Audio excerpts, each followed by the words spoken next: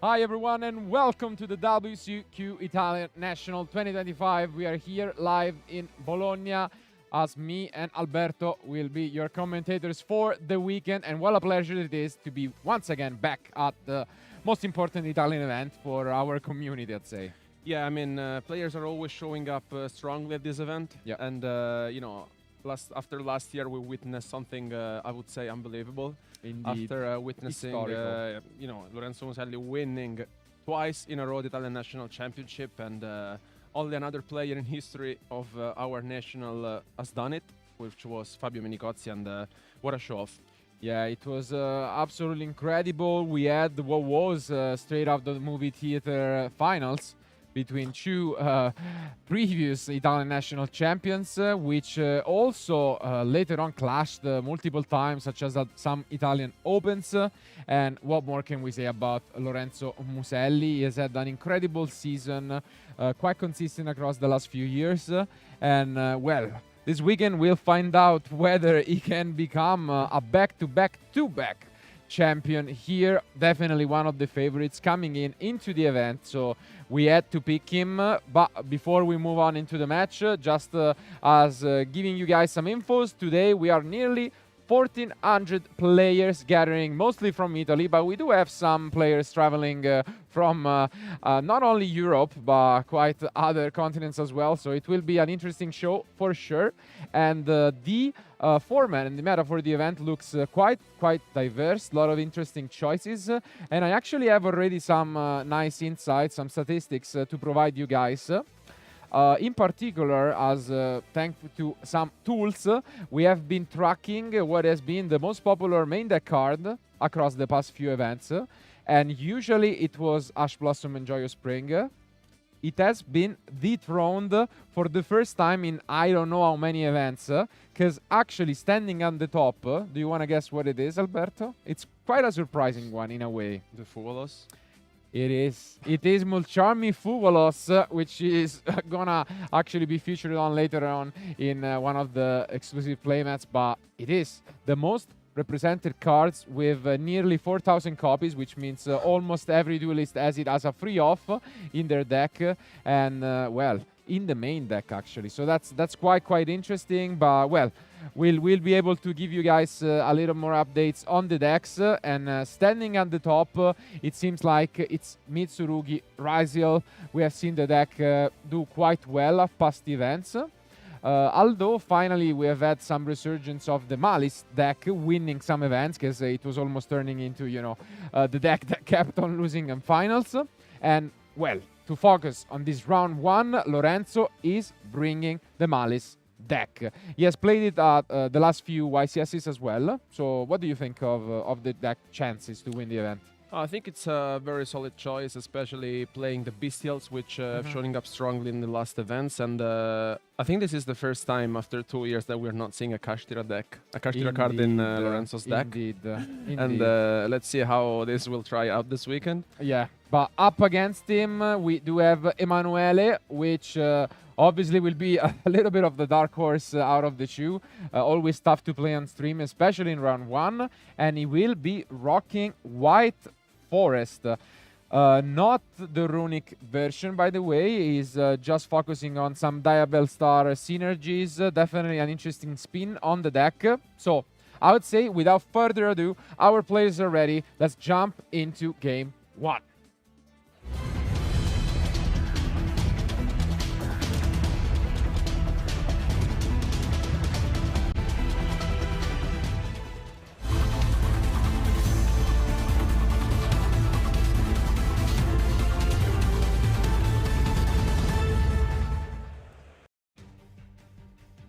And here they are. It's important to mention that since we are 1,400 players, we will be playing 11 rounds of Swiss, followed by top 32.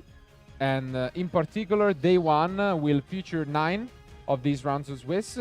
And then tomorrow we will follow it up with the last 2 remainings and then the cut to our top 32 duelists. But we see Emanuele starting things off with the wanted right away.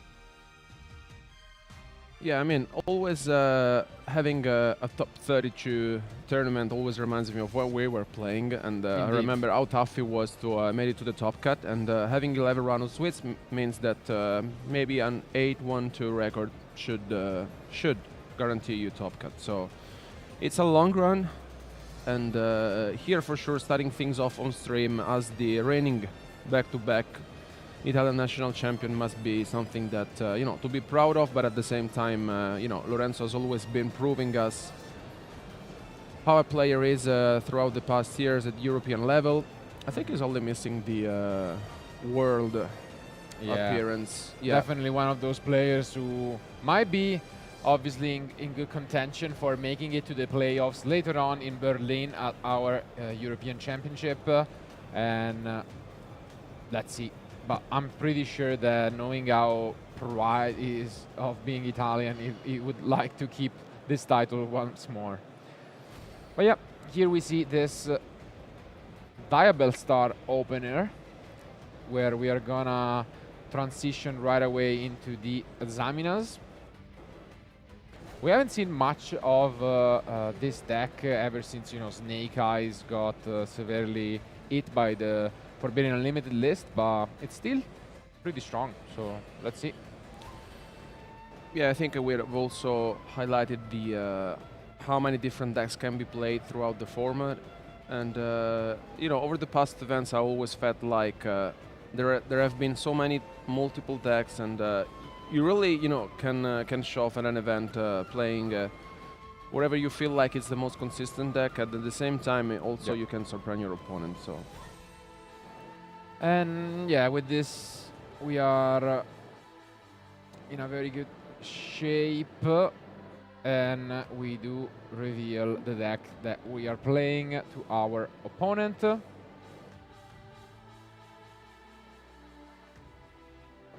Let's see what the plan is. We have managed to set up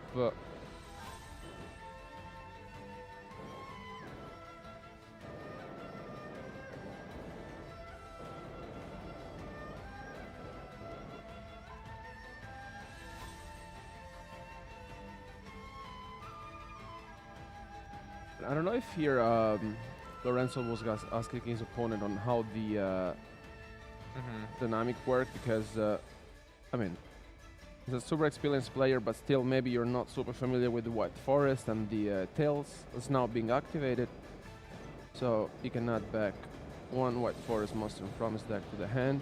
And now, since he discarded the Receivable Pulse, he can set it once more on the field. And yeah, we're gonna follow it up once more. I mean, overall, this is one of those decks that could suffer if you were not able to set up the Ilia Silva from Nibiru. But the card has really fallen off in popularity.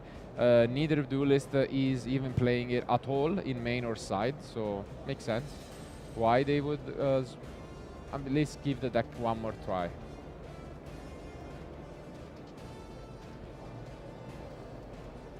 And yeah, now we're gonna summon the Sylvie.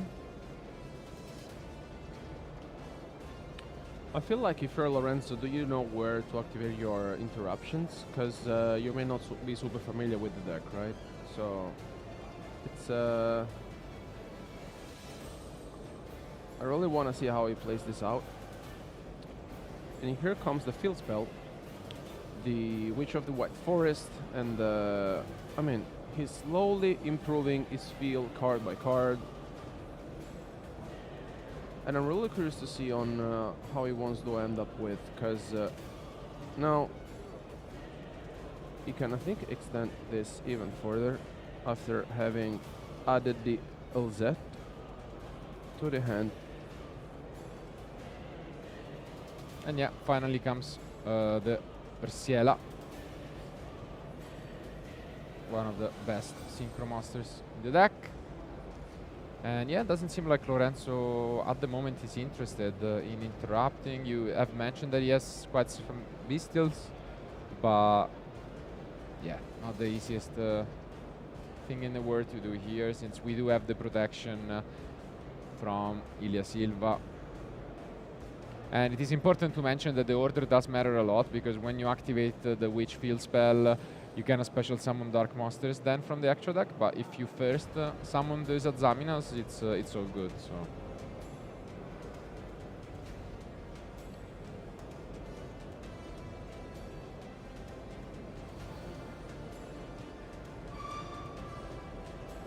and here comes the Tales of the White Forest.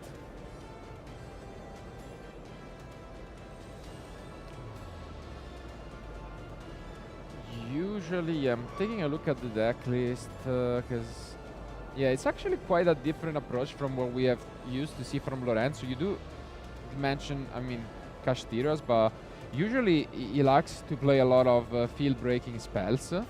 This time around, no, he's full on the Entrap train, and it's quite surprising that he hasn't used any yet. Oh yeah, there's a... Yeah, okay. Doesn't really play any, I guess, Metal Thronos, but not quite for this matchup specifically. And here we see the curse. And then we had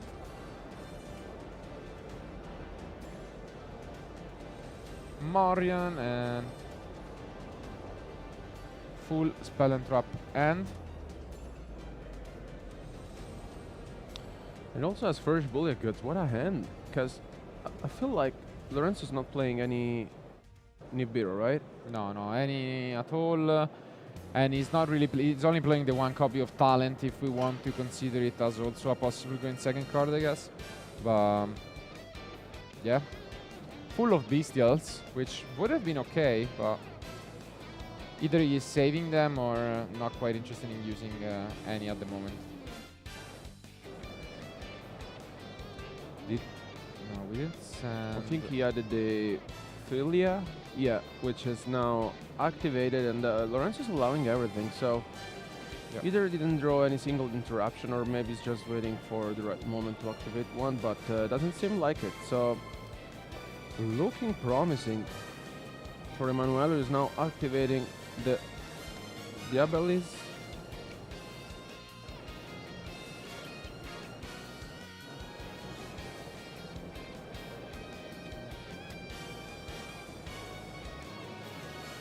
Well, it's good because he can set back one of his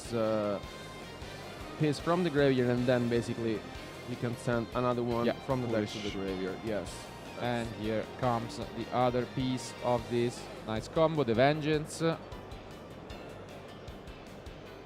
which can be special summoned back from the graveyard.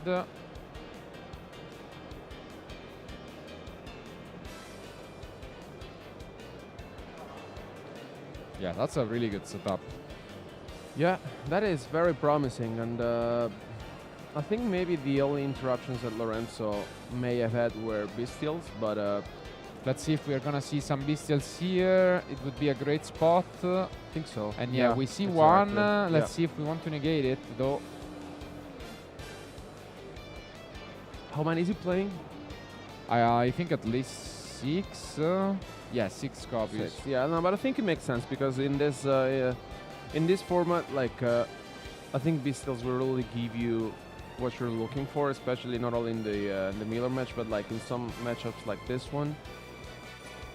And here you can tell that Emanuele is thinking about it. Because he also has a...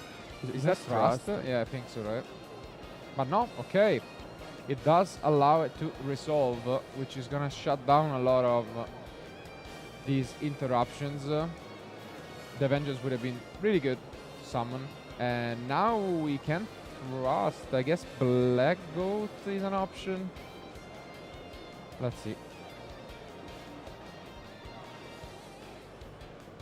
We also have Talent. Yeah, a lot of great options, I guess. So maybe I'm fine with allowing it.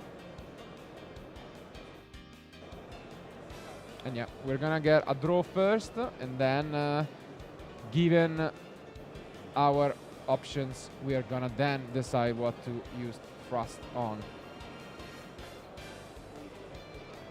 What an opener.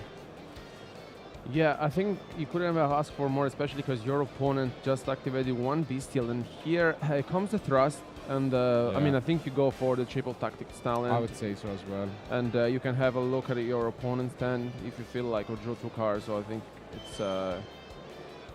yeah. It really depends on what he's holding on, but yeah, just thinking about it, it really depends on... yeah, what it feels I think like. he's in between this black goat. Okay. Yeah, I think maybe, I don't know if he was thinking about it. Because often if you use thrust during your own turn, you can only set. And maybe, I don't know, it seemed like he didn't think that since the Bestial was there, he could also add a spell. But, I mean, we'll see. Black Goat is still quite a solid option, and it seems like we are all done here.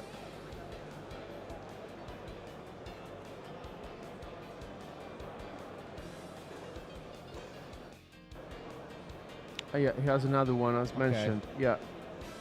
Yeah. Quite to be expected.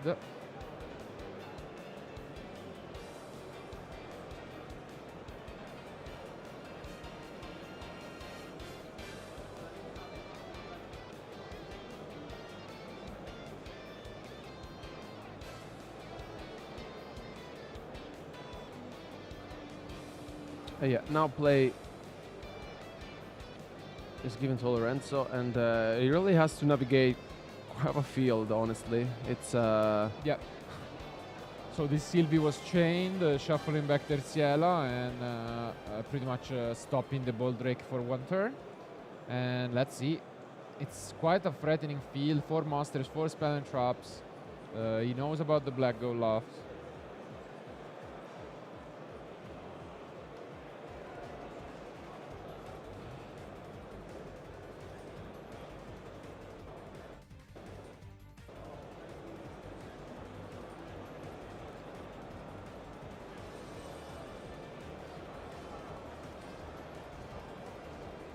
Okay, set 1 and normal summon the Jessica.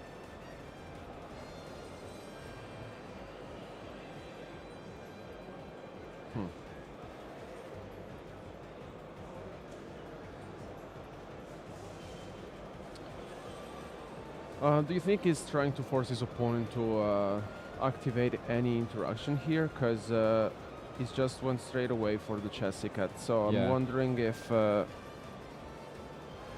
he wants to first him out, but I think he might have allowed Lorenzo. Oh, okay, he allowed him. Okay. And banished Malice in the Underground to draw 2 cards.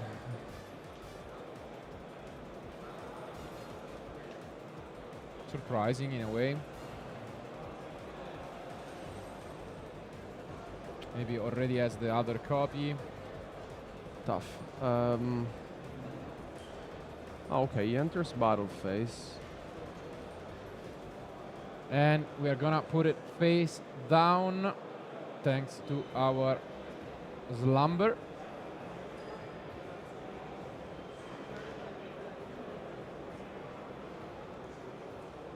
Pretty good card, essentially a Book of Moon for special summon monster that then you can recycle from the graveyard.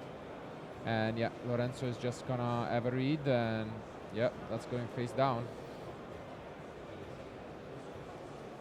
Yeah, I mean, it's searchable. It's like almost a lost wind. So. And yeah, we attack over the Sylvie, and we move on to main phase 2. Unless we want to use a Bestial now, we could. Yeah, makes sense.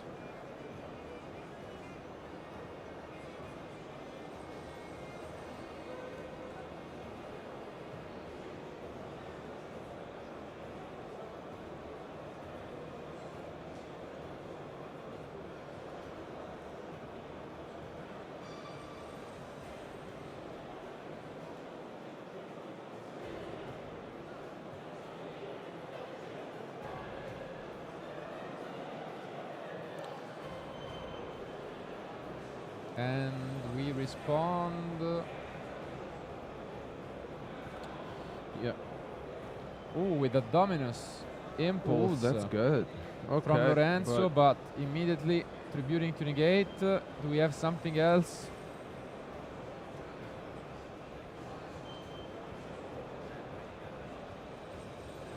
And yeah, thanks to the Diablo's effect here, is able to bring up on the field the Silvera. And this one as well is very good because basically it would have allowed him to flip face down all of his opponent monsters. But that's not the case because thankfully for Lorenzo here. Yeah, we have the 07.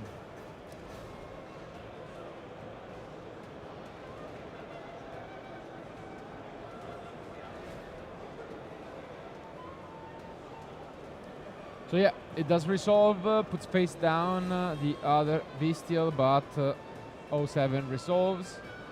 And now we can proceed to main phase 2 and try to play it out. We are basically aware of the black go loss.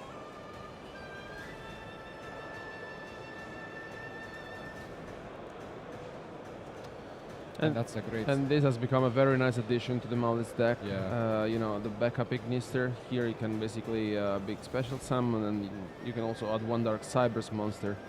Yeah. So usually either you get more Malice or you can just go into the other Ignister, the Wizard, and special summon both the Chassis Cat and itself. Let's see. I mean, we have seen players sometimes playing all this recopy of Ignister without even playing the Wizard. But Lorenzo is playing both the 3 backup and the Wizard, which I think makes sense. But here, you can tell that he's having a thinking about it. It really depends on how he feels like his opponent is going to interrupt him next.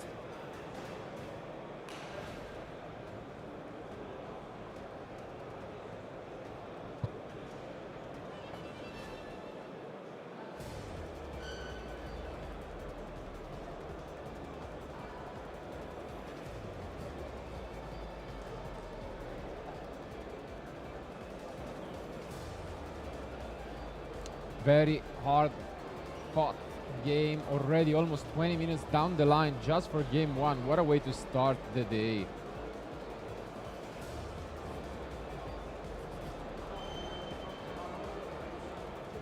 Not easy. Yeah, especially because like when you enter in such a tournament, you can expect the first rounds to be very difficult, not only for the tension, but especially for the decks you can face. And maybe you cannot be super prepared against those, right? Even though you are the current national champion. I mean, you can tell that still, you know, Emanuele is putting Lorenzo in a very uncomfortable position. Because, I mean, his starting end was impressive. And I think he's just holding the goat here maybe for the Dormouse. But does Lorenzo have another? Okay, no, he has the March Hare. Which it's another layer with, and I think this is, I mean, I really like it because the more name you have in your deck, the better it gets. And here essentially, yeah, you can bring back the Dormouse. Here it can get complicated for Emanuele because now we can tell that Lorenzo is back on track. So it's just, Emanuele is just considering whether to respond to this, but I think he might have allowed this. So yeah, it's interesting where he wants to use this black go, because he had the option of stopping one of these Malice monsters, but it seems like maybe we'll prioritize some Link instead. Lorenzo almost put the one binder, but then came back.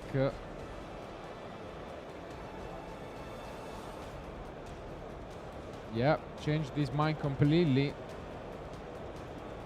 No. Tricky one. Is it red ransom or is it white binder?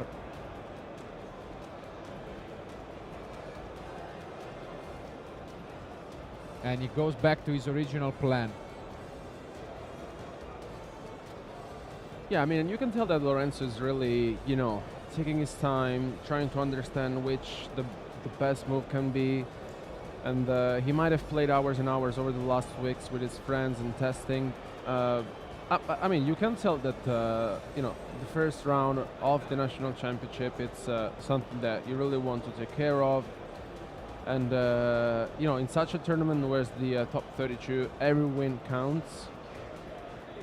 And also, this is something that I think we will see maybe often during this weekend. Is it's time, because this is essentially the second turn of the entire match, and we're still almost 20 minutes remaining on the round. But I really feel like that Lorenzo here really wants to do his best and come back, because still, Emanuele with 2 face down cards. Yeah. He's gonna set back the 07. There is a lot that he can still do. I mean, worst case scenario, there are some interesting line between the bomber, is on the topologic bomber, or also just access code into bringing back the binder. But he just needs to play around this black gold luff that he knows. And yeah, now we get both traps that we play in the deck. We have already used the 07 this turn, but we can use the 06, I guess.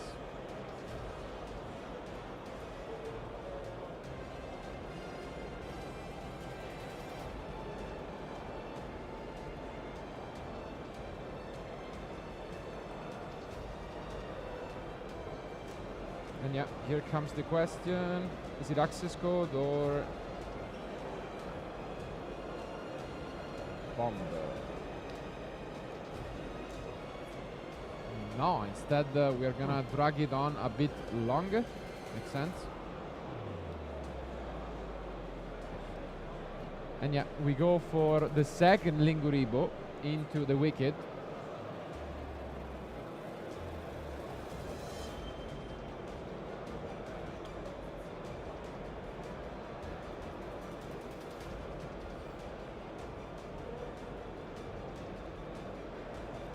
Yeah, Lorenzo is really trying to navigate this, because now with the white binder gets to draw 1. Yeah, he's paying some life points, but that is the price, it's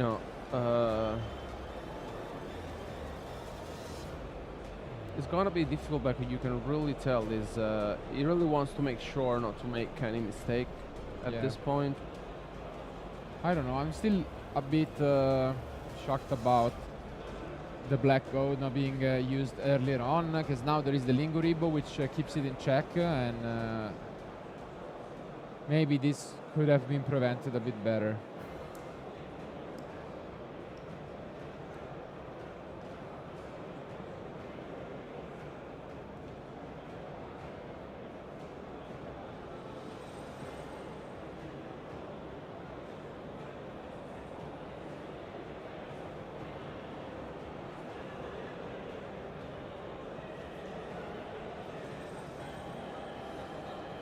And yeah, you can tell that now Lorenzo is playing quite fast, accessing the ransom as well.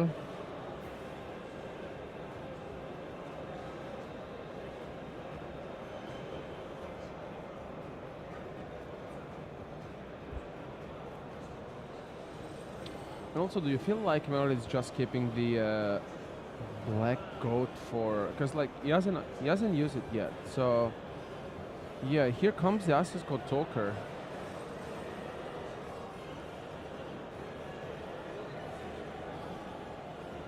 And we have not yet used, so we won't be able to respond.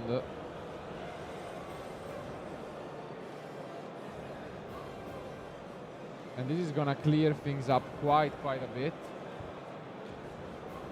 And yeah, there goes that black goat, which has never been used.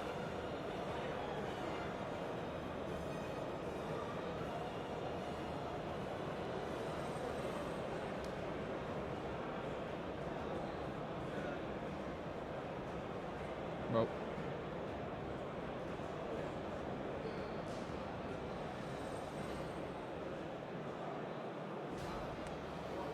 Yeah, I'm still.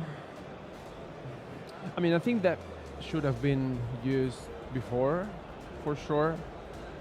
Maybe was thinking where to activate it, and then in the end, it just maybe it was too late to do that.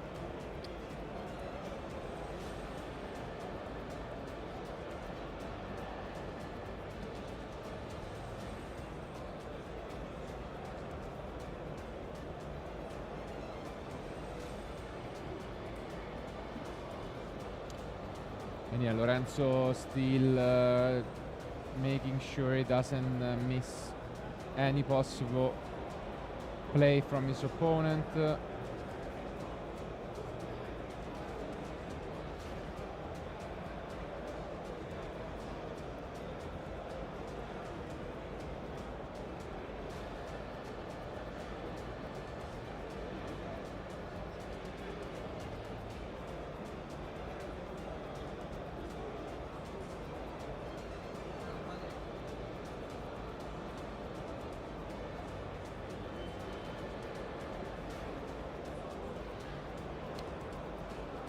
I think it passed, right? Because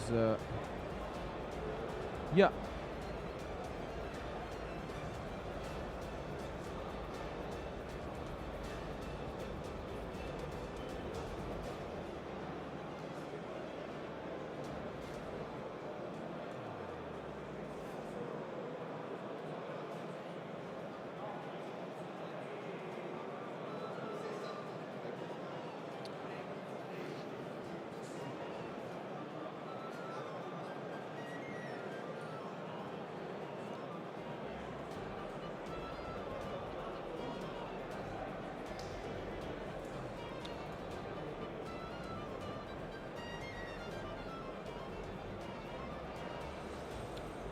And yeah, this is what we were saying. You can only use one of the two effects, and since you already used the effect to put it face down, he couldn't bring it back. This is quite relevant because if he were to set it, then he cannot use the effect to put it face down.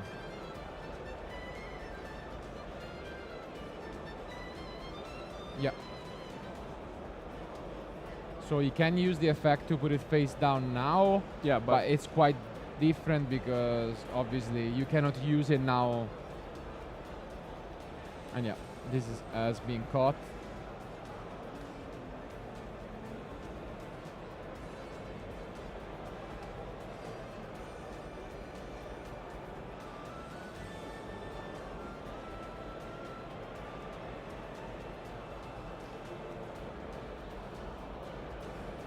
But yeah, now plays back to Emanuele, and wow, what a game this has been.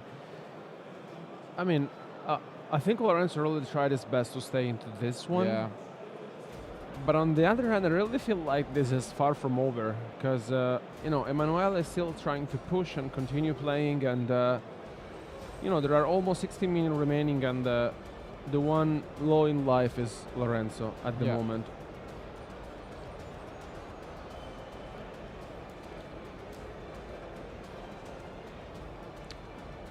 And still plenty of plays available. Just has to be careful about the order of things. Again, if he's gonna shut down his own extra deck by activating this field spell that is just searched.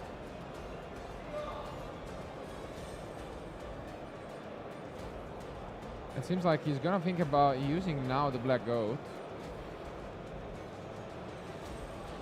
Yes, interesting. Ooh. Really curious to see what he really declared. Yeah, maybe the ransom itself, not quite sure.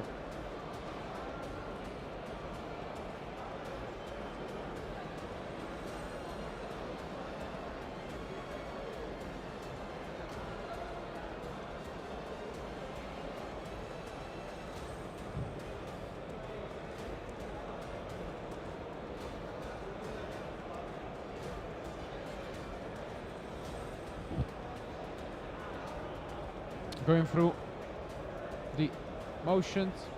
And also going through his extra deck just to make sure. Yeah, counting the levels, making sure nothing is missed. And we might see an interesting one.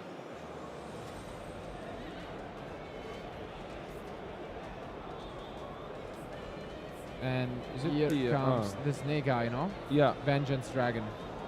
Yeah. Yeah, we don't see this every day, I would say. But it's a very nice card because you can basically target one Fezan monster on the field and place it in its owner's spell and trap zone. Yeah, but it is basically able to also get rid of more. But yeah, Lorenzo has seen enough. He now moves on to flip his 07.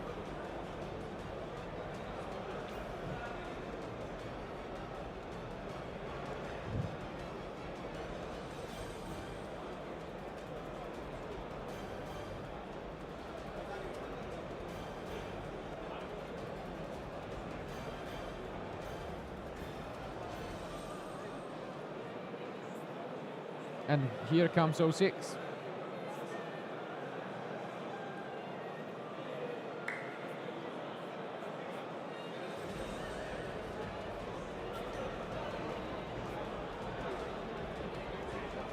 So he's gonna gain some life back, a special summon the White Binder, and yeah, this is looking quite promising for the reigning champion.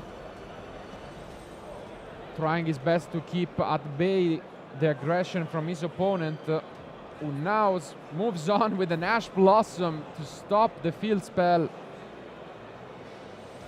And the Deception will be used.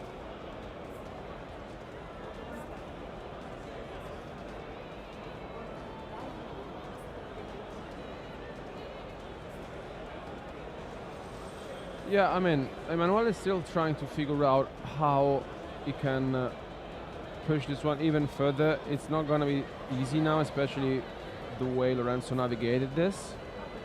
And here got the Deptors. And pass. Oh, okay. Well, here looks promising, honestly, for Lorenzo. It's great. Yeah. The only issue is time, because this is still game 1 and there are only 13 minutes left. Will we have time? Yeah, this can be one of those matches where maybe only 2 games will be played. So, and considering that you need to pay life points with Malice, you know, it can be risky for Lorenzo. Yeah. And here you can see that Emanuele was a bit nervous because he tried to chain, but since he said okay, the 07 banishes at the resolution, so you don't even have the chance to chain anymore. And yeah, this is just a matter of time at this point. But it can be risky because this could totally also end in a draw, and that's not quite the way you want to start things off. I mean, if you're Emanuele, maybe you take it against the back-to-back champion, but... Well, especially, you know, after such a promising start, to be fair. Indeed.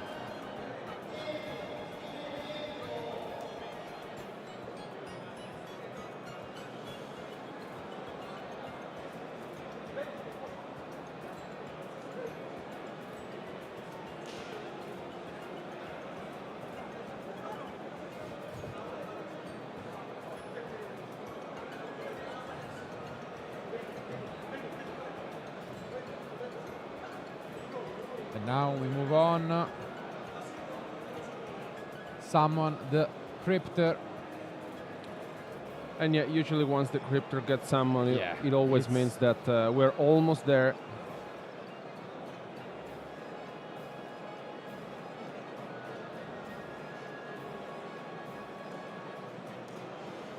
And yeah, here maybe the only thing that could save Emanuele is trying to figure out whether he has another turn or not. So to scope and go to game 2 as soon as possible. Because then it will be very complicated, especially because like Lorenzo here is just trying to push as much as possible, drawing out the 2 cards with the Hare, taking it back, and here the card advantage is... yeah, through the roof. Yeah.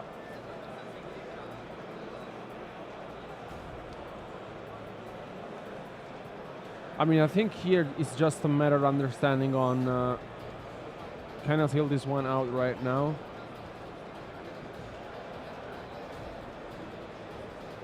Here comes IP. Oh, there's the Magnamur. Yeah, Magnamur is there. Yeah, this seems quite enough, possibly. Yeah, and Emanuele picks up his card. So game one, after so much time, goes to Lorenzo, who keeps at the moment his hopes of staying undefeated in the event for this round one. There are about 9 minutes remaining. Tough. Yeah, I mean, it's very tough, especially because we mentioned this. When you enter into a tournament, especially as a defending champion, it's not easy at all. And facing such depth, because like Emanuele is showing us how consistent his deck is. And we also saw how tough it was for Lorenzo to come back into this one, honestly. Indeed. I mean, it was definitely an interesting game. I think it goes back to that decision of the trust at the start. Because I think if we saw the triple tactics talent instead of the black goat, maybe this could have been a much different game. But regardless, Emanuele should keep his focus. We have touched on the most popular main deck card that has changed for this event. I can tell you guys the most popular side deck card has not changed, and it's one that does not make Lorenzo that happy because it's Artifact Lancea. And of course there are 3 copies as well in Emanuele's deck. We're gonna see those come in, and also there is another card that sometimes Lorenzo has been playing in the past. Now he will be facing off against, which is the Sisters and Spooky Dogwood. So that could be a brutal way to end this match, or maybe into a draw. And I'm sure those will come in when we will start, probably with around 8 minutes remaining. So let's see what is gonna happen. On the other side, obviously Lorenzo has probably not prepared as much for this matchup. You can tell by the side deck. Maybe Troll and Log could be an option going second, but he's gonna have in his mind, I think, a solid plan on what to do. And well, let's just wait and see what's going to happen. We have a quick one on our hands. Let's stay focused and jump back into action to find out who will be the winner of round one.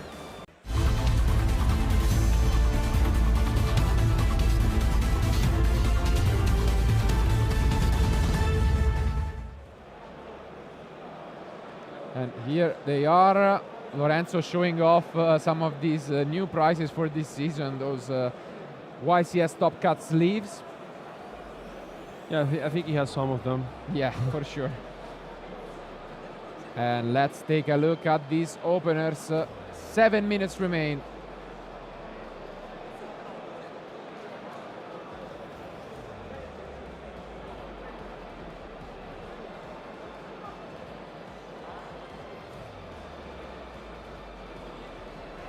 There we go.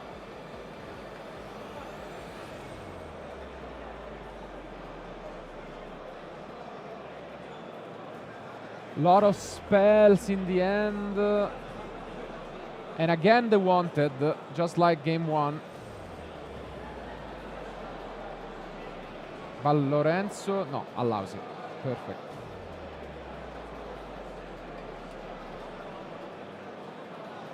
Are you afraid there's a universe in which this game 2 ends in Emanuele's turn? It could. It could. There are ways in which you might try and gain some life points right away, so it can be tricky. I mean, maybe he's just okay with the draw again.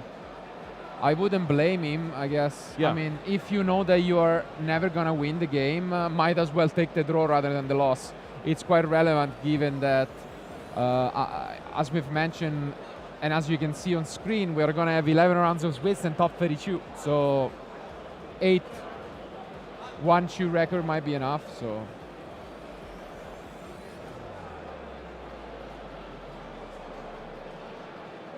all right, so we set up the Curse of Diabell, which allows us to search our deck for a Diabell spell and trap.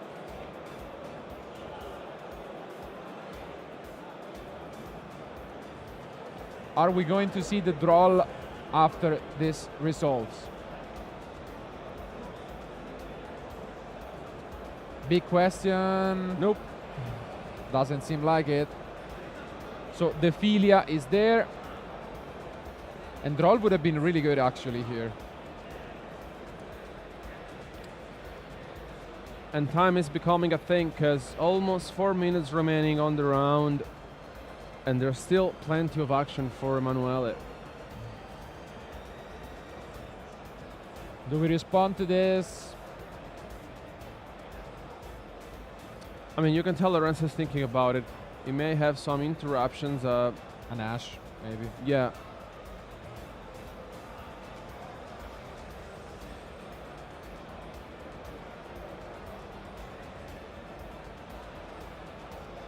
And there is the Ash Blossom.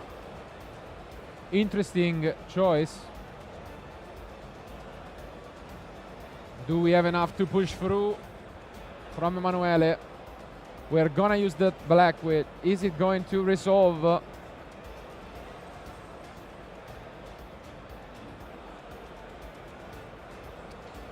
We have discarded the Azamin Adapters from our hand. And we get the Deception.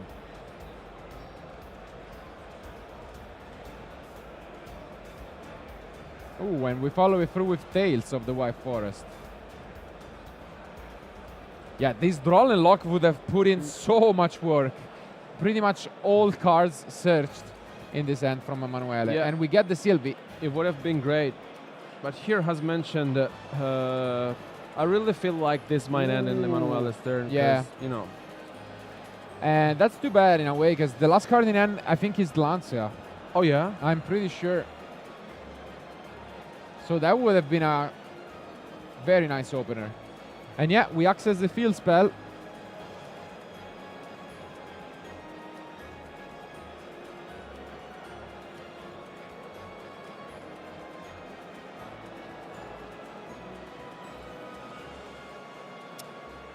Can we find a way to gain some life uncontested? Here comes the Witch. It means, once again, no Dark Master can be special summoned from the extra deck. Quite big. Shuts down most of the Azamina cards.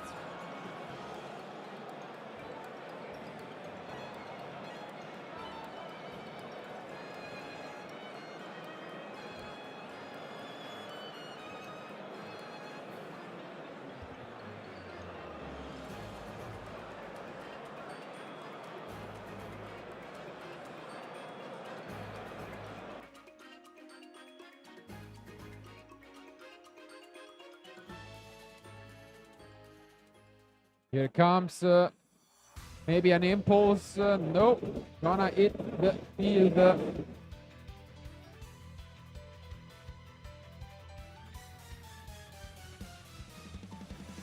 Means we might just access again as we are doing the Vengeance.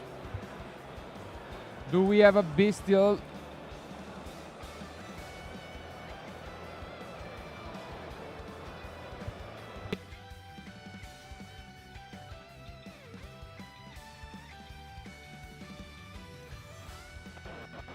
Let's see.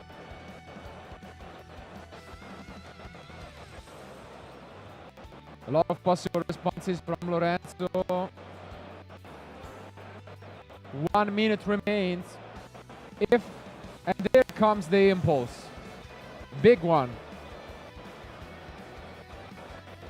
As a reminder, for the end of the round procedure, since Lorenzo won game 1, if this game ends with both players at 8,000 life points, he will still be the winner of the match.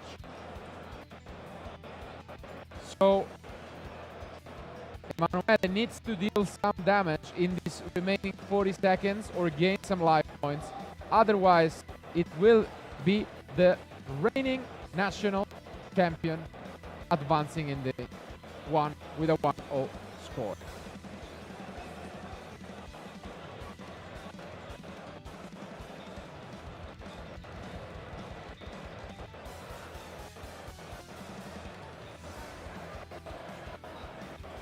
Here we go.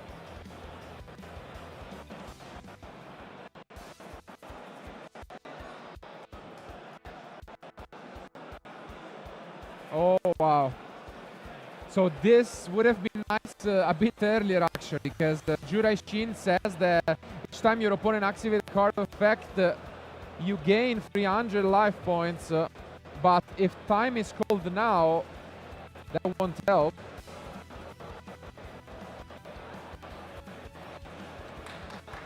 And there it is. Wow. What a way to end this round one.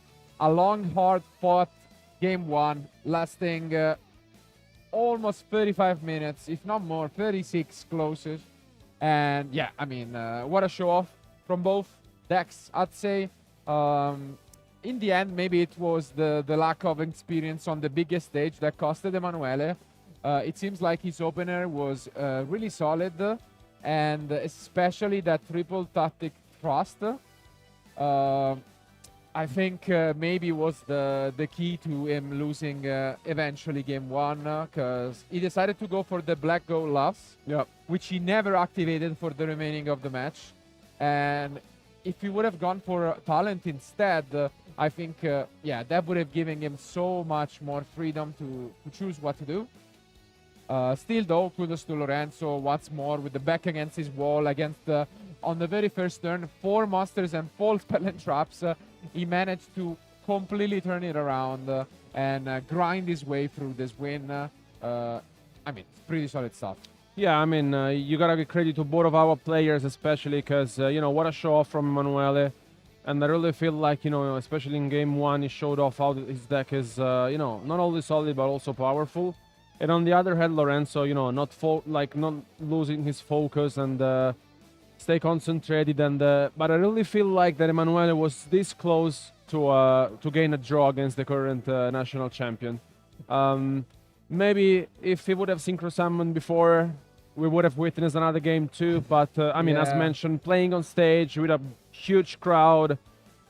Still, congratulations, because like you know, this is still match number 1. There are still other 10 to play. It's a long run. It's a long day one, and I mean, hopefully we will see our players again in action. Absolutely, and I mean, for anyone who had doubts, I think this match just goes to show how good of a player Lorenzo is, and I think he's sending a clear message to all of our remaining 1,400 players here in Bologna. So let's keep an eye on him, and let's see if he can do a miracle and become back-to-back Italian national champion.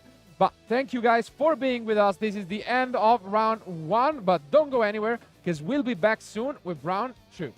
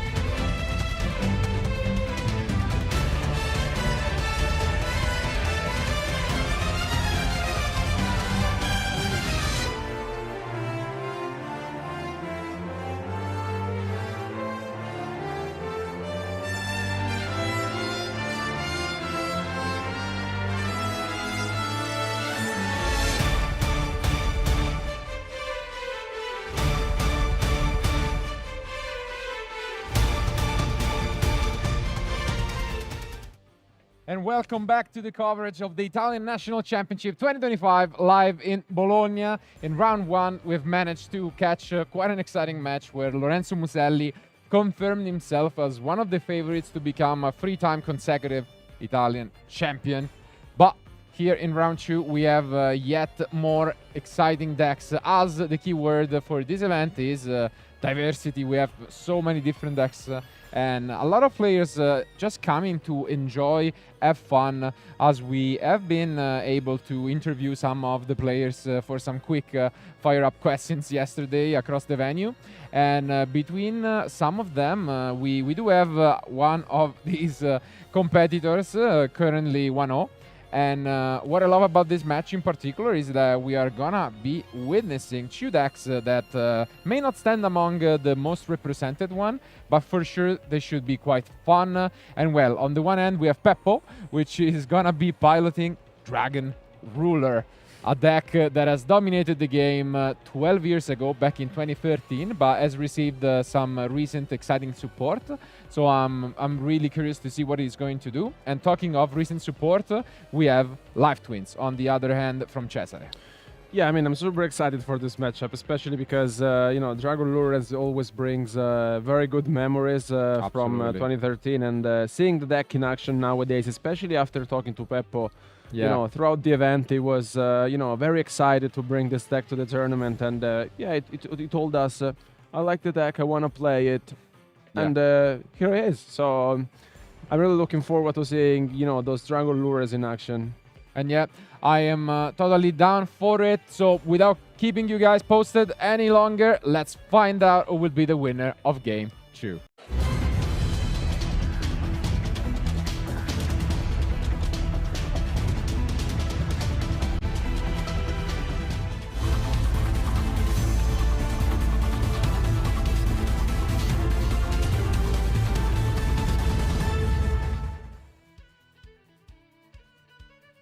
Here they are.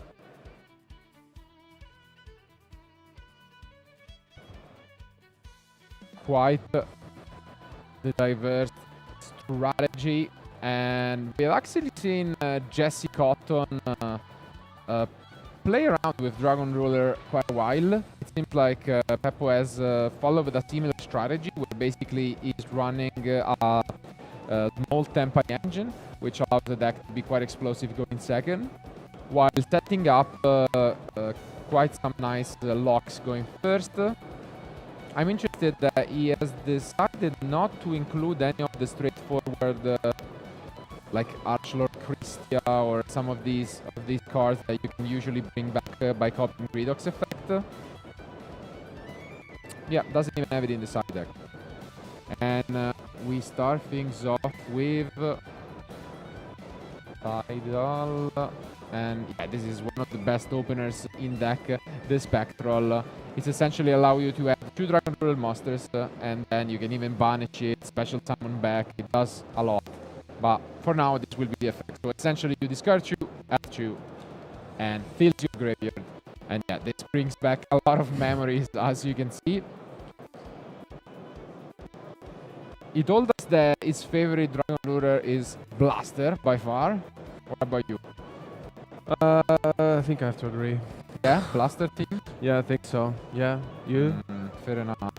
Maybe not. I don't know.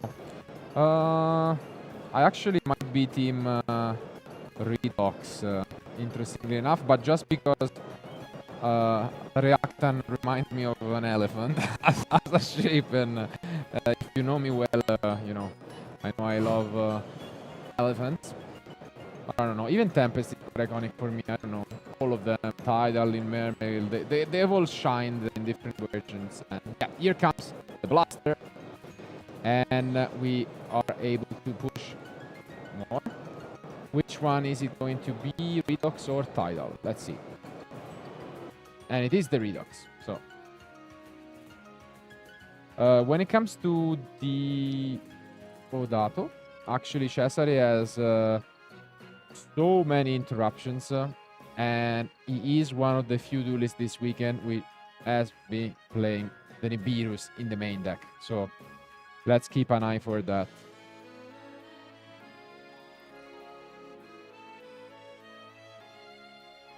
And here there's no Dragossack. No, as we definitely used to. not. The Chasma is one of the best cards by far. It does so much. It sends yet another name from the deck. And the greatest part is that it can copy the bonus effect of the Dragon Ruler, which is why usually we see these locks with like Christia or some annoying monsters that we can copy with Redox. And yeah, it's actually quite good because it's also a quick effect, so you can use it during your opponent's turn.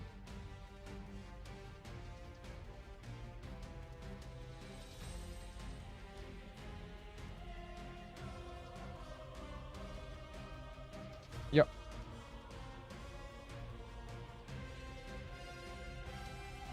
And so basically this way we are gonna send a Tidal and then we are gonna copy the effect of Tidal, essentially allowing us to have a Foolish Courier. So quite an interesting start. This is why usually when you open with this and you have Redox, what you can do is send the Christia here. And then you detach, send Redox, and reborn the Christia. In this case, he's gonna go for Kokimeru Drago, which actually works pretty good against you know, the Life Twin deck, because obviously they are mostly lights and darks. So I guess can still work. Maybe he has also opted for this to play around Bestials on the target, because obviously you cannot use them. You can use them on Christia, but not on Kokimeru Drago.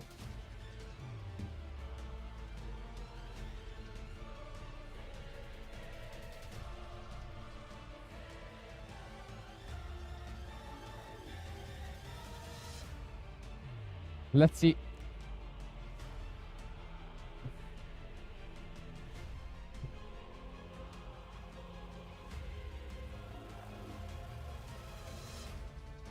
I think the plan, I mean, unless we are able to just set up fully, can just be to shut them out for one turn and then try to OTK the next one with our Tempais. Let's see.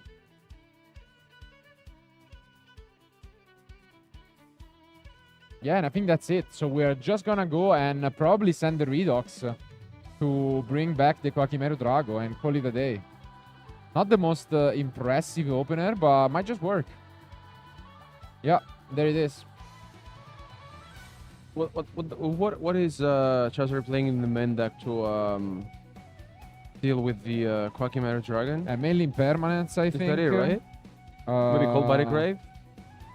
Yeah. Yeah, that's I think that's about it. Not that much. Yep. Could be a quick one, because it has it, and yeah, I think now he's checking whether he has some non-light and dark options, and I don't think that is the case. I think the only card is the Eye King Caesar, and you cannot summon it, of course, without accessing first some special summon and light and dark. So yeah, but this might just work out for Giuseppe, yeah. Yeah. Only a face down and a pass. Wow. Could be a very quick one. This is one of those locks we used to see back in the day. I remember, like, in the same Dragon Luren format, there was Spellbooks. Yeah. And there was Jaugen. So How things turn around, you know. Can't beat them, join them. And yeah, here comes a Tempai card and it's all over. Wow. What a way to start things off, taking game one by storm with this Kokimeru Drago. Dragon Lures alive and well in 2025.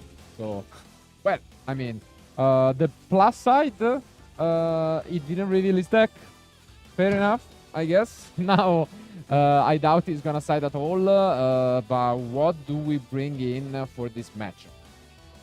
well, I mean, he has 3 Solemn Warnings. I mean, I think this is a very nice addition that duelists have been, you know, implementing over the last weeks. He's either playing Solemn Warnings or Solemn Judgments, or sometimes even both. And I think this is one of those cards that, you know, regardless of, you know, your opponent is playing, I think it's very powerful to start things off with. I'm a bit surprised because usually we tend to see either Judgment or Strike, not quite Warning, but I mean, fair enough. But I mean, the elephant in the room is that We have mentioned already in the previous round that the most popular side deck card is Artifact Lancia for Malice. But in this case, the main, opponents of a Dragon Ruler really being a contender is that it loses hard to Lancia. So here, if he recognizes there will be a nice synergy. Well, you already have your Lancias, might as well bring them in. And that will probably be the case. It's important to mention, though, that by the way that the Life Twin deck works, it actually doesn't line up perfectly. Because usually what you do is you set up both, Kill Skill, Lila, and then you have a draw, you pop a card. But like just a single destruction like that is not really good against Dragon Ruler. So if we are able to just push a lot and access our Tempai cards, maybe that's the key to winning the match even through the Lancia, because obviously the Tempai works great. On the other hand, I mean, we don't even know what we are up against, so I would probably keep the deck as similar as possible. Maybe just bring those Ash in, and I think that is the case, as our duelists have quickly sided, and as compared to the 9 minutes remaining from the previous round, here it only took 9 minutes to be ready for round 2. So let's jump back into action.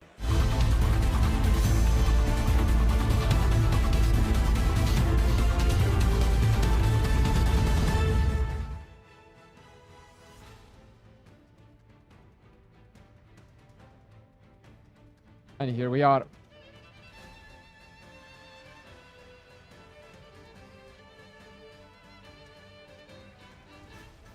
The deck is extremely consistent. So many ways to start things off and play. So let's see what it's going to be. He's also playing a Finsmith engine, so... Oh, I think it's how it goes in, right? Nice. Purulia coming down. And yeah, we are gonna get a draw, and we might get even more. That's really good.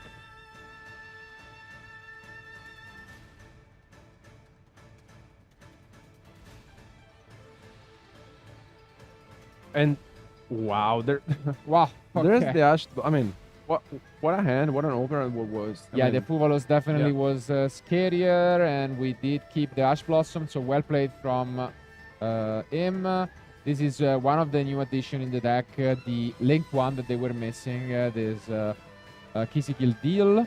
Essentially, it does pretty much everything, because it allows you to extend. It's really what the deck missed, and yeah, as you can see, we should be able to play the game now, and the Finsmith work extremely well with the deck, because obviously you can introduce some of the Fiend monsters also in the extra deck. And yeah, as you can see here, works extremely well together. And I think there may not be any other interruptions here from Peppo's. Maybe. Yeah.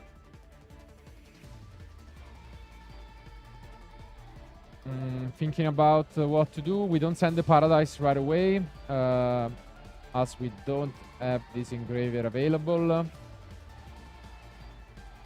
And yeah, here comes the first Link Chew, which is able to just climb back. And yeah, no interruptions at the moment. So we can just fish for some draws later on.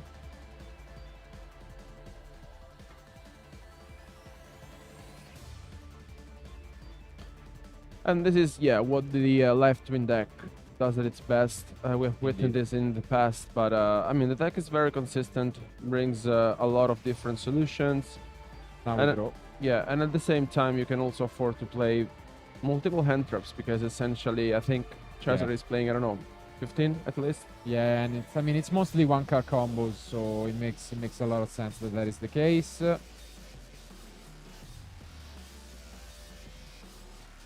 And yeah, this makes it so easy to set up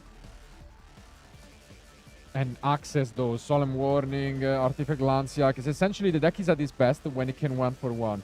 Because you're always gonna be able to grind better than your opponents. So if you have a lot of these 1-for-1 hand traps or solutions in the side deck. You want to simplify the game set as much as possible, because if you're both low on cards, if you're both on top deck mode, there is probably no better deck in the format. Especially if we also add in those Finsmith. The deck is just a grinding machine. Yeah, we also saw in the past different variants of the deck. And I still really like the fact that now you can also implement it with Finsmith's cards. I think he's also side decking Bestial, so he has, you know, a lot of different solutions. Are we gonna resolve? Seems like it. So we are also gonna access this Desiree.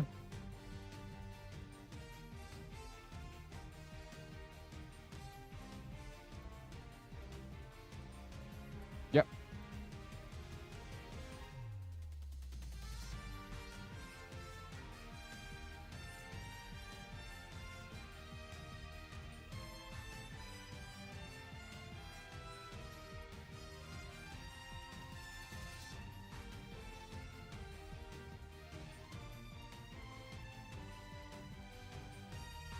And yeah, here comes the engraver, searching for the one tracks. I don't think Pep was playing any other interruptions, right? Apart from the Mulcharmes, Ash. Is there Yeah, any he's playing Nibiru? all 9 copies of Mulcharmes, just a couple Nibirus. Okay.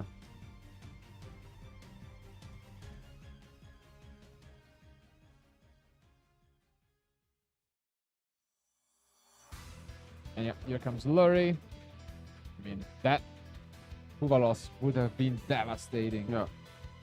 But I mean, there are 5 ways, the full 5 ways to negate it. So 3 Ash, 1 Kobai, and 1 cross out in the deck for Cesare.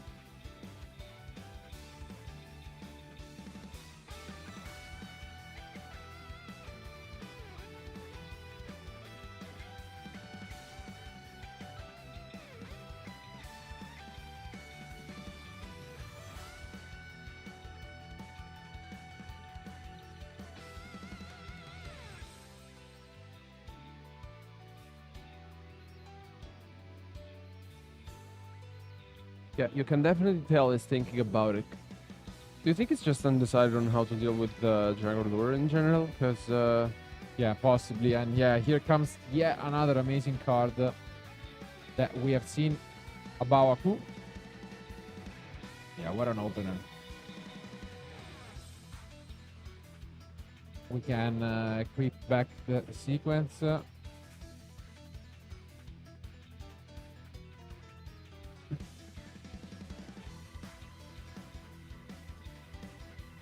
And we are gonna use it right away, banishing it to special summon.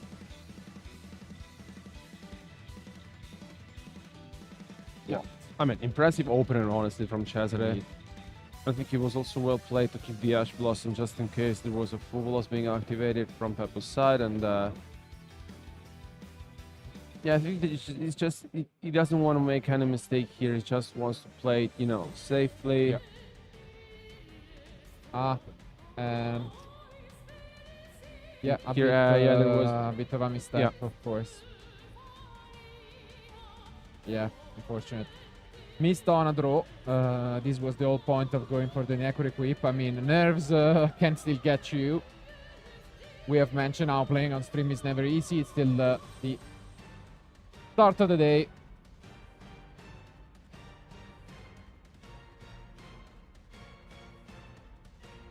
And yeah, this works incredibly well.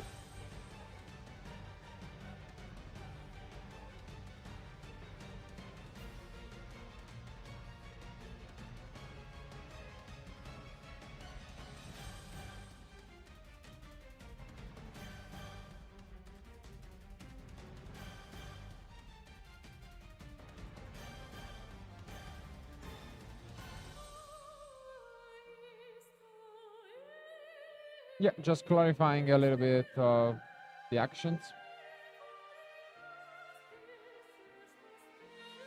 Oh. We set? Because if the bounce back, it should be the end phase, no? No, but I think the card was set. Ah, okay, And okay. yeah, yeah, 'Cause yeah. it looked in hand, Yeah, but yeah. yeah, yeah, Maybe yeah, I that think the was, card was that set. was the confusion.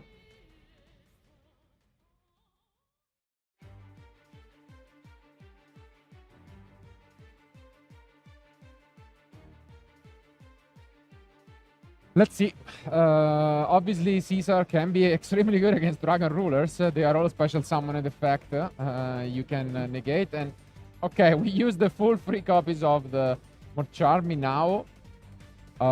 This can be a little bit annoying, at least to draw some cards if Cesare wants to use the effects in his graveyards, bringing back some Lacrima, or even using the effect of the Abao.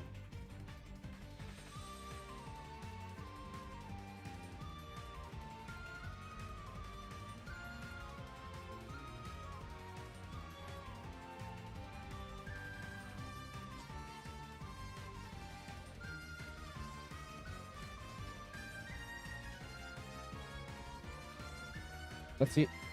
Gonna think a lot about it. It should be on 4 cards.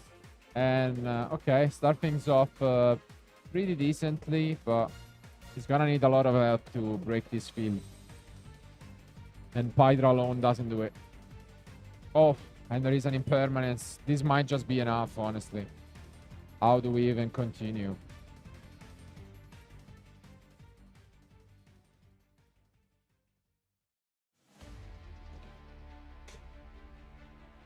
Rough.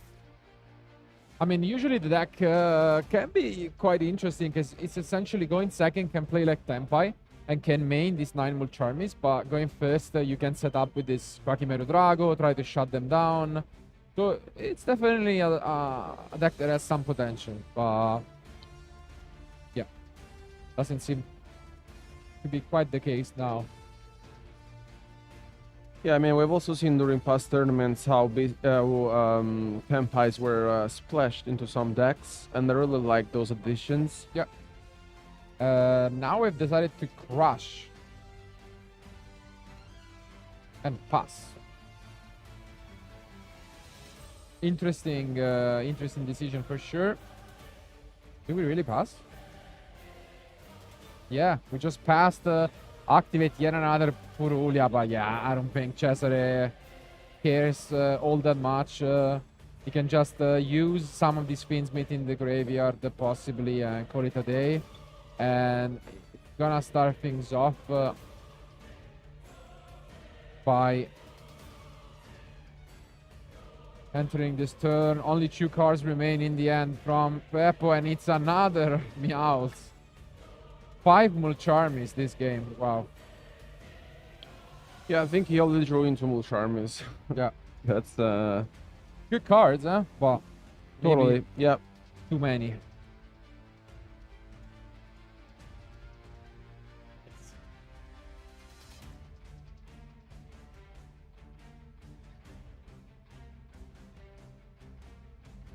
And yeah, it's just gonna take it kind of slow, trying to attack, and then since it's a quick effect, you can go for game. I don't know what could save Beppo. I think we are definitely gonna go back to game 3. Yeah. And yeah, that's it.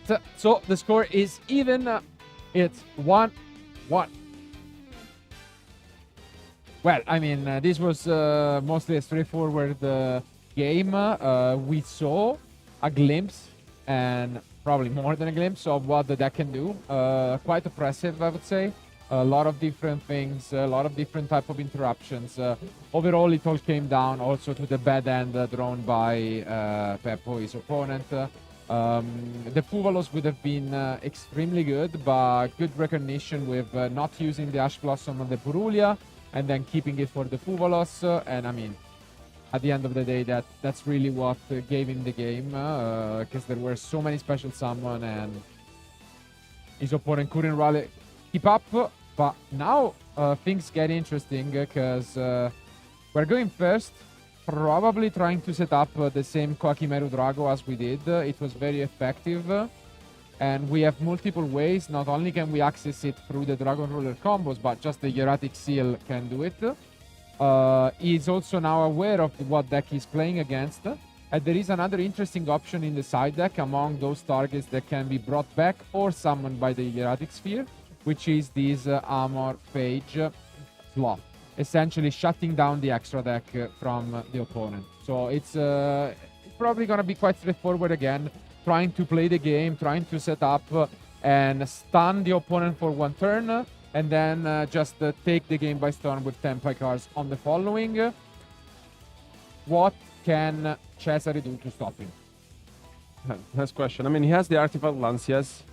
We mentioned this. I think the card is very good. It also has the Lightning Storm, which, you know, I think can come in. But yeah, I think the key cards it's really looking for are the Impermanences, because, you know, Infinite Permanence can really help him out in this kind of matchup. Nibiru the Primal Bling, honestly, I'm not sure how many summons Peppo will do in his turn, because I think this is something to keep in mind when playing the deck. But honestly, like, if we're gonna see something along the line of game one, it is gonna be scary for Cesare. Yeah. But I mean, I think the as mentioned, the Live Twin deck is very consistent and can afford to play multiple hand traps. I think he's playing 18, 19 in the main deck. So many. And I don't know, overall, it's also quite tricky because, I mean, the key card in the deck, as we have seen in game one, is the Chasma. But by the way that it works, since it sends a Dragon Ruler and then copies the effect, you cannot really use some of the interruptions because the effect is technically separated. So cards like Ghost Bell, which could have been good to prevent the special summon from Tidal, cannot actually be activated in that instance on the card. So it will be interesting to see what will be the approach. But I think regardless, we have a quite exciting match overall for this round 2, really showcasing the different decks that our duelists are bringing to this event. But who is it going to take this round 2? Is it going to be Cesare or Peppo? Let's see. Let's go to game 3.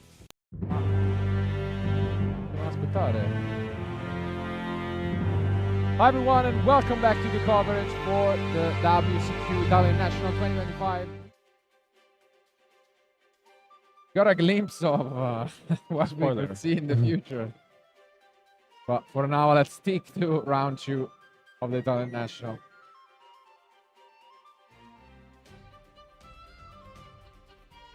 Plenty of time, 20 minutes remain. We shouldn't have time issues, so let's see some Dragon Rulers action.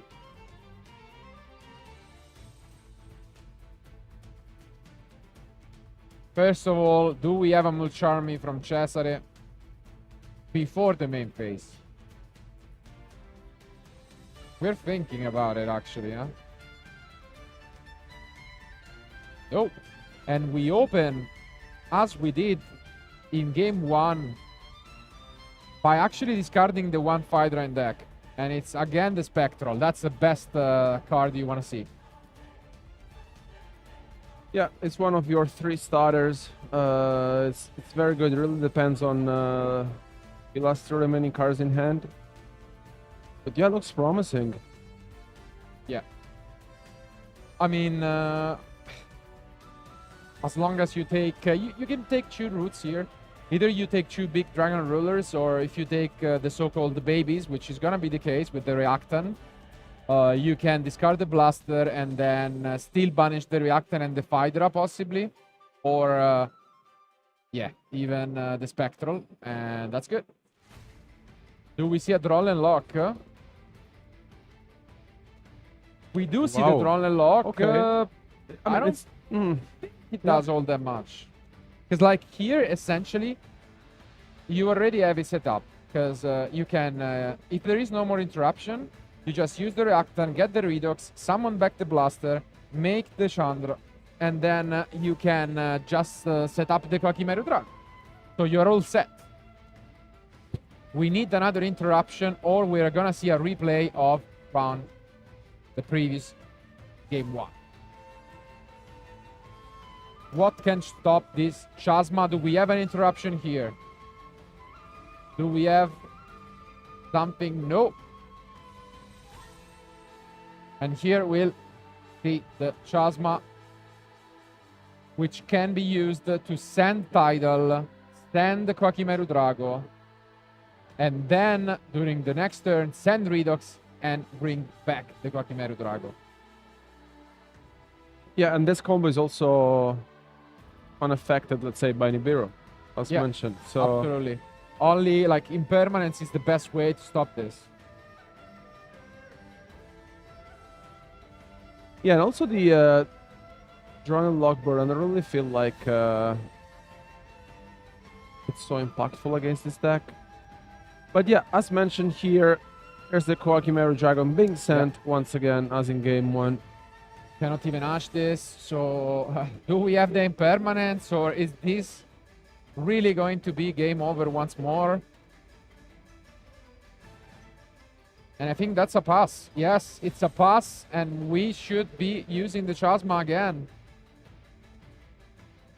Yep. Do we have a response? Not quite. And we are going to be looking for...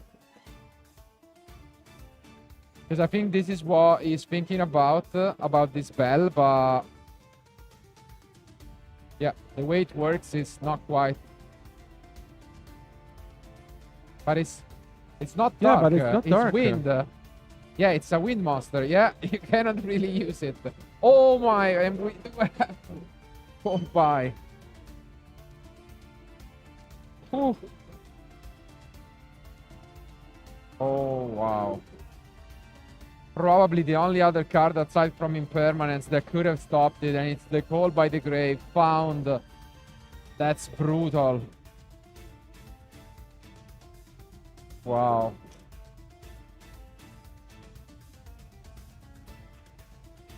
Yeah, definitely an unfortunate scenario here from Peppo. Roller coaster of emotions. You see the Magnamut, you're like, that's not a Light or Dark. And then they also have the Call by.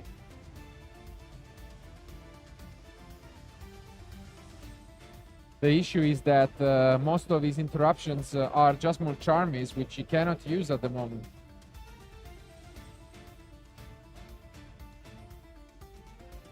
Oh, there's the Phantasme. Okay. Decent. You want to find Ash, I guess? There is not much else in terms of interruptions.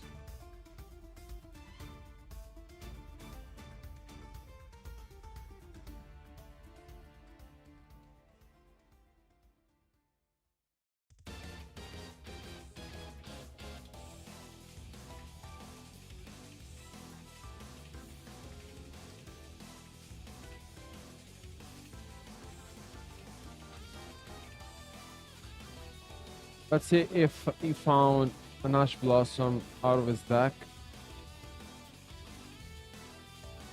Yeah, I mean, the Call by the Grave honestly might have changed the entire outcome of this game.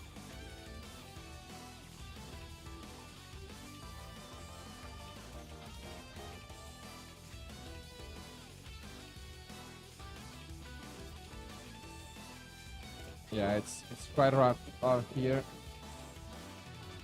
Oh, wow. There's also a talent. And it's a talent.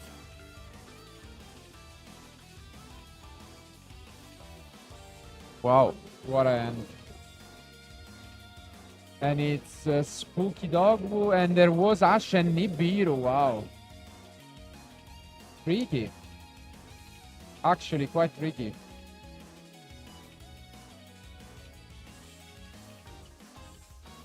I mean, that's probably not the one, but there are 13 minutes remaining, so...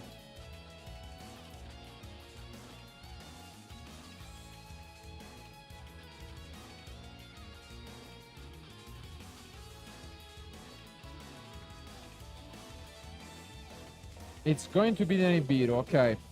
So we are probably... We do have a way to push...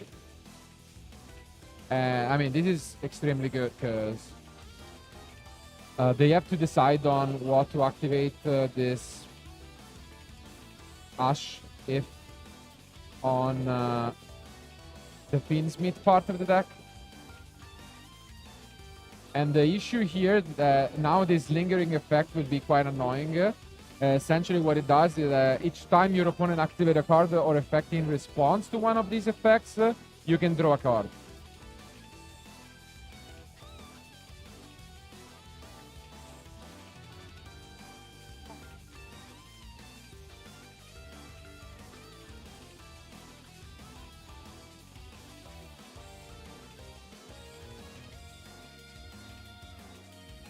And yeah, here comes the Finsmith.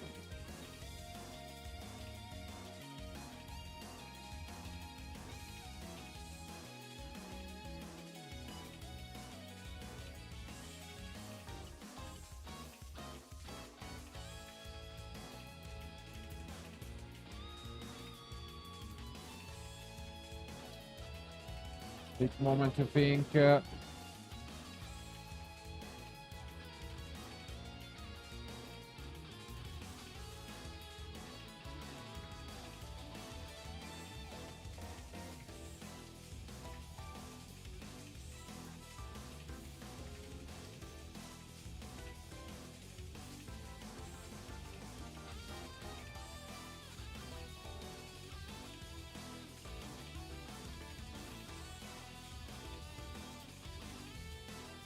And yeah, we are gonna gain a lot of life this turn. It shouldn't be too much of an issue with 11 minutes, but just that it should be careful.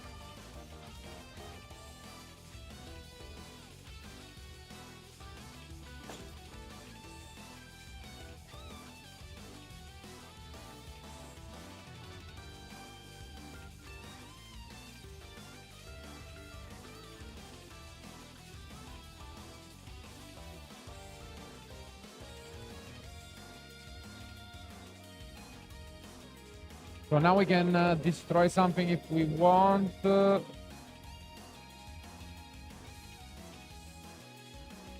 that wouldn't be good because the Phantasma is still there.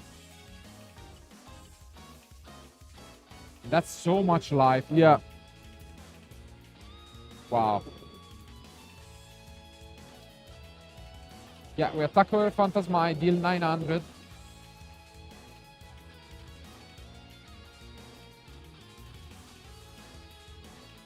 And then we can bring those back. We have to be careful because if we destroy the Shasma, it can actually bring back a Dragon Ruler.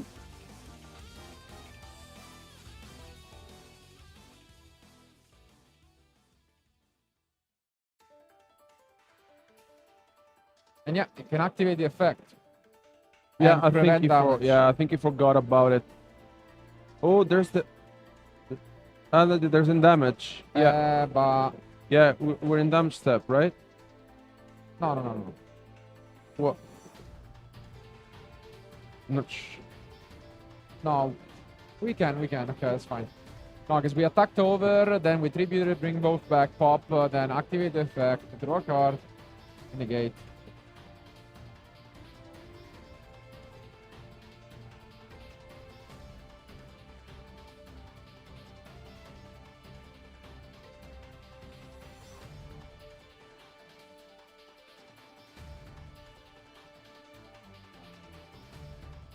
And we are back into this bow, but 20,000 life points and 8 minutes remaining.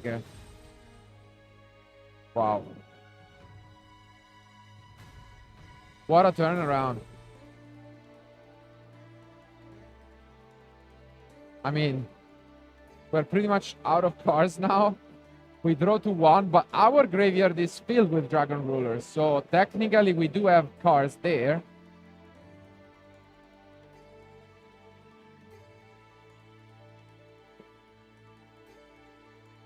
And yeah, we forgot. Well, obviously it's a mandatory search if we declared it, so we are gonna resolve the manual. Play is back to Beppo. 1 card in hand, 3 Dragon Lures in grave, or 4 actually, because we also have double Redox. Yeah, double Redox, Blaster, and Tidal.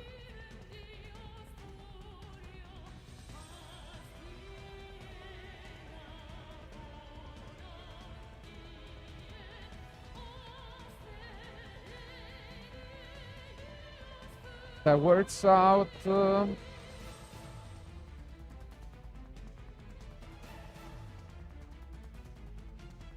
Close one.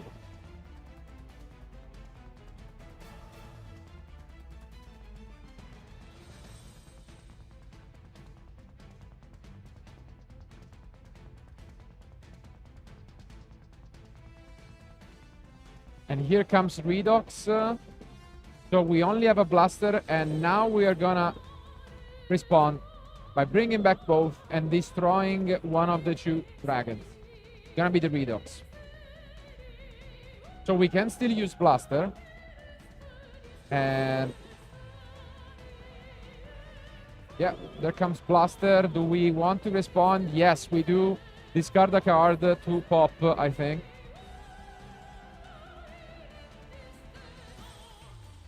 Yeah. Do we have a top deck in the end from Peppo? Because otherwise this might be over.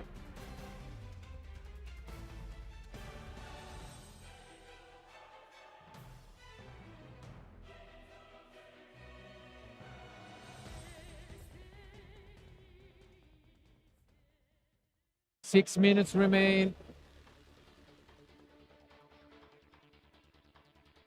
Ooh, and what a top deck! Wow. What a draw. If we don't have any other response from Cesare, this is completely turning the duel upside down. We do not have Phaedra, let's keep in mind, because we only play one. But this is still amazing. What a top deck. Yeah. We didn't see this coming, honestly. We are gonna enter battle phase. We are gonna push.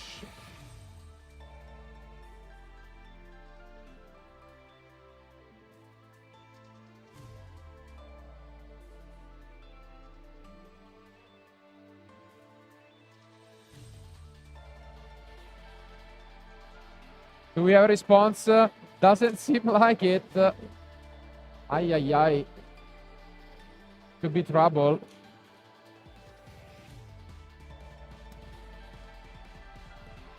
This is huge.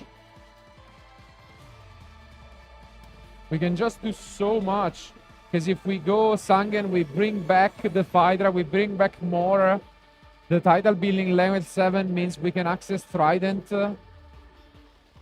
That's crazy. He might do it.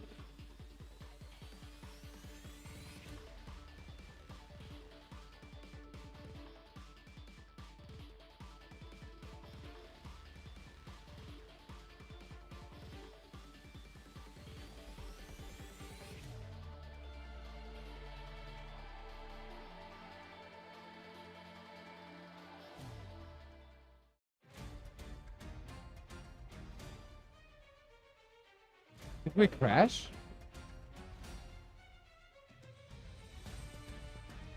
Oh. No way. We did.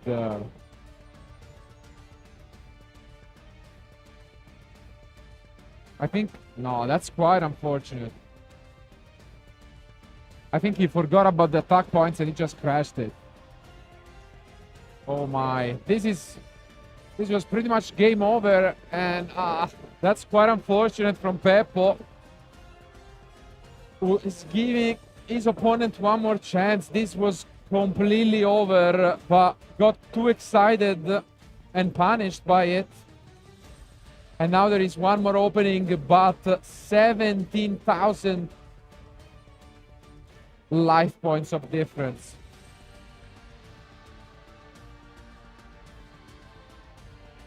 And yes, we bounce. We're gonna chain the erratic, so the bounce effect will happen, but we don't get the summon. We have to play fast, because how do we deal that much damage? Yeah, that's the only question. It's he has to deal, what is it, 16,000? Yeah, almost 17. It's like 16,500. That's a lot. I mean, you have to win 2 games, basically. Yeah. Maybe that Spooky Dogwood really gonna come in clutch. Only 2 minutes. We don't look at graveyards now. We just play. No time to think. I don't see it.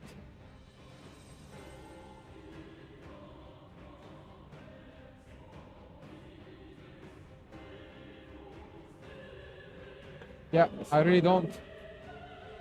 And you can tell Cesare is a bit flustered right now.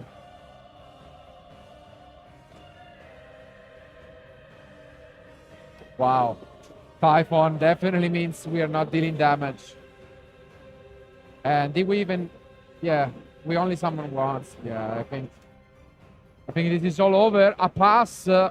And Peppo has done it.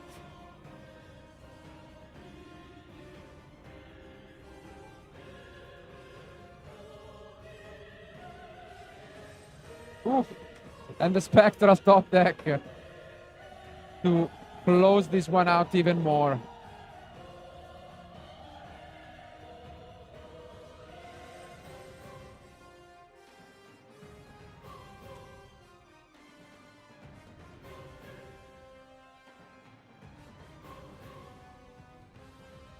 Not much can go wrong at this point, just a matter of seconds.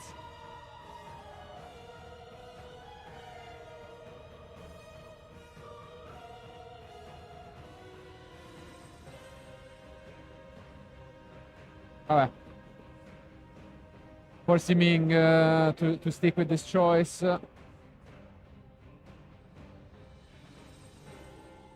Not that it matters much. Plenty of damage available. He can even go old-fashioned style with Big Eye to take this Druid form if he wants.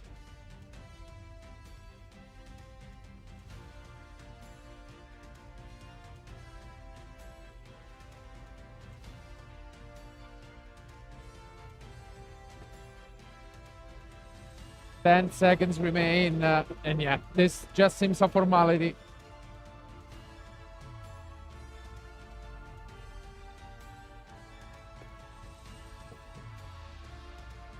Yeah, that's it. Time is called, and the game was over regardless. What a way to win. Dragon Rulers 2025, live as ever. Completely dominating this game 3 in terms of field and in terms of life, thanks to that Spooky Dogwood. But what a match it has been, really. Game 1 and even Game 3 showed us how streamlined the deck can be. Usually Tempai cards, although obviously they have been hit severely, they still represent quite a threatening engine going second. And so the deck is pretty much built to function by going second and playing Tempai with 9 Mulcharmies in the main deck. And trying to shut down the opponent going first with Quakimeru Drago. It seems promising. Obviously, there are some, downsides. And the Call by the Grave really seemed like it took the match by storm in Game 3. Yeah, I mean, we really thought for a second that it was on Cesare's, and he also had the triple tactics talent. Yeah.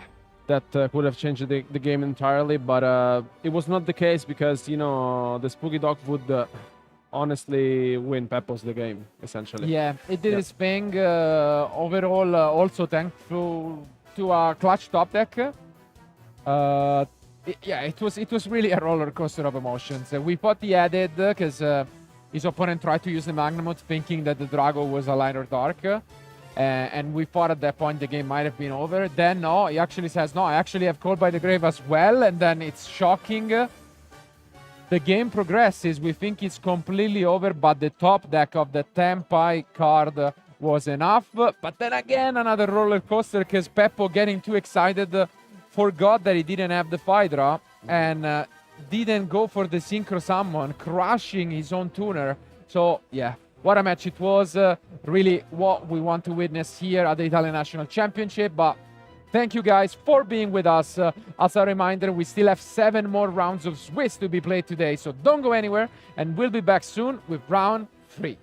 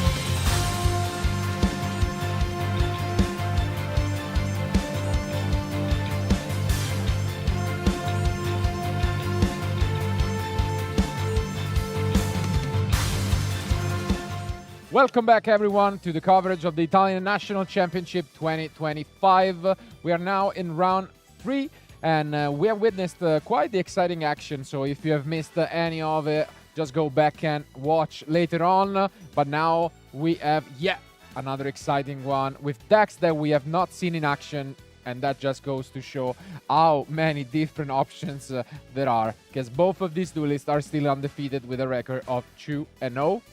What are we going to witness? Yeah, on one hand, we have Giuseppe Cacciabodi with his Mermel deck, a player that used to play, I think, in the Dragon Lurer area, speaking of Dragon Ruler. And yeah, I really like his deck list. I think it's, when we'll talk about it in a second, but it looks very consistent. And I mean, it's always nice to see players that, you know, have played Yu-Gi-Oh, you know, for their whole life, bringing back still a deck that was played back then. And on the other hand, his opponent is on Blue Eyes. Yeah, Davide on the Blue Eyes Primite deck obviously has had quite some success with the release of the latest structure deck, and makes sense. I mean, it's a pretty solid deck. It does its thing, as you can tell already from the deck list. Pretty much all of it are 3-ofs, so you know you're gonna see some consistent ends. And yeah, maybe it's not the most explosive deck, but it has some really solid options, and on top of them all, I think Drill Beam is such an amazing card. The ability to just recur it and then get rid of more and more resources allows the deck to be quite efficient at grinding. But I don't know so much if you are able to grind against arguably the most explosive combo deck of the format in Atlantean Mermails. So I can't wait to see it in action. It's still one of my favorite decks of all time. So let's see who will win game 1.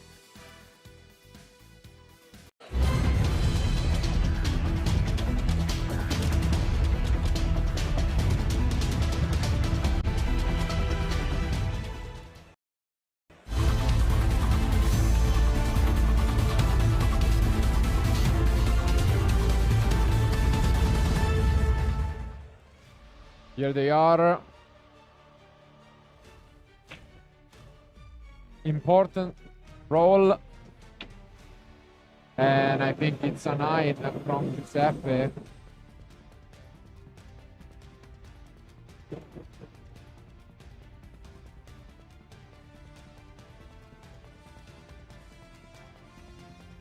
Ooh, I think I saw some Will Charm Me from Davide. Let's see if that is the case. I mean, the deck can do so much going first. And he has decided to actually go with a lot of 3-offs, even the Poseidra. And okay, we do see one of those fish we don't really want to draw. We want to summon it with the Coelican. But yeah, the 2 is pretty good.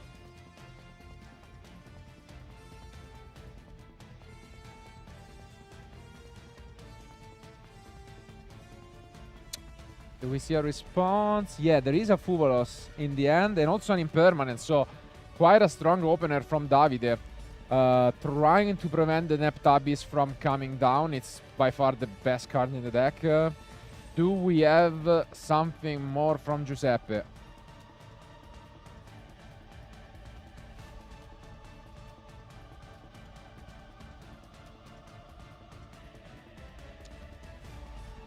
Taking some time to think.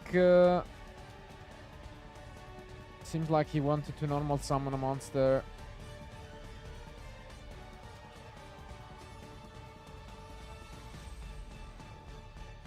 And it's the Abyss Spike, which is I mean, it's still pretty good. Yeah, it is the Pike. What are we going to discard? Okay, that's pretty good. The Poseidra. Most likely we can access the Abyss Shrine. Let's see if that is the option.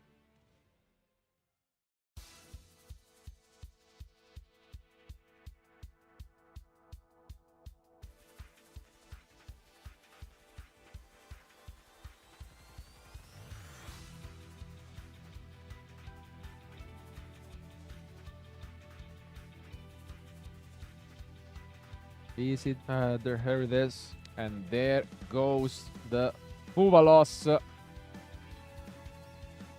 You can technically wait a bit longer, but yeah, he decided to just go for it.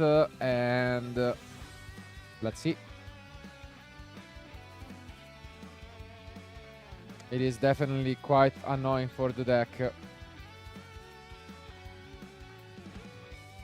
And Giuseppe is playing the full combo version with both Mulling Glacier and the statue.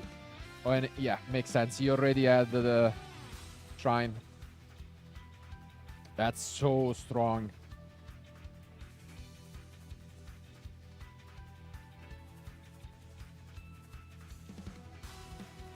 Is he playing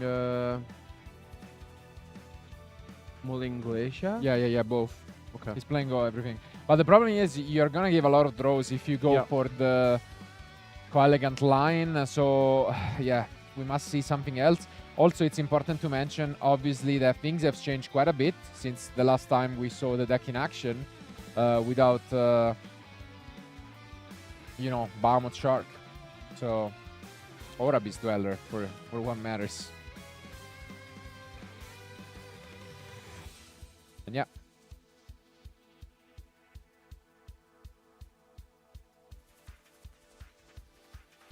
So much advantage coming down. We are probably prioritizing going for Mulling Glacier. We already have the option to go for it here because we have 5 waters. And it can be searched by the Dragoons.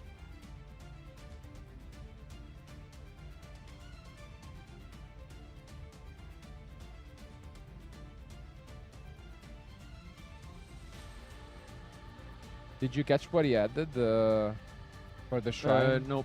No.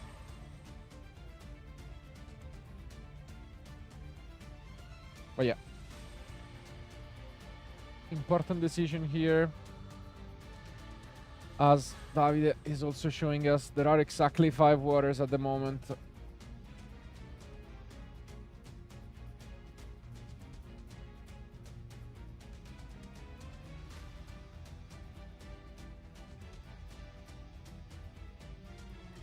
Yeah, I think he's considering it because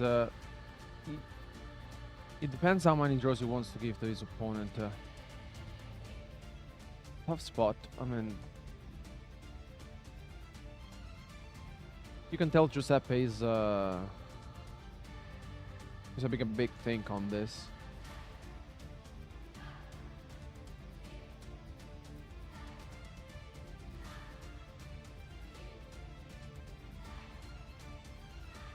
Yeah, big decision, of course. The game is gonna be decided on based on this, essentially, because he doesn't know what he's up against. We do go for Dragoons, and here comes the decision. It is the Mulling Glacier, so yeah.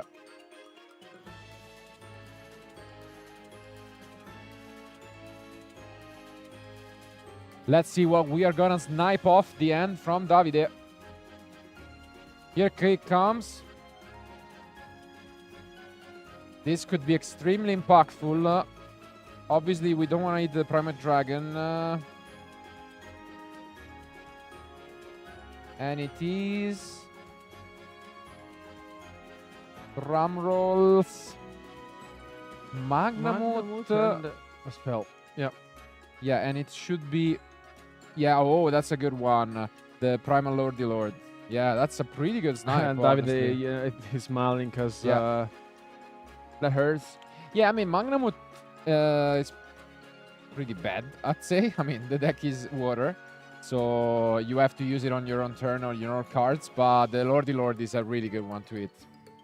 Obviously, the absolute worst case scenario would have been possibly the Primal Dragon alongside a normal, but like that's quite unlikely, so that's fine. And I think that's a pass. Yeah. Not the most oppressive field, obviously, but given that we were playing under Fuvalos, that's to be considered. We gave a draw back.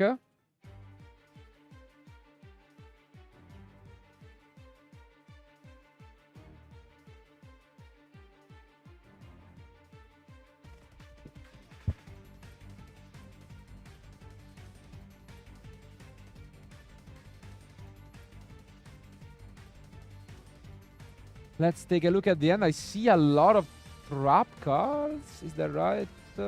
And yeah, we start things off with the Maiden. At least that's pretty decent.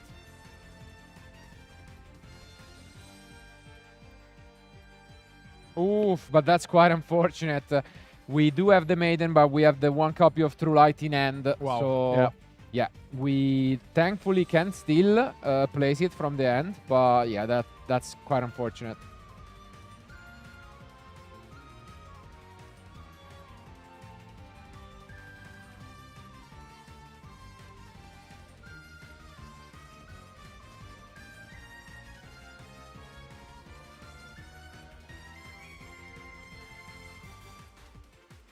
Okay. But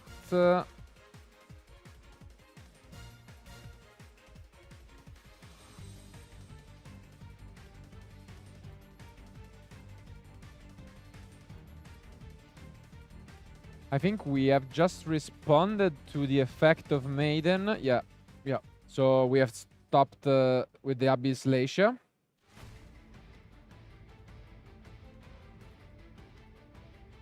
This way we can access the heavy infantry and possibly have a disruption effect.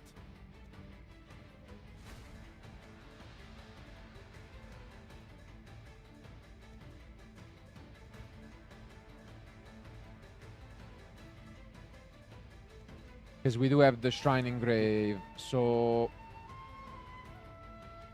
now it should resolve and we place the True Light. But we can still use the effect before it's destroyed. That's the only interesting part. So I'm not quite sure what's happening here. Yeah.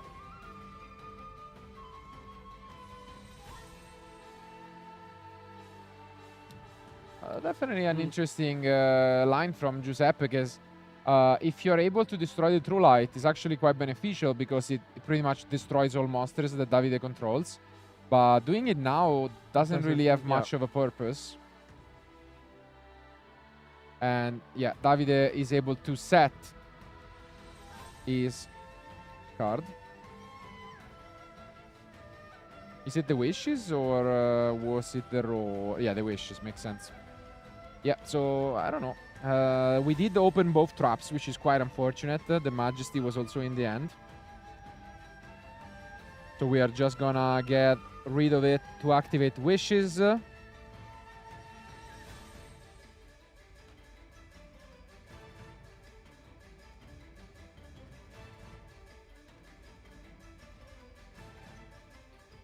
that's big. Yeah, I mean, I think he could have also waited to go for the infantry. Yeah, I mean, destroying the True Light there doesn't do anything, pretty much. So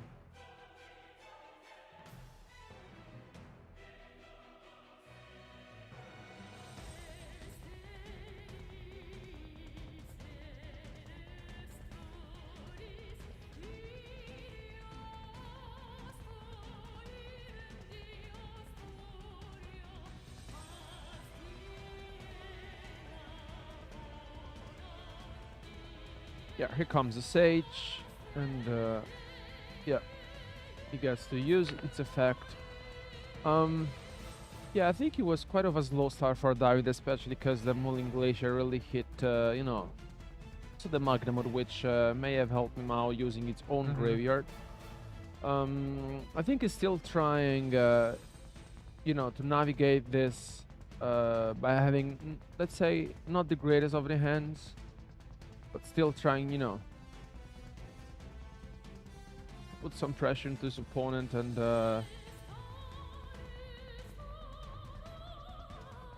yeah, here comes the Field Spell being activated from Davide, and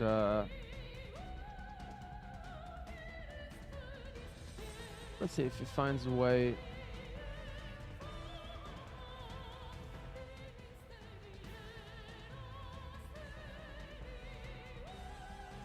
Yeah, I mean, I feel like playing against Mermal is always difficult, especially because with only one card, you know, they can still do so much.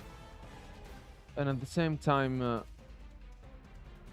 you know, it can be very annoying, especially because of all the interactions that you may discard from your hand. here you can tell that David is just Yeah, trying to figure out the best line to access this Blue Eyes White Dragon, and there it is.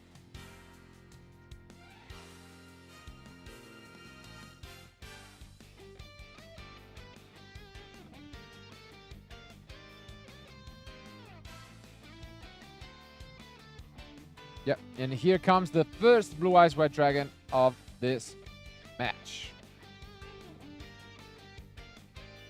Coming off Quarter Century Stampede alternate version.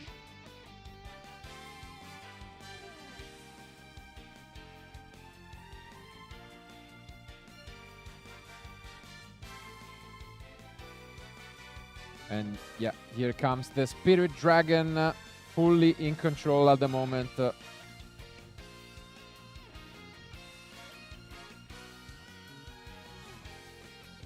Well, we definitely didn't see this coming from the way David Stern started.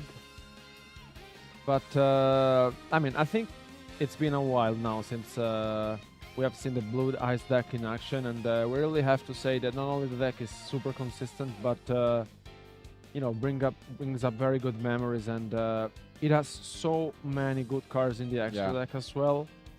And here comes one of the main boss monsters in the Tyrant Dragon, which can attack every monster your opponent controls. So it's gonna be so much damage.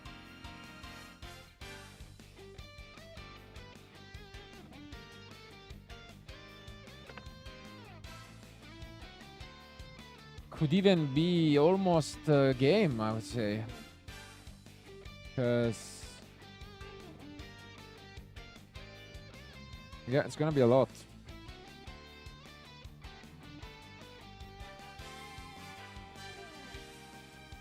Yep, so moves to the battle phase, takes 600 from this.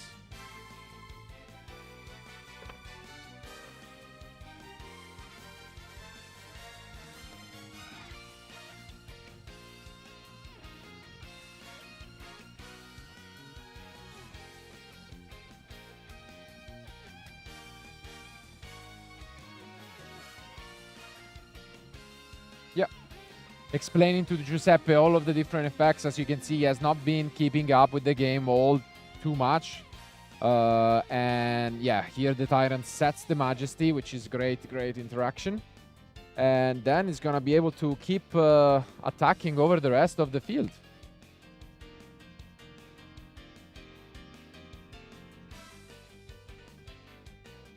And yeah, deals so much damage.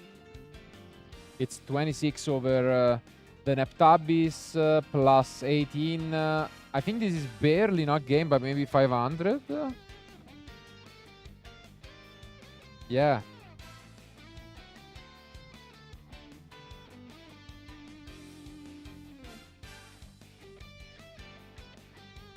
Like, I mean, depending how they are counting now.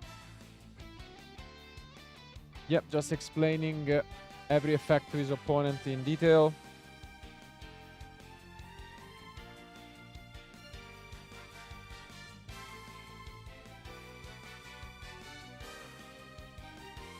The only thing you shouldn't forget is that there is an additional effect from this Abyssalacia, which is quite strong. And if it is destroyed, which is going to be the case here, you can actually send a water monster from deck and then reborn one.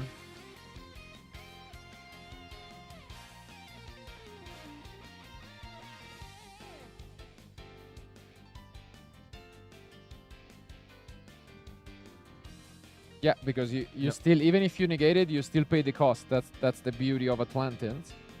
So this is actually, I think it's far from over. It could be scary. Maybe he thought he could just negate it with the Spirit, but not quite the case. You can only negate the other part of the effect. Yeah, I mean, maybe he just thought for a moment that he could have negated it. Yeah, but now this gives Giuseppe still some hope, I would say. Yeah. So now Davide can think, because actually you can forgo negating the reborn effect and just negate yeah, that's what he's thinking, I believe. Yeah, now they're gonna be discussing with the judge. And I think probably he said that's fine, which is starting to be a way worrying. The game could slip away from Davide.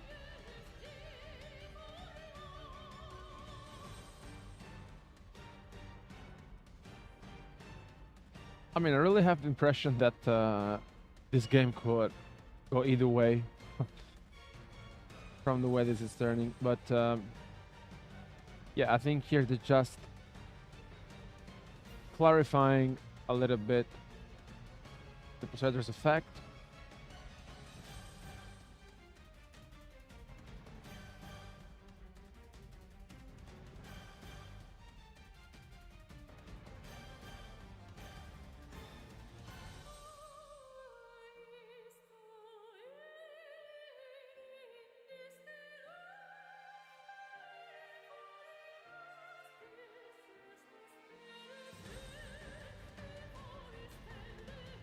Yeah, it should be in defense position, I believe. Yeah, there it is. Which is actually extremely relevant because he's 2800 but only 16 and there is still an attack from Ooh. Spirit. Yeah.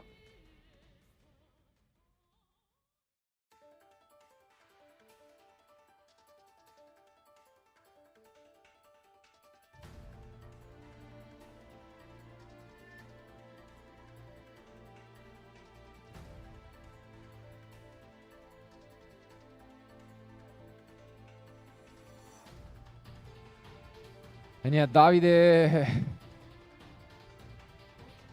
could mind his own business and not attack over this Abysslesia maybe. And it would have been a bit more streamlined, but let's see if he will be able to keep this up.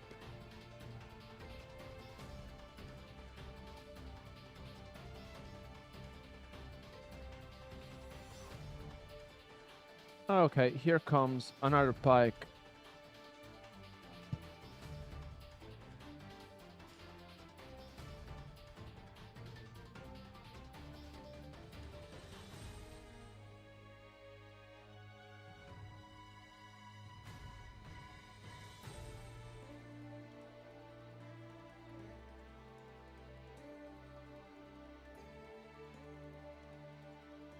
Yeah, I think he just wants to make sure that, you know, that's the correct order. But yeah, the pike gets to card the Neptune.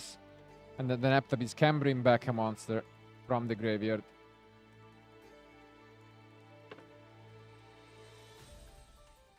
Still 20 minutes over and game one getting played.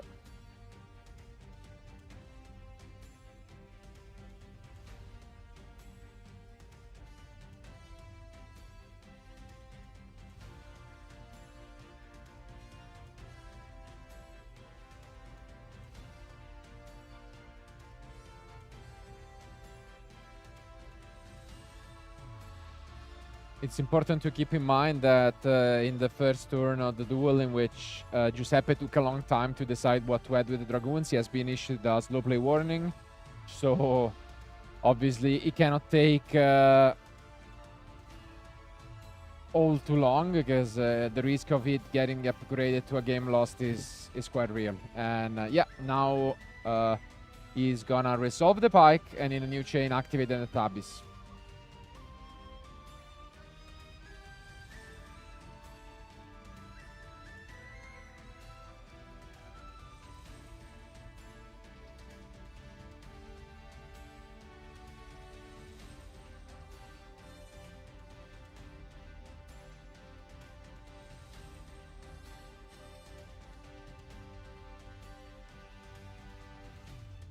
And yeah, given that we are still in the battle phase, we can push through.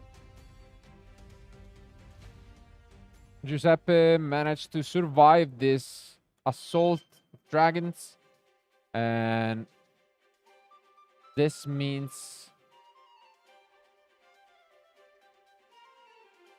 that we are just gonna move on to main phase 2.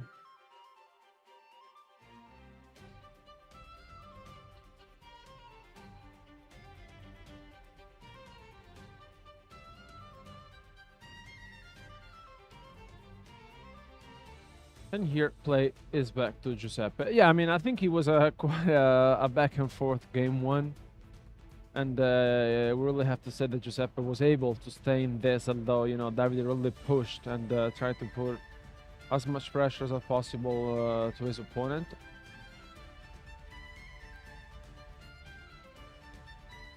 Yeah, this is rough.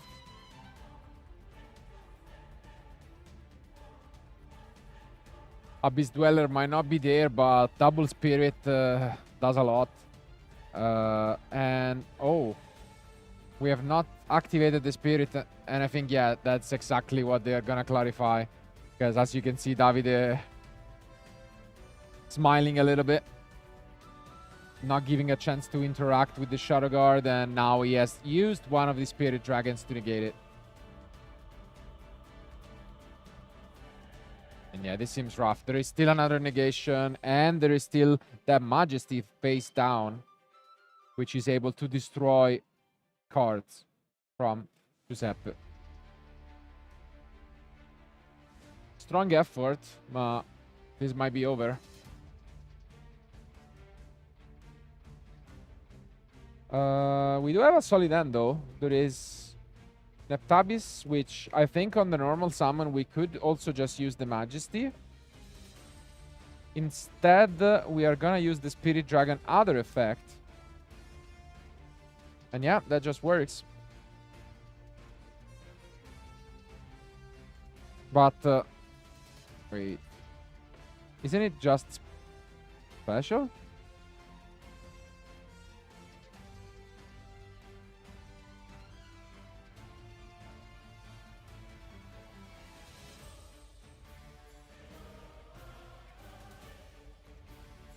Because I thought that was normal summon. And I think it can only send back special summon monsters, no? Judges are just yeah, they are checking now, and this. Yeah, I think it can only send back special summon. That's why I was a bit confused. Yeah. Yeah. And I mean, a bit unfortunate because we also revealed. I mean, no, that's a legal move. Yeah. So the card is still played, of course, but it's just not able to send anything back. So yeah.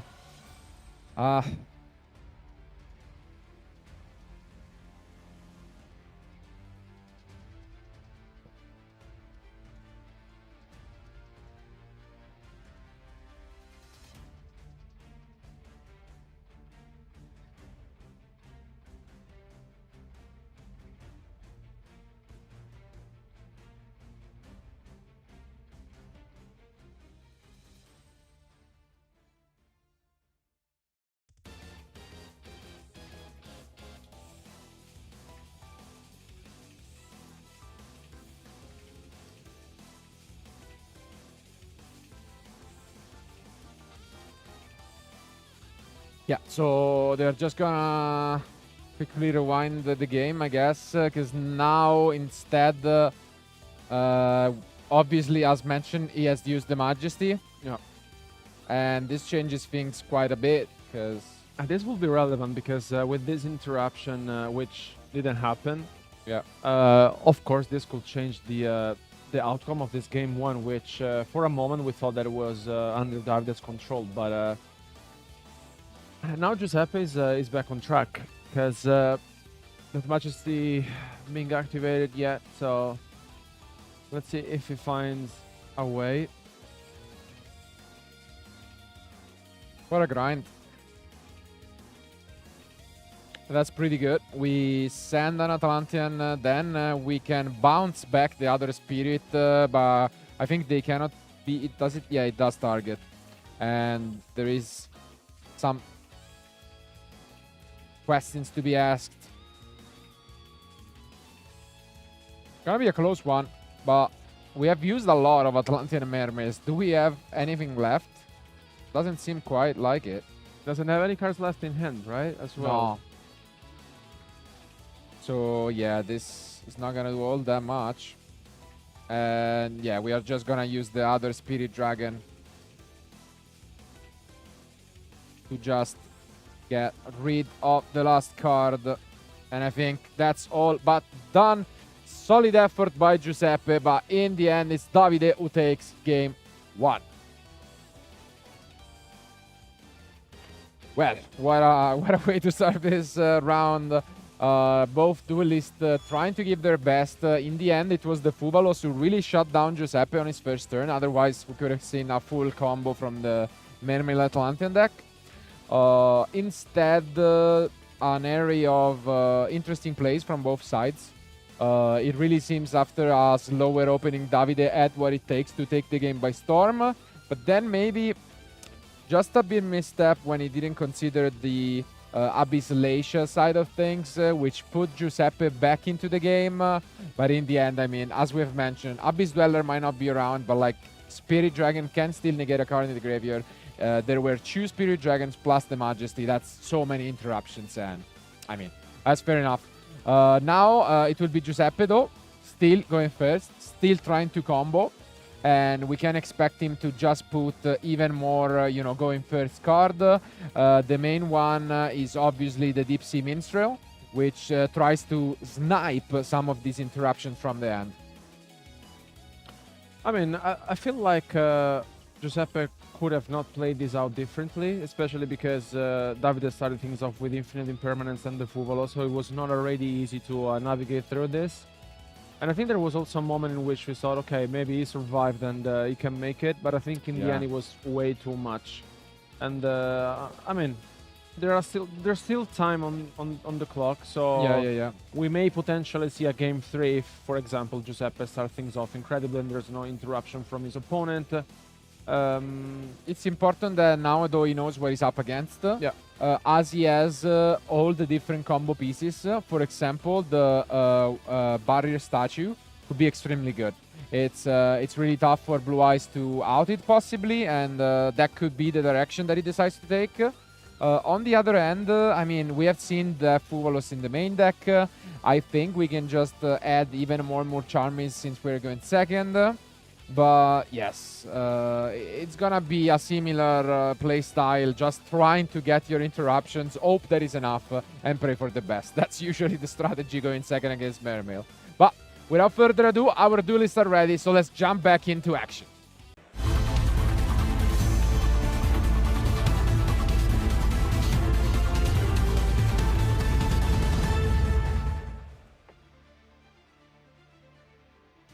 Here they are. Are we gonna see an explosive end from Giuseppe? And do we have those small Charmies? Is that double Nibiru maybe? Interesting. It could actually be quite good if you have the Minstrel, because you can only get rid of one. But let's see. And Bell and a Blue Eyes. Obviously, Blue Eyes you don't really want to open, but... Oof, and that's the best opener. Neptabis. We do not have a response, so that's gonna fetch us so much advantage. I think there's a Blue Eyes Gospel. Double Nibiru and a spell, which I'm not quite sure what that is, but... Bell is alright, but yeah, here comes the question of this Minstrel. So Giuseppe will get to take a look at the end of his opponent and could choose to play around this Nibiru. But no, no, it is actually Lancea. Okay, interesting side deck choice. And this shuts down the Minstrel. It can be quite annoying. Probably one of the few instances in which it's good against the deck, but worked out. Yeah, I think it's just right on the spot. Yeah.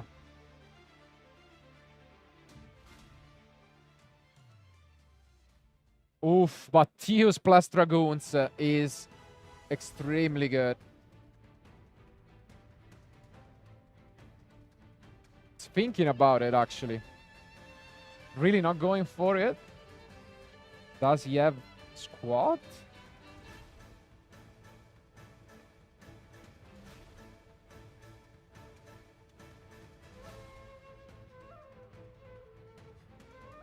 Yes, that's what it is. I mean, it was the only option that made sense, I guess. That's extremely good. You get a search, you get a special. No Fuvalos, which I'm sure Giuseppe will be happy about. Well, this is a very good opener from Giuseppe. Yeah. I mean, still the Lancia hurts, but I think it could have been worse, to be fair, Yeah. especially because now if he managed to access the Mulling Glacier and get rid of 2 cards, I mean, he really needs to be careful, of course, about the Nibiru. Exactly, that's the one card. And yeah, it will eventually come down to that. Also, if you can access the statue within 5 summons, that could be a way. But this is gonna be tricky.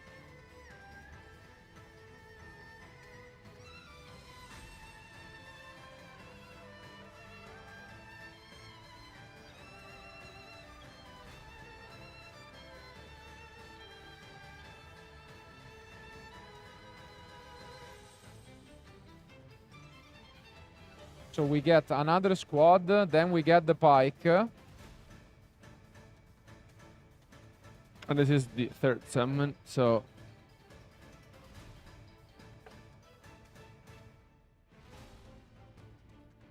Is Davide playing Drone? Yeah, he's playing because we saw it in game 1, right? Yeah, I think it's main deck and get... Yeah, right. So now we could get them Mulling Glacier once more.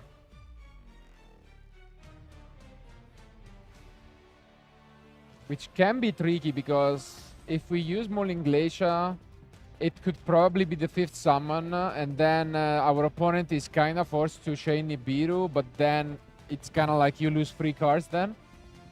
And wow, we added another Minstrel and the Mulling Glacier, yeah. So right now we are holding double Minstrel, Shadow Squad, and Mulling Glacier. And maybe one more card.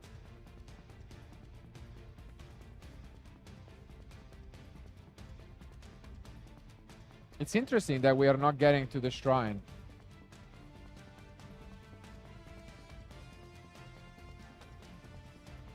I mean, I think here it also gets to a point where if you're David, you really need to think about if I resolve the Nibiru by the Booming Lash and hits the field. Okay, he did have the shrine. That it is. This is gonna be summon 4.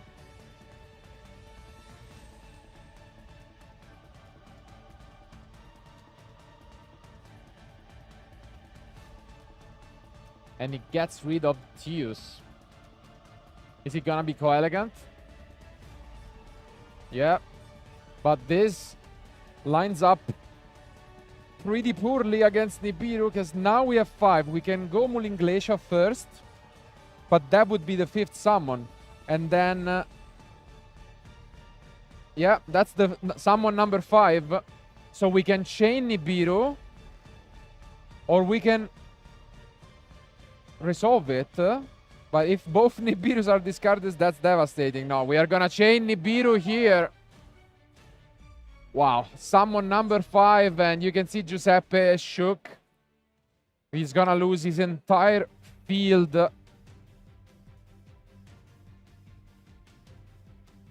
Well, of course it hurts, but yeah, I mean, I was thinking that there was a better line, which was if we link someone first before the shrine, we can go Mulling Glacier, and then if they Nibiru, we still have the shrine to go into Coelegant.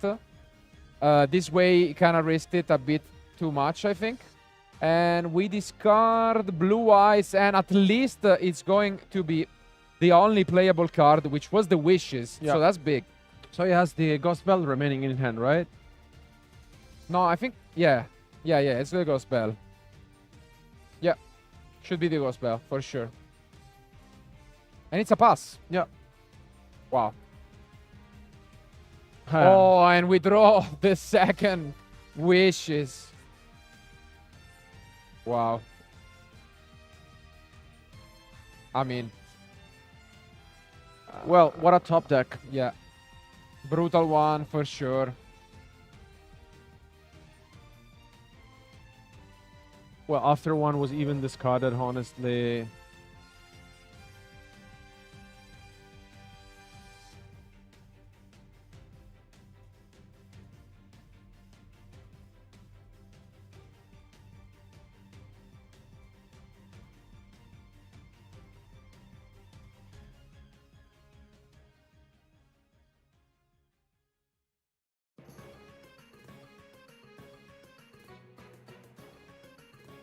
And it's gonna be Majesty.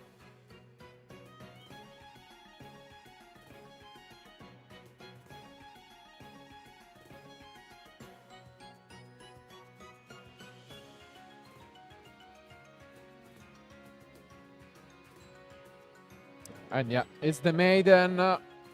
7 minutes remain. Only this Nibiru token protecting Giuseppe. There is the Abbey Shrine in graveyard, which we should keep an eye on.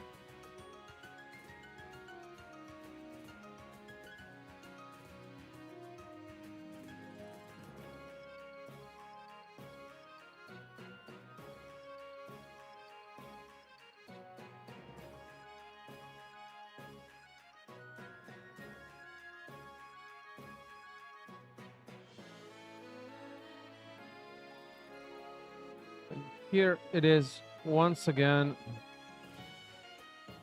Well, what a top deck from Davide, honestly. I'm still shocked. Yeah. Here the Maidens get, actually, especially because, like, I think that is Giuseppe playing any interruptions? Not really. There is only, as mentioned, this Abbey Shrine in graveyard.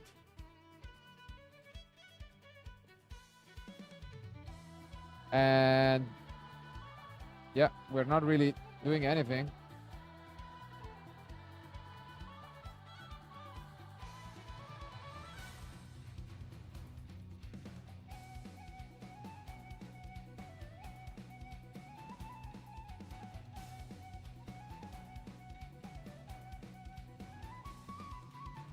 That's so much damage. Yeah.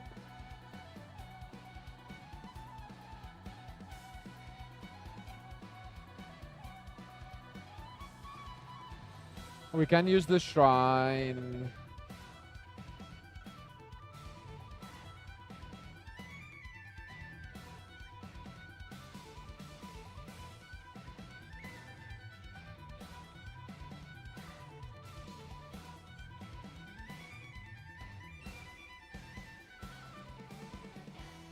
And yeah, we do use the shrine, but we can use the spirit to negate the Shadow Guard in the new chain. So essentially, you only allow it to draw a card.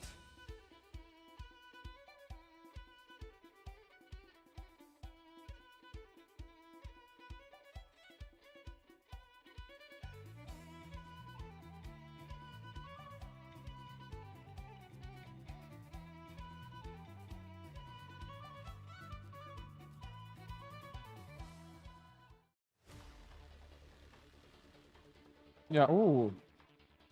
I think that's enough. Ancient Fairy Life, Yeah. And that's it. Wow. Wow. I mean, not much can be said about this one. It seemed like really David had a rough opener, full with entraps, and in particular the decision to bring in this artifact Lancia. That paid off extremely well because Giuseppe went for the Minstrel. I think overall the key of the match was that turn with the Mulling Glacier, because the situation was Giuseppe had the Mulling Glacier that he searched, 3 Warren Masters in graveyard and 3 on the field, and his decision was whether to first go for a Link Summon and kept the Shrine in hand, which I think would have been much better, because essentially what he could do is go into Glacier, then summon Mulling Glacier, force out a possible Nibiru, and in the case if you get Nibiru, you're still holding the Shrine. So in the new chain, you can use the Shrine, get the Coelacanth, fill your field with fishes, and you can still play the game. Maybe he got a bit too greedy, trying to instead go for the Shrine immediately, and this Nibiru completely costed him the game. although it must be mentioned that the top deck was clutch from Davide. Yeah, I mean, we were really not see this coming, especially because Davide was basically left with one card in hand, which was the Gospel, and then it all came down to this. And Top deck, the second wish is, I mean, what can you say? Overall, I mean, it's good to see again other decks. We haven't had a repeat yet today, and we'll see whether that trend continues. But congratulations to both, and in particular to Davide for advancing on a 3-0 score. We'll check with you guys if there is time, and we'll try to grab Davide. If not, keep watching, because we'll be back with more live coverage here from Bologna at the Italian National Championship 2025. Keep watching.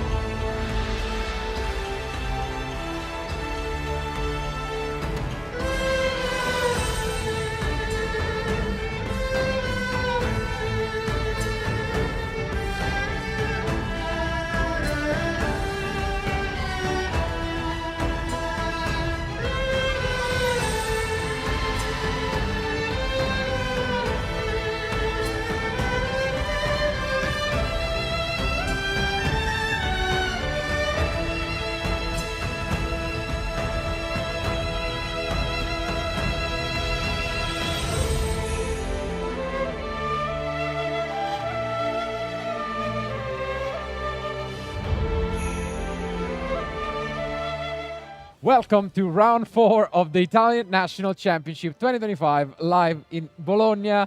As we have seen a lot of different decks face against each other throughout the entire day, the trend continues as our undefeated duelists with a record of 3-0 are still bringing decks that we have not seen yet today, although one is to be expected because it's the most represented deck in Mitsurugi Raisiel.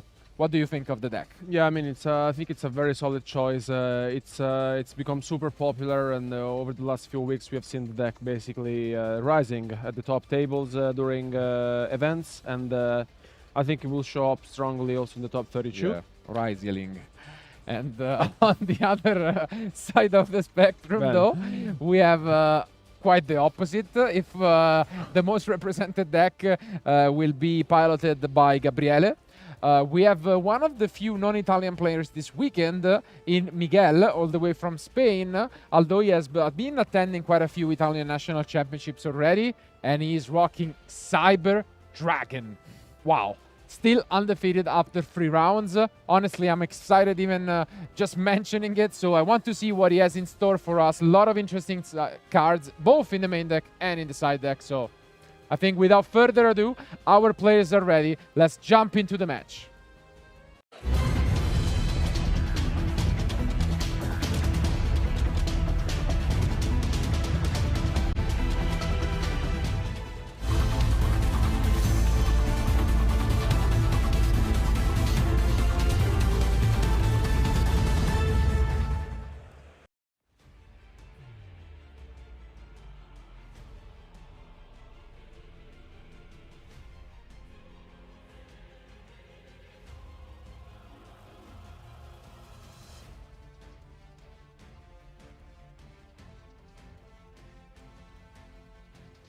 And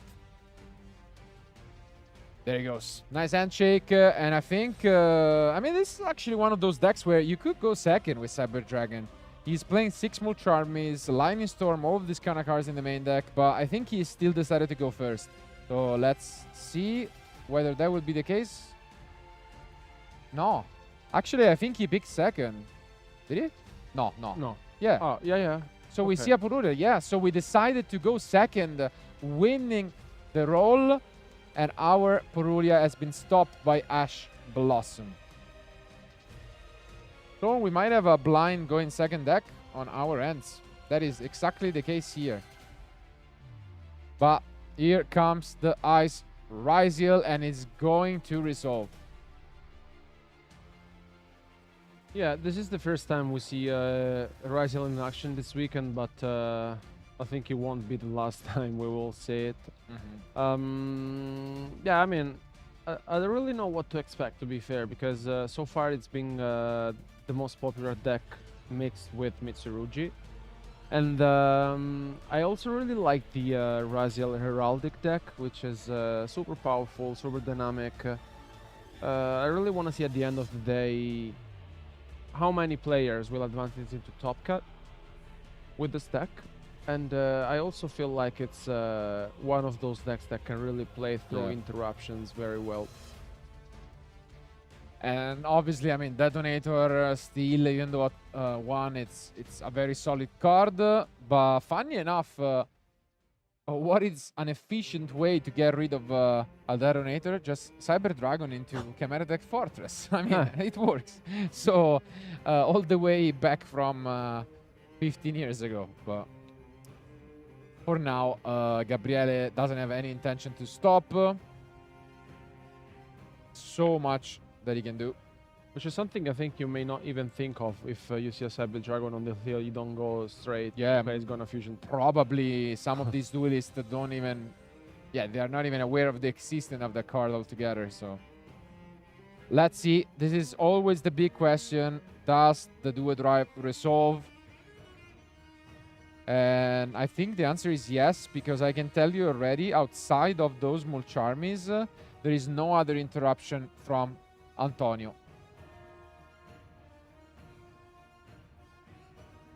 Yeah, I mean, we also saw in a different match that the Ash Blossom was kept for what there was the Puolos, but here there's only the Purulia. And we're gonna see what it seems. Let's say the combo from our Yeah. Ryziel duelist. We do have Node. We have also, I think, yeah, we are playing the The Tachyon, Tachyons. 7 Tachyons is in the deck. So we do see that in the end. I mean, it does a lot. It gets you to pretty much all different engines. And do we see a Feralymp? Yeah, we do. I mean, this is the card that bridges Ryziel's and Mitsurugi's. So that's also going to resolve. And yeah, we are going to be extremely happy about that. Yeah, especially with the rise of Cross on the field. Now he's able to take the Abakiri. Yeah, I mean, I really feel like now it's become the most played deck, and really curious to see how our players face the mirror match. To be fair, because I think it's quite complicated. But here comes the Abakiri's effect from hand, bringing the Sergeant to the field.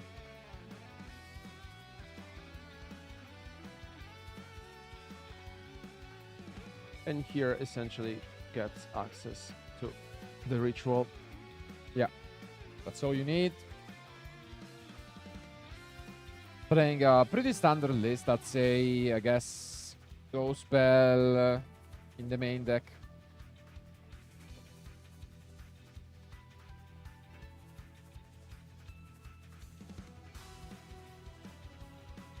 And yeah, we are not gonna see a response. We know there is nothing, so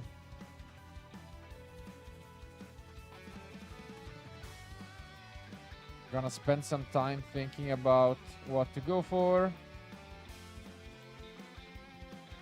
And oh, okay, there was actually a hard drawn copy of the boss monster of the deck, the Murakumo.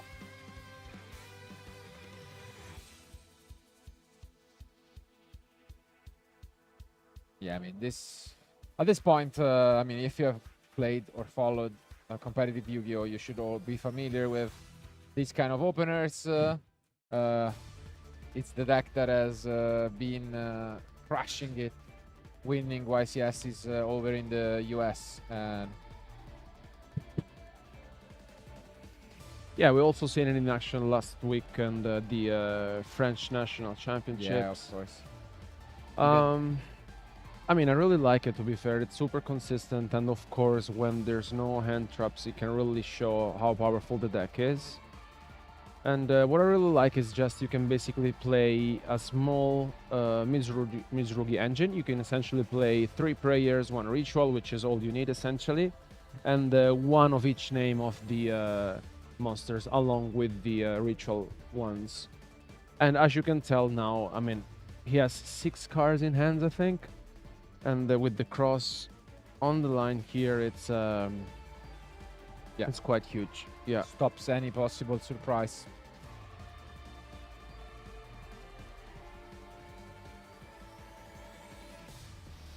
Okay, and to add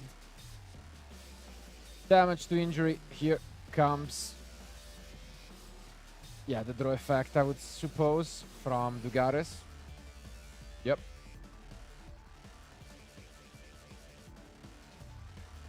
I think this is the ideal opener of the deck. Indeed.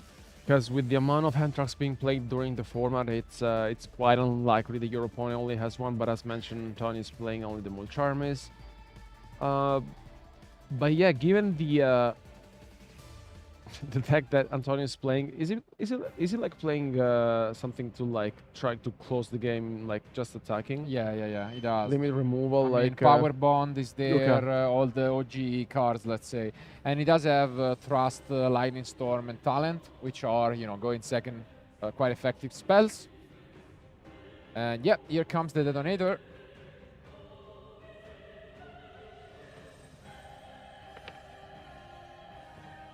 We also still have the draw from Field Spell, right? Or I'm pretty sure. Yeah, I haven't used it.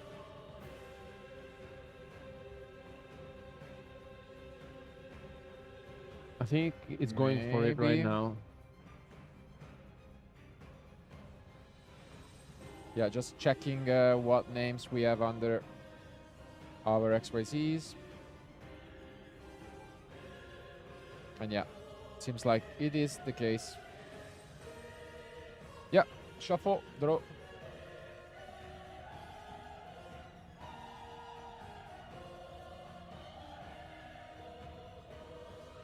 And we have so many cards. I think 6 or 7 in hand. That's just so strong. And I think we are almost done. No, we set one, then we took it back, I think. But I mean,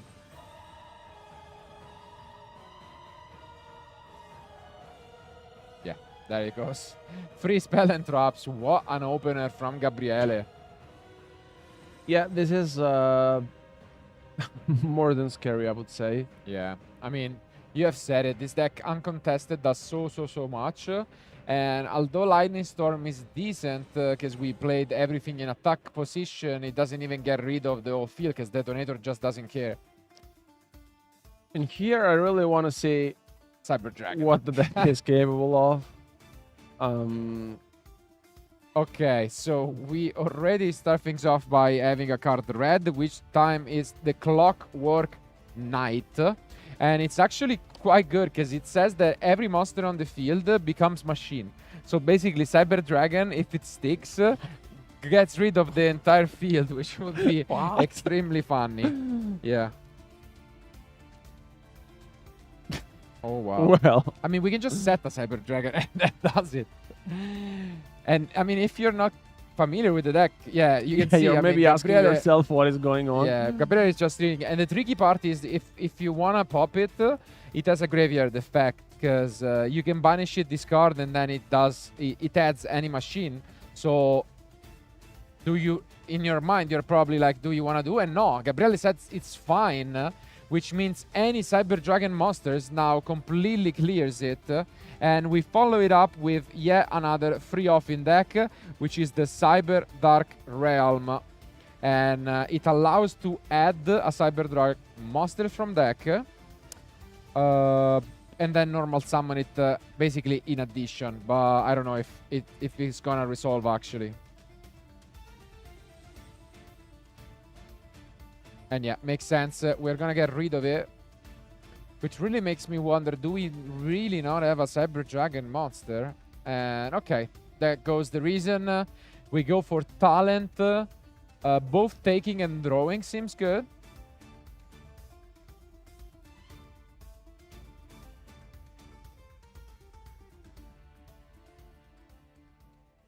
And Polymerization is the card that is gonna be discarded by the ritual monster. I think he really needs whatever name. And here comes the Cyber Dragon. The OG Cyber Dragon. This needs a response. Otherwise, it's gonna be able to just fusion. No, it says okay. Oh, wow. And the entire field is gone. Wow, look at this. That's great. Yeah, crowd is going wild and of course, 4,000 attack. Cyber. Oh my god. And now we follow it up with a Tyrion monster. That's big. What is going on? What is going on? That's premium. Wow.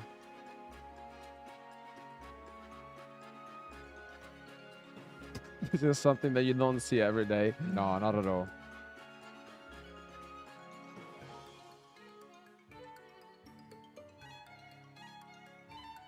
And I think he's only playing one Chimeratech Fortress, right? In the extra Yeah, deck. only one. So, I mean, I think he knows better than us why, for sure. So maybe only needs one. Yeah. What is Gabriele playing in the like I think impermanent stuff like that, right? Yeah, I mean it's probably gonna be the quick spells we know about. Could be impermanents. And Call by the Grave is also there. And yeah, Call by the Grave makes sense because he was thinking about and asking a question, which I think was, what happens if I chain it to the target? And yeah, we're gonna go ahead and also chain our ritual.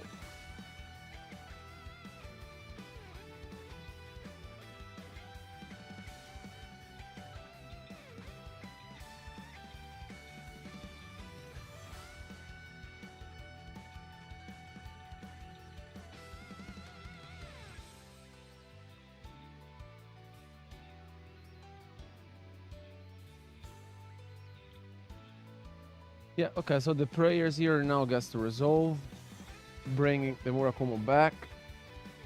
Yeah, but now the chain resolves and the Tyrion still hits the field and presents possible interruptions. But as you can see, Gabriele is playing it extremely well because he's chain blocking the Tyrion.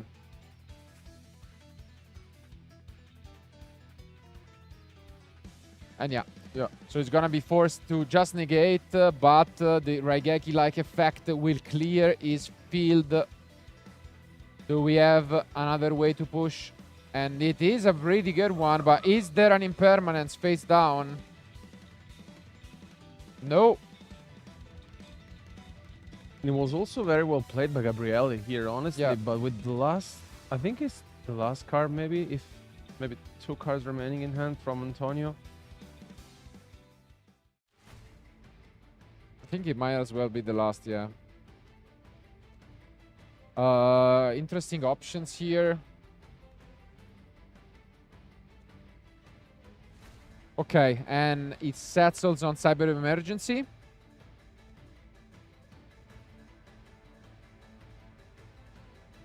Popular card in Drytron, but this is the deck in which it was originally supposed to be played in.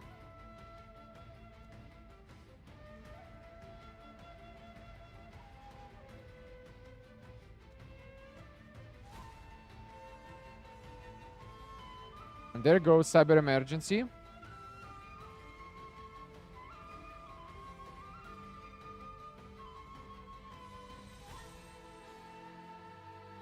I think what they were discussing is if Caught by the Grave banish Cyber Dragon since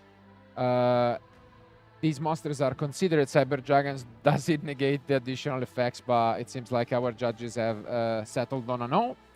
And yeah, now we are gonna see one of the other interesting cards, which is this Cyber Jormungand. And yeah, it's basically able to special summon and extend further by special summoning the OG Cyber Dragon. That's pretty good.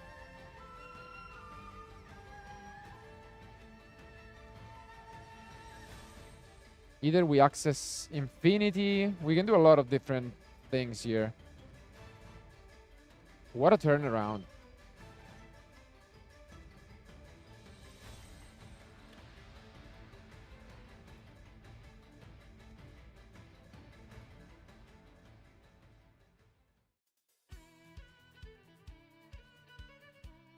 And yeah, Nova is on the field.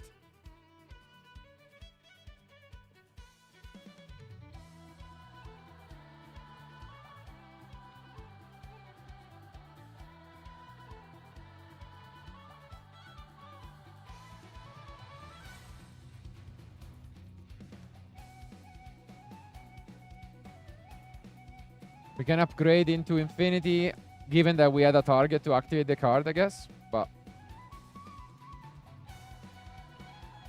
oh, we do not have a target. Ooh. Okay, interesting. Then yeah, of course we cannot use it. But by doing this, now we are able to, because now technically we do have a Cyber Dragon in the graveyard. So we can summon this Clockwork Knight, and now we can use the Nova. Yeah, and this is exactly what's gonna happen.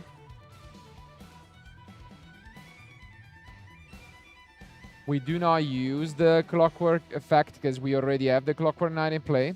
But this is a link one that gets you to that continuous spell that is already on the field.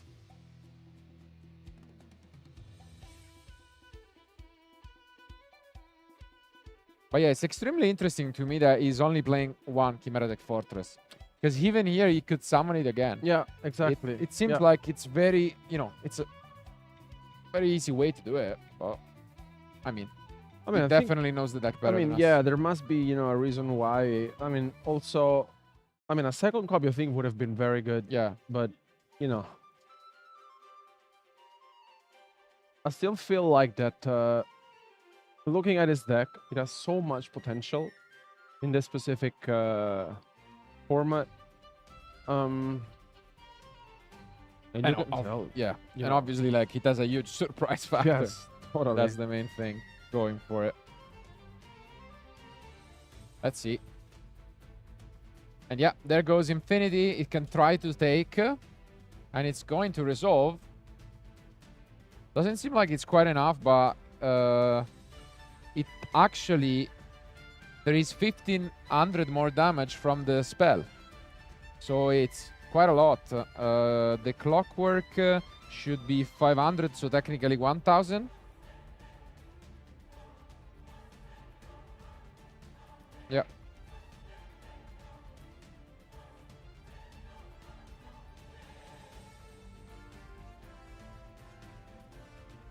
Down to 400 life points. Almost there. Yeah. Wow. Any monster would have done it, but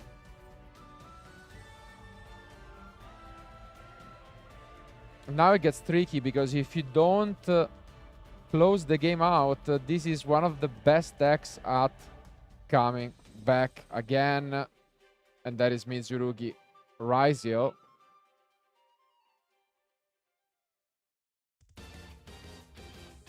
As you can just, I mean, use the X, and yeah. I think unfortunately, yeah, you cannot special summon except from machine monsters.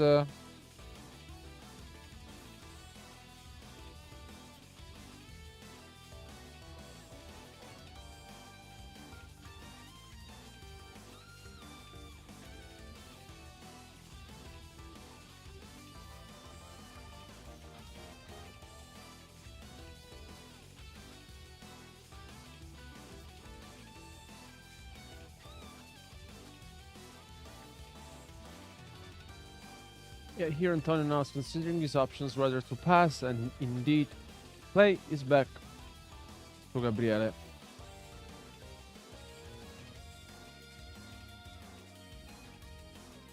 And yeah, I mean, just a single X could be enough. So yeah, this is not gonna be the easiest for Antonio, even though 400 life points don't look like much.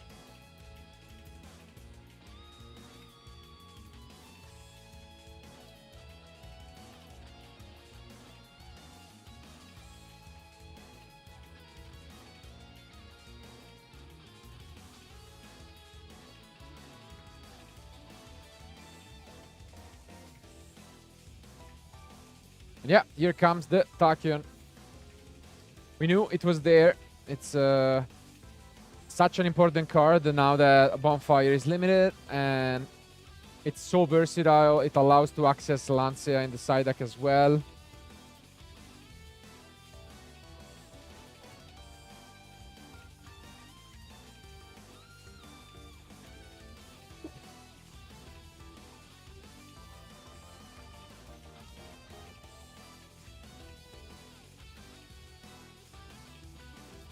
And yeah, unfortunately, also Gabriele has drawn for turn, even though the previous he used the Dugares. So they should also check back on that, because he forgot the skipping the draw phase. I mean, both players are playing a bit sloppy just because obviously it's very nerve-wracking to be playing in front of so many people and on stream.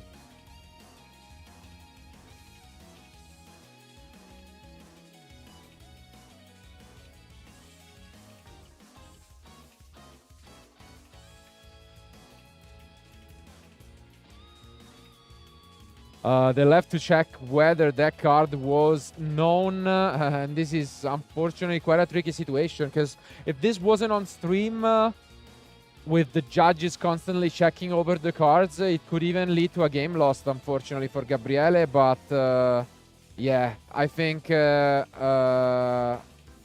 we should just go back to us, and meantime, we're gonna have a net judge go to the table and try to figure out if they can just go back and check what cards they had.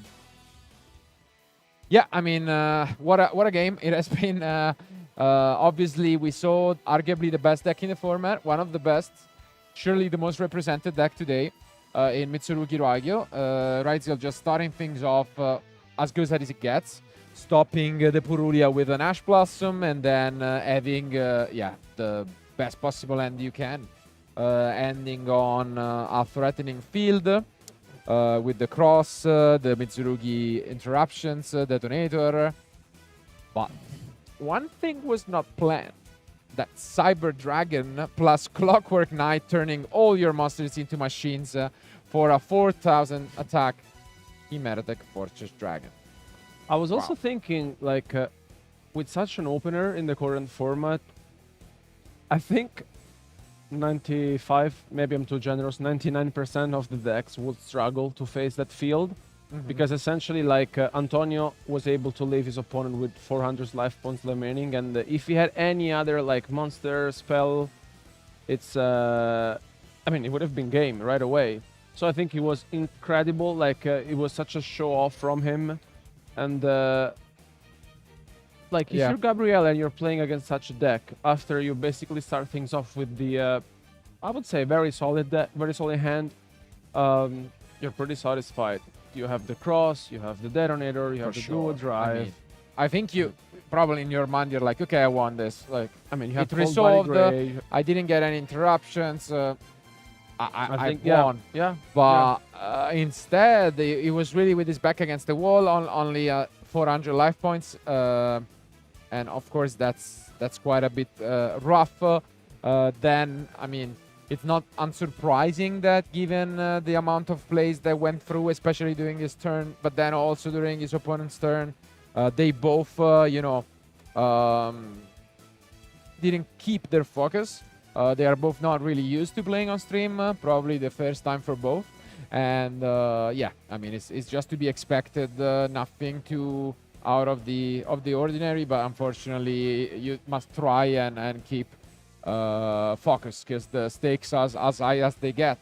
They both really want to become Italian national champions, or at least make it to top cut.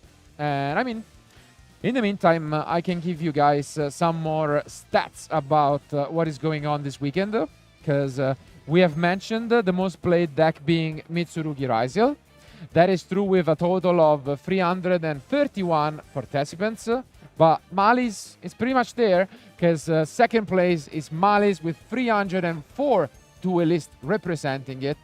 But I think third place might come as a big surprise, arguably, because I think thanks to Dean Kabui alone, and it's actually Fire King. So although the numbers drop significantly, because it's 140 players, I mean, third place is no joke. Yeah, no, I mean, and I also hope that we will have some players advancing into the tournament and to show you at home how powerful the Fire King deck is. Absolutely. I mean, we have such a variety of decks. I mean, we were expecting it. Like in the last tournaments, we have witnessed so many different decks. And I think when it comes also to the most played deck, we have already put effort and emphasis on the fact that for the first time after a while, Ash Blossom and Joyous Spring has been dethroned as the most popular main deck cards in favor of Mulcharmi Fuvalos, although barely. But also something that is quite relevant is that the third most played cards, with numbers almost exactly identical, is Drone Lock Bird, and it's by almost 1,000 copies above Infinite Impermanence. So it seems like the top three cards for this weekend are Fuvalos, Ash, and Droll. Those are in most of our players' main deck in 3 copies. Really, like almost everyone is running them. And then numbers dropped extremely significantly. And it does make sense.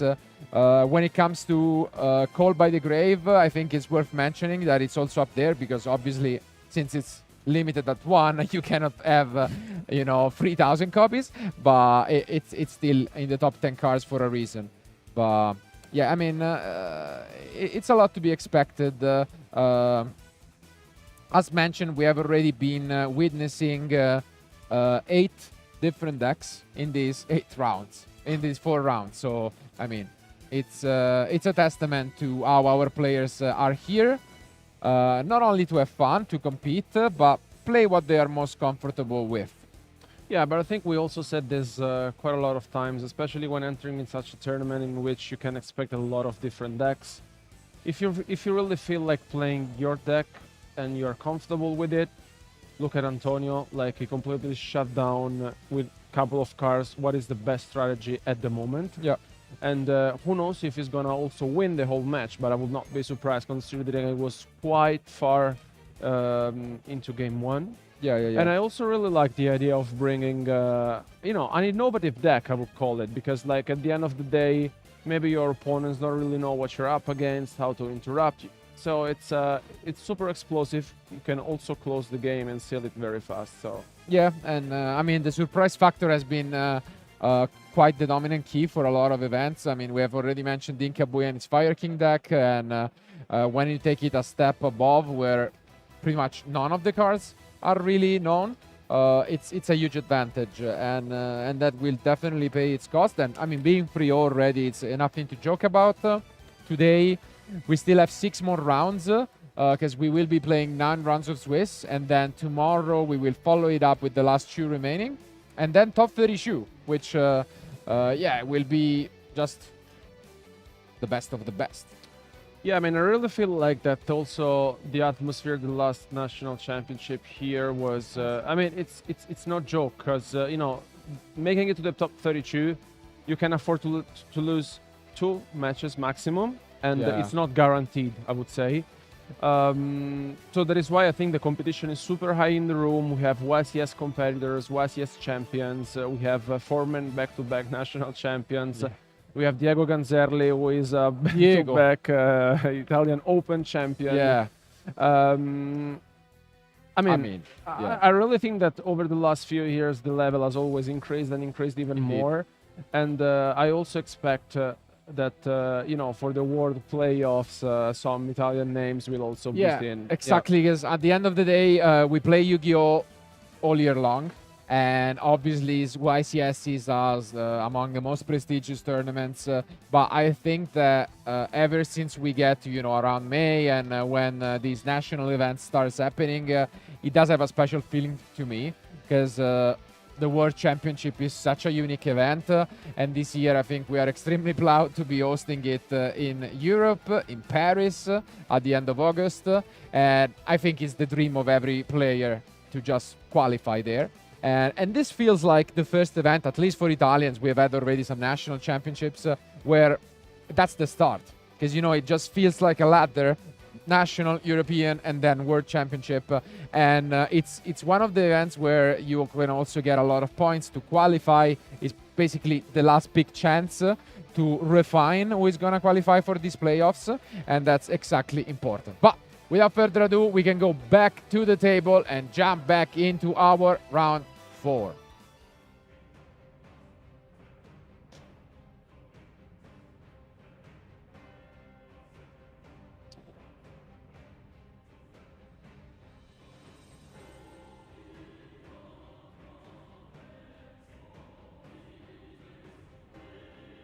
And as we go back into action, luckily for both Gabriele, mainly, this is one of the merits of playing on stream. The card was shown, and so we could just give a warning and resume play by just skipping the draw phrase from Dugares.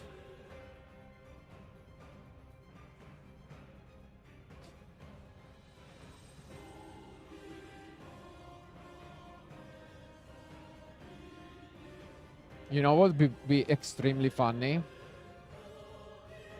Because you play a lot of time Wizard 2010. And the golden rule is never leave a Cyber Dragon on your own field. Imagine if Gabriele hits him with his small Chimera Tech Fortress. That would be something else. Not gonna happen, unfortunately. No, but also I really feel like it's not. It's something that you don't really can think of at all. Of course not. But But at all. it just would be so funny. And yeah, this is where we left off. We are gonna use this Tachyon. And it's still looking incredible.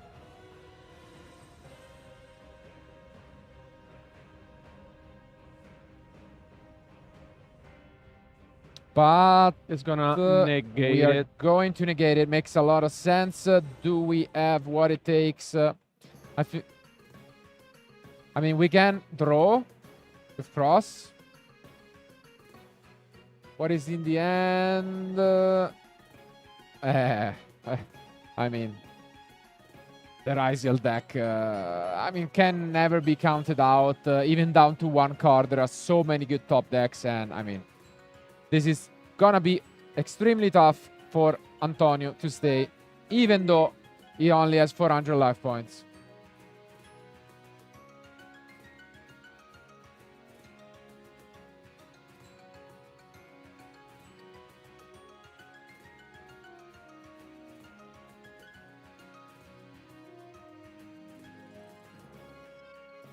Yeah, it's gonna search for the X, brings back the detonator as well.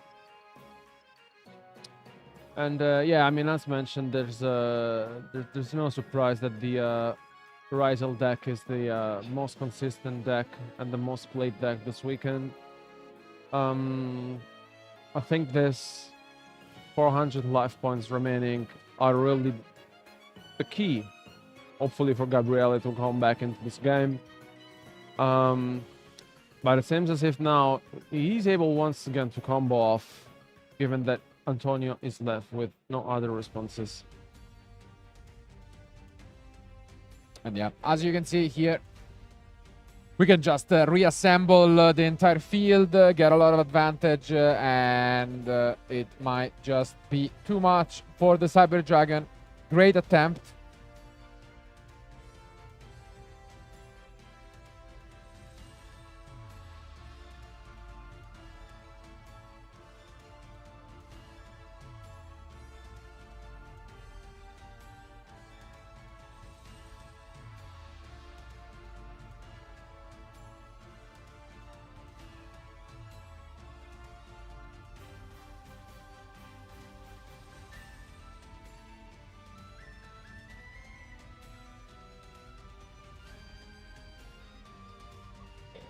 Keep thinking, and we see Castel. It's obviously there mainly for what is the RP's Feather Storm in the side deck, which has been popularized by Charlie Futch, winning his YCS in the US. It's quite an interesting win condition when you go first after siding, but I mean, it's still a card that can be helpful to deal more damage, to deal with threats.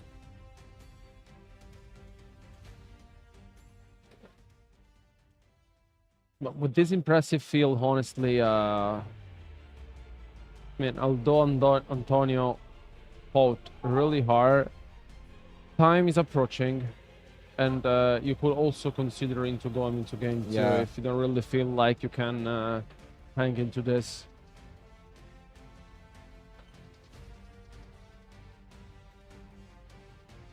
And yeah, just look at this. We're gonna use Castel on the Clockwork. Okay.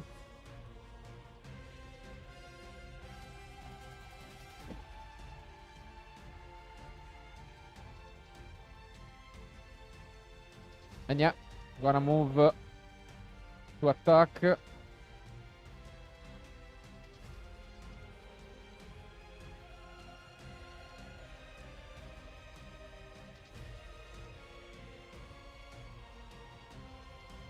And yeah, well played by Gabriele. I mean, he knew every card because Antonio is out of cards at the moment. So gonna be left top decking. There is in the graveyard the Cyber Dragon 4, which can be banished to special summon again a monster. So technically he still has something in the graveyard, but this is gonna be an upfield battle because we do have cross. And yeah, there goes the effect of core. Do we just negate it? Yeah, makes sense. One more card, only a draw against Detonator. Can we find anything?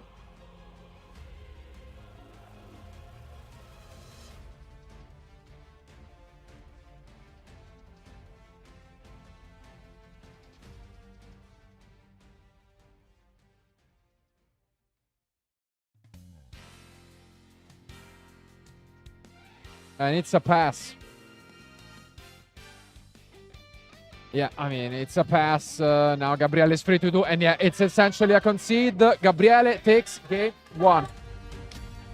I mean, long and fought game. In the end, a bit of interruption, but as unsurprisingly as it could be from that opener, it was actually closer than expected. And now we're gonna see whether the Cyber Dragon deck wants to go second. Just as a reminder, he won the die roll and he chose to go second. Yeah. So that would be interesting. If he picks to go second again and just try to disrupt with the same strategy. I mean, I will not be surprised, honestly, if he decides to go second once again, especially because 16 minutes remaining on the clock. I mean, so far the match that we are witnessing are always along the line, and you know, they're always sought after. So I'm not. I mean, it could be an option for Antonio, honestly, to go second. I will not be surprised, especially given the amount of hand traps he's playing. Yeah. On the other side, though, I mean, it's. I mean, I think Gabriele saw what Antonio's deck is capable of. I think he was super scary, especially because he was left at 400 life points. I mean, but it's yeah, it is what it is. But now he knows that he's up against Cyber Dragon. Not that it helps significantly. But I mean, if he expects to go first again, maybe he can bring those RP Feather Storm in. It will be always tricky when, you know, your opponent lets you start and then you're like, is he gonna do it again? Is he not? Should I decide for going first or second? While on the other hand, I don't expect major changes in the Cyber Dragon deck. Maybe Droll and Lock can come in from the side deck, and yeah, outside of that, shouldn't be anything too different. At the end of the day, it's a deck filled with engine requirement cards, and yeah, as you can see, very quick side deck. Let's see if Cyber Dragon can turn the duel around. Our duelists are pretty much done, so let's jump back into action for game 2.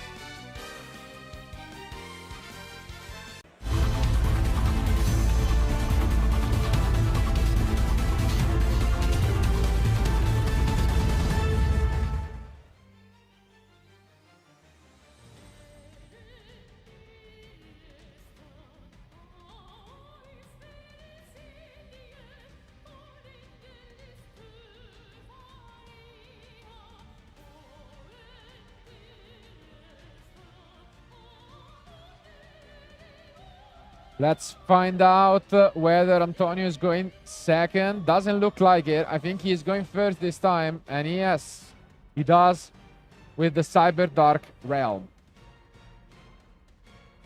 Gonna resolve.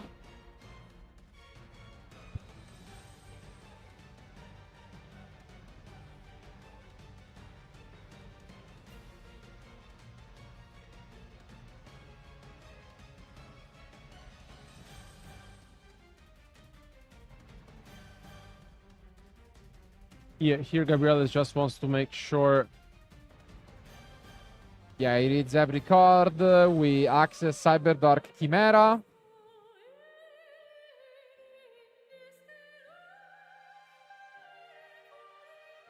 Which allows to add both Power Bond and to access more cards.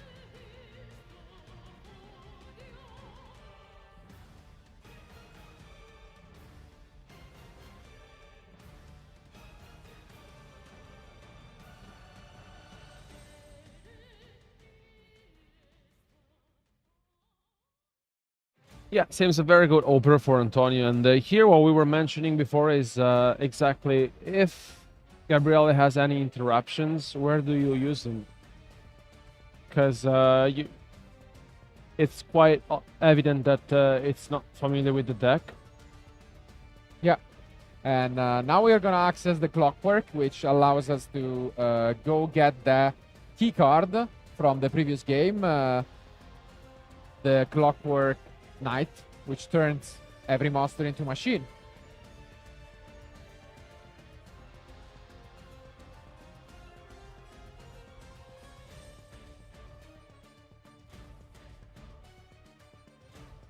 And now we do get the Cyber Dark Claw, which allow us to search more.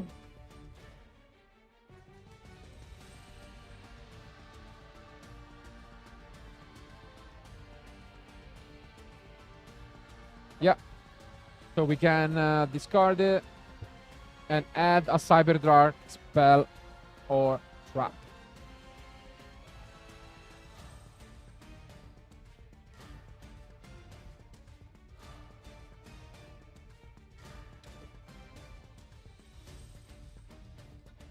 And here you can see that, yeah, Antonio's just displaying Gabriele what these cards do. I mean, and as mentioned, I mean, there's I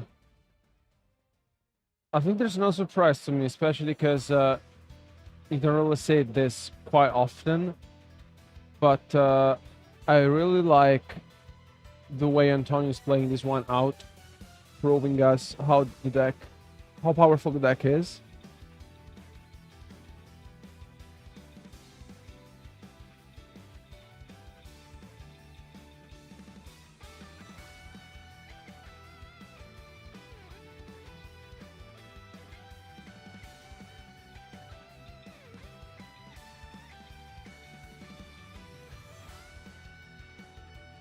And here, as a reminder, there are 10 minutes remaining, almost. So once again, this is gonna be another match close to the end of the round.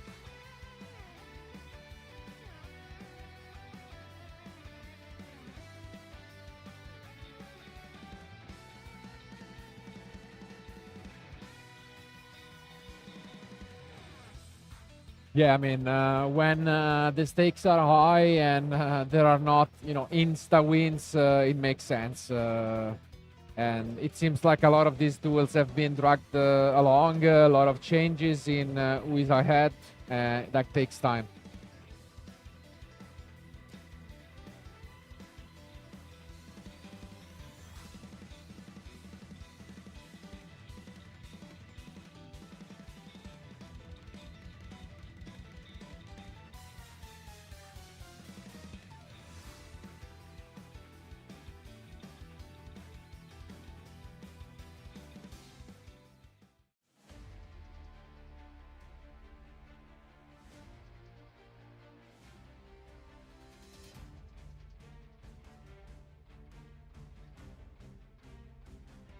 And yeah, now we get this power bond, a card we have not seen in ages.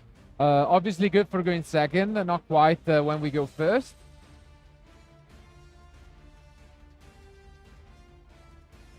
Because you really don't want to take damage equals to the attack.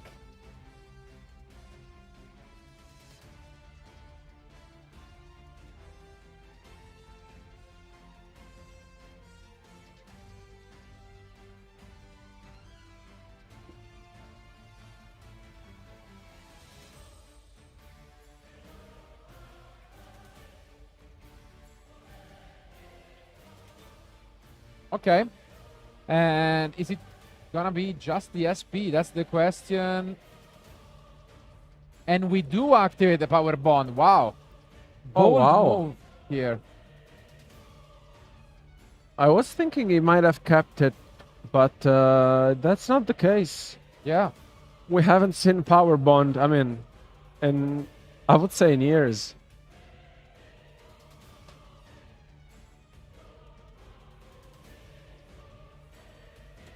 Yeah, this is rough because you do send and get a lot of advantage, but at the cost of life points.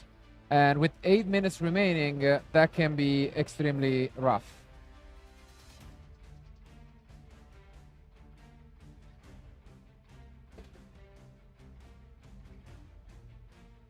And yeah, now we get to grab the Overload Fusion. Wow. What an interruption here.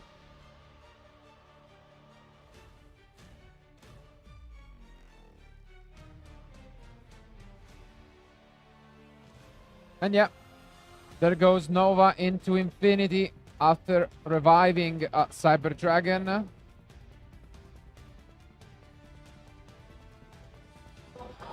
quite an impressive start.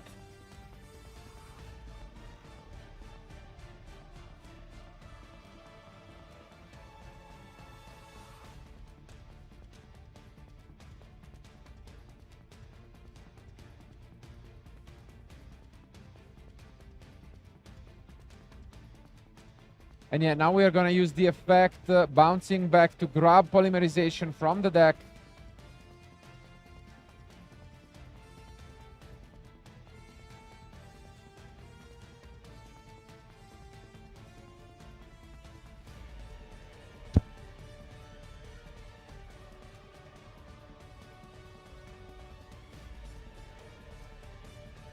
And we do summon this Eos Barog, the Mechanical Dawn.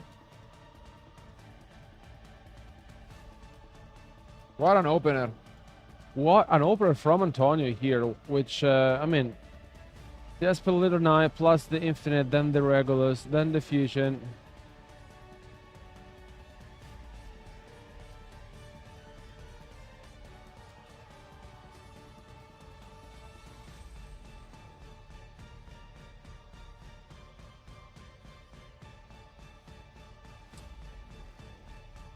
And yeah, during the end phase, he's gonna lose those 2100 life points, and that's crucial.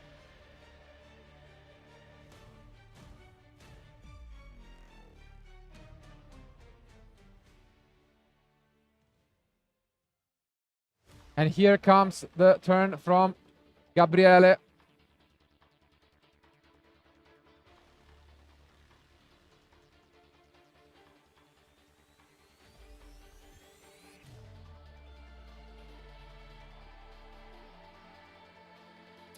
Rough. 5 minutes remain.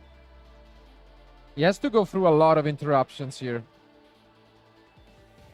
Yeah, I think it's gonna be difficult, but I kind of see Antonio. Although he is down in life points, it really It depends. can negate a card with Tyrion.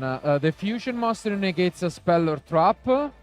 And then he has infinity. So he has pretty much free negation plus SP. That's Yeah. brutal. Yeah, so he essentially negated the spell with the fusion. So now he's left with Regulus, Infinity, SP, and a couple of cards in there we don't know about. Tachyon. I mean, you have to negate. Yeah. Yeah.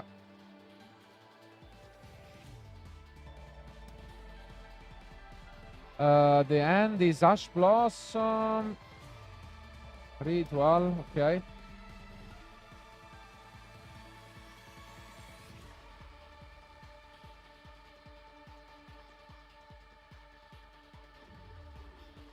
Okay, with prayers against the Abakiri.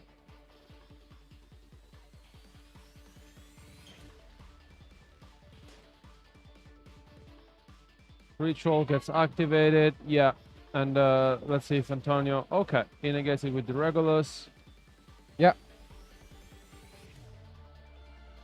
So now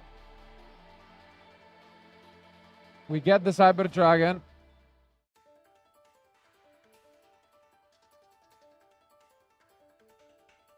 And we still have quite a lot. Abakiri.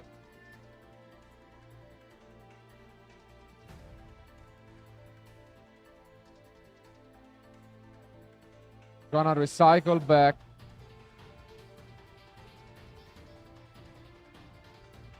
And yeah, that's brutal. He's only left with SP, and look at this. Wow.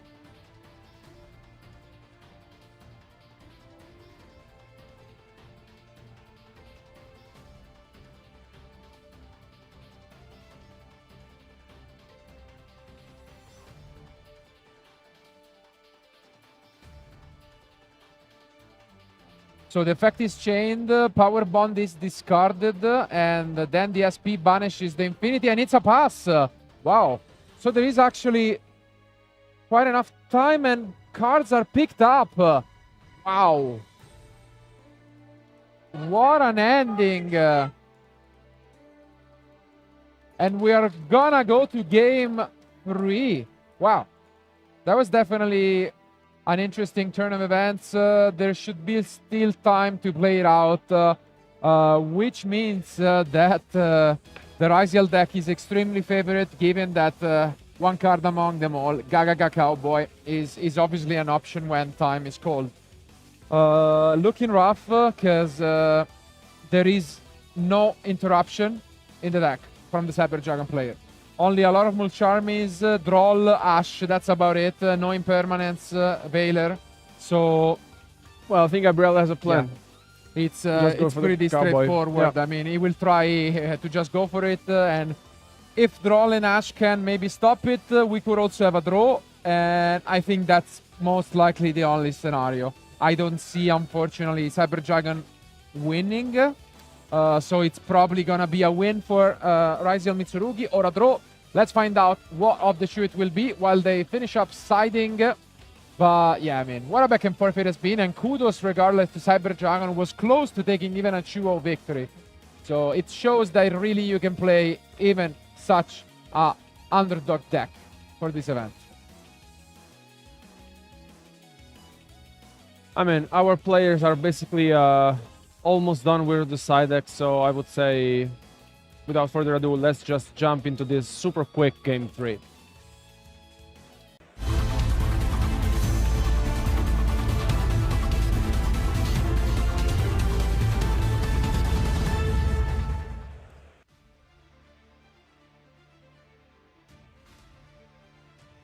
And yeah, it seemed like the decks are presented, so we are gonna play out this game 3. Can we find a way to stop what the Ryziel player will try? Unless there is a brick, it seems very unlikely that we will not be able to access this Gagaga Cowboy. And I see double Mulcharmy and an impermanent, so there is a world in which maybe we don't. But I think There is no, the last X. card is a Ryziel. Yeah. I think there's Wow. X. Last card is X. Oof. Yes. What a save. Yeah, the first card is not so great, but I mean, never if it mind. would have been for this X, honestly, the other 4 cards would have not helped Gabriele out. And we do see the draw, but I mean, time could be called any minute now. We are not aware, but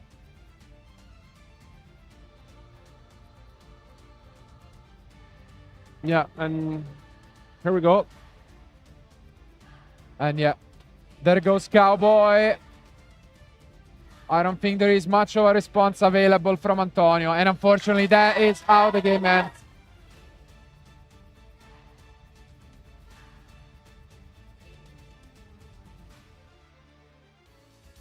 And here comes the end of this round.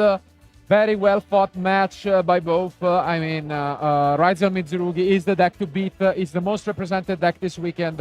But great congratulations to the loser, Antonio, all the way from Spain, bringing his deck, Cyber Dragon, something that we did not expect. And what a fight he put up. Yeah, I mean, really congratulations to both of our duelists, and also Antonio brought such a deck that I really hope to see again back in action this weekend, and it was a very sought after match, unbelievable, and yeah, I mean, the Gagaga Cowboy was there to seal the game, but Absolutely. still, congratulations to both of our players. Now Gabriele is advancing with a 4-0 record, and still Antonio is a very solid score with 3-1. But we still have other 5 matches remaining. And so I would say that, guys, don't go anywhere, because we will be back soon with more content for the Italian National Championship 2025.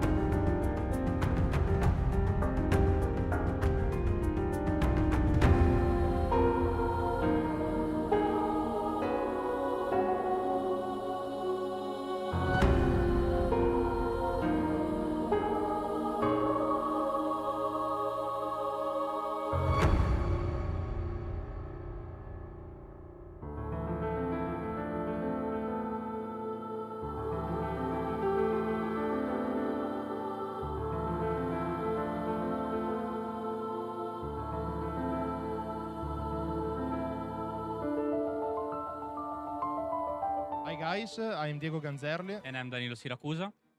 and for this tournament we will be a bounty duelist. That means if you will be able to beat us, you will gain 2 booster packs of the latest core set. And good luck for the tournament. Hi everyone, and welcome back to the coverage for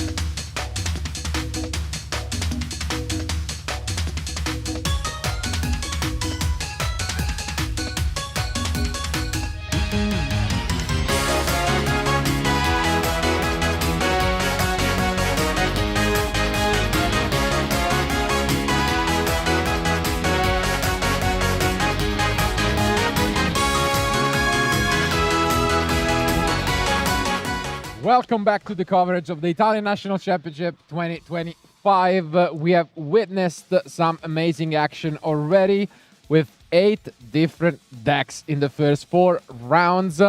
And although we'll see the first repeat of the day, we have yet another new deck among the two because both players still undefeated with a record of 4-0. So this is gonna be an important round because it's the middle round of the day. And while on the one end we have one of the decks that are considered to be the favorites walking into the event, which is Malice. We have a blast from the past, we could say, for all of you fans, which is gonna be Purely. Yeah, I mean, another matchup which we were not expecting at all, but I'm really happy, to be fair, to see Purely in action. And looking at his deck list, seems pretty solid. Most of them are 3-offs. Absolutely. And I really want to see the deck in action against the current format because we have seen Purely in the past. Yeah. They performed very well, but now of course it has to adapt to the current. Absolutely. I mean, the last time we really saw it in being efficient, at least if my memory doesn't fail me, was in Master Duel as it won the World Championship last year with Red Eye, but ever since in the TCG has not had a breakthrough success, but maybe he's here to prove us wrong. So without further ado, let's jump into round 5.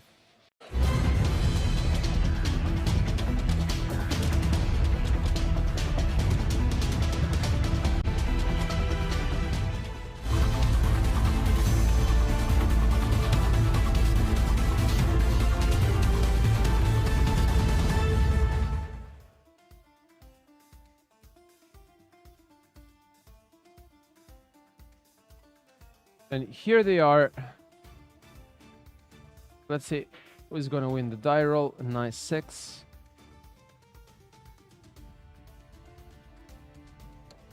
And there goes the handshake.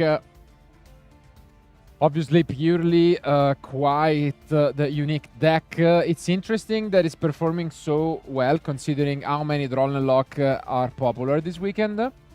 But let's see. Okay, we start things off quite strong with the best, or arguably the best, spell in the deck. Here you can see the synergies such as other decks. It can main deck multiple copies of Mulcharmies because pretty much all of your spells need a discard. So it's fine. Do we have a miss? Oh, wow. Unfortunate miss from the start. Yeah, not what you want to see. Which is something that, can happen, but it's quite unlikely, to be fair, considering the number of Purely cards. Yeah, very unfortunate. Yeah. But at least it seems like we are going to use the effect. Yep.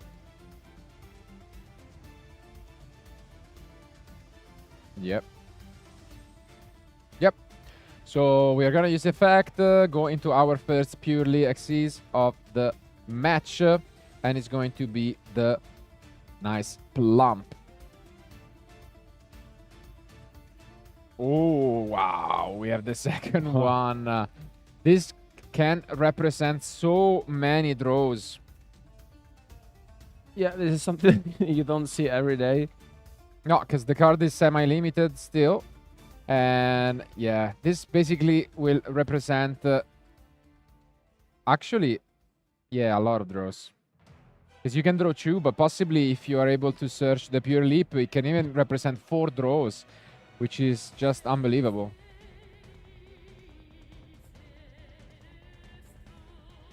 And we even had this double Purulia as a backup plan if we lost the die roll, so solid stuff.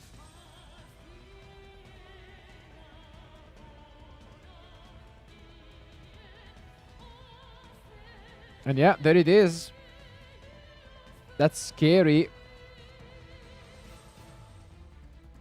It means that now that we are gonna use the reattachment effect during your opponent's turn, we can draw 4 cards, 2 from the plump, and then activating the Yip, you can just upgrade. But it seems like we are gonna have some action here already, because we are gonna start things off with some March Hare. Marciare. Oltre. Yeah, there it is. So here comes 2 throws, and then here comes the pure lip. Oof, but this is a huge, huge find from the Malice player. This can completely shut down the game as it is. We would have had the Noir and 4 total draws, while now we are pretty much defenseless, unless we picked up some interruptions. Wow. I mean, we didn't really see this coming, and I think the Impulse was the only card that we were opening. Yeah, for sure. I mean, nothing else came close. Yeah. Best find by far. And I mean, now we are gonna see what the Malice deck can do. We have seen it plenty of times, and it's not too far of a call to say that we might even have a game this turn with access code. So let's see.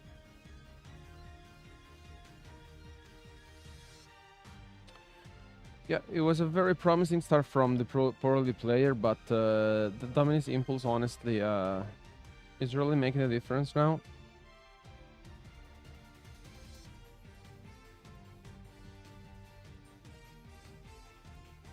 Let's see how he decides to go for, because as you mentioned, there may also be the scenario in which he can try and find, the way to seal this game now.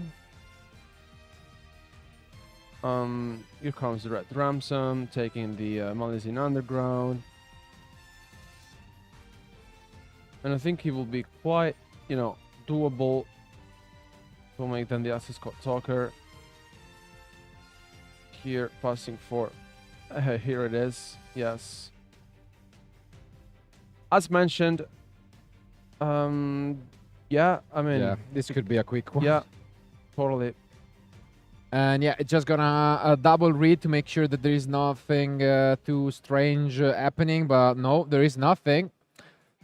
No secret effects, and now we get the Ramson back.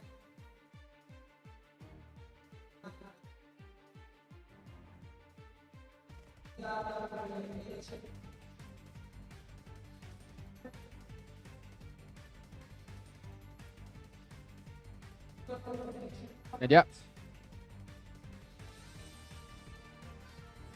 We're gonna get back the Are. And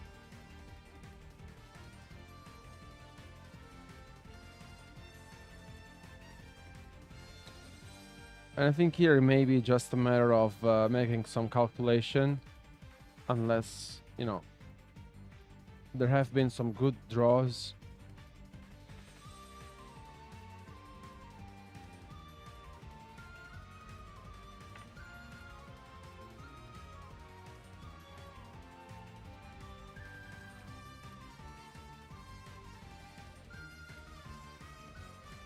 And yeah, sees the line, puts up enough, and in the end, it's Malice completely disrupting the deck in one turn. Oh well. I mean, what can you say? The opener was even really good because we mentioned it that, the most important card is by far the Sleepy Memory.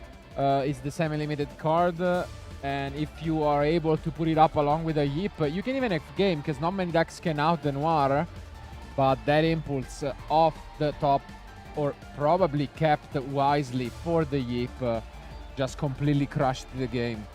Yeah, it changed the game entirely, especially because, at the end of the day, the Access Code Talker along with the Red Ransom was, was plenty. Was enough. Yeah. And now you must be scared if you are the purely player, because obviously there is help from the side deck. We have mentioned it plenty of time throughout these months.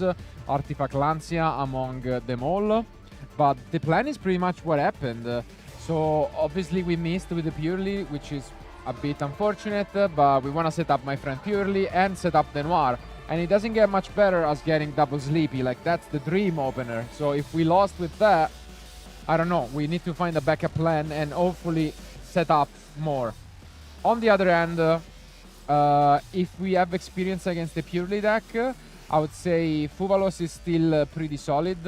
So we should definitely keep those in. Outside of that, it's most likely gonna be going second cards. So like Thrust can be okay.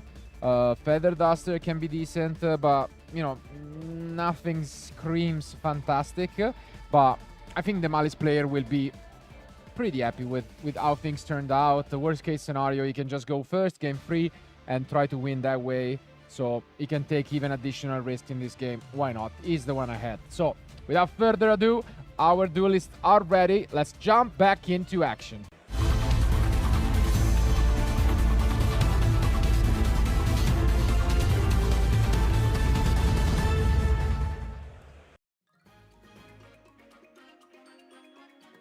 Here they are.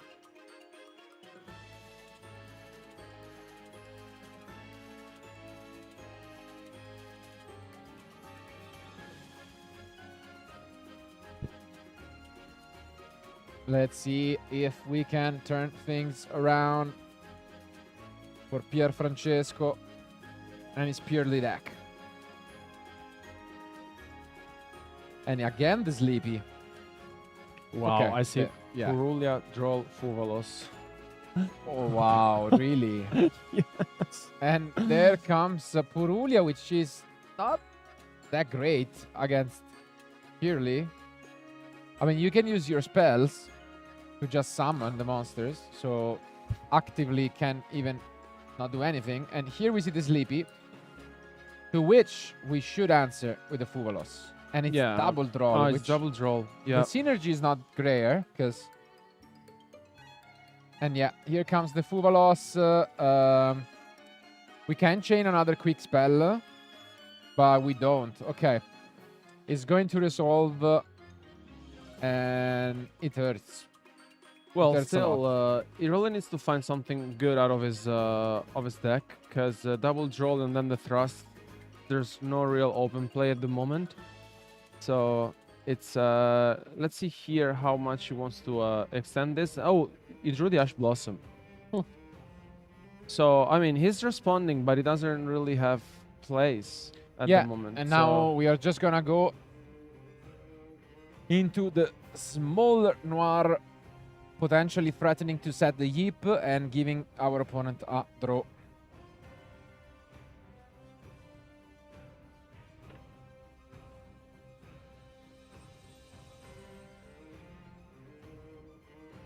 Wow. Here, as expected, we do get the Yip. Yep, there he goes.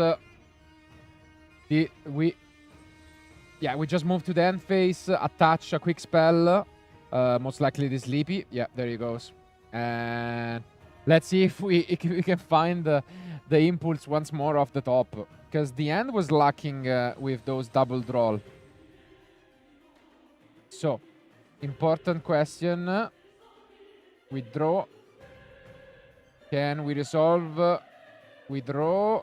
Is this going to resolve? Do we see the impulse once more? No. That's big. Huge difference from the previous game. And that now the changes Noir, so much. We draw two more cards now. with 5 materials underneath it, it's gonna be very difficult, especially because I see a Lancia. Yeah, we being picked drawn. up the Lancia. Yeah. And there it is, Artifact Lancia. And you can see Matteo smiling. He knows this is gonna be quite tougher as compared to the previous. Well, because he has, I think there's double draw, thrust, and not sure about the other twos, to be fair, but yeah, probably a Malice. Yeah.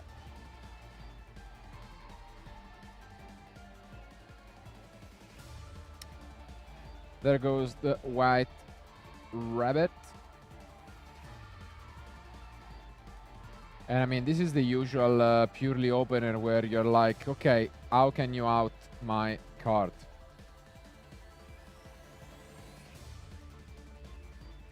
Trust is okay, of course.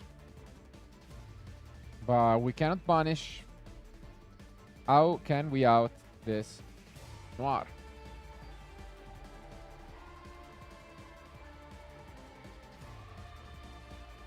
And here comes an interesting card with this I meet you.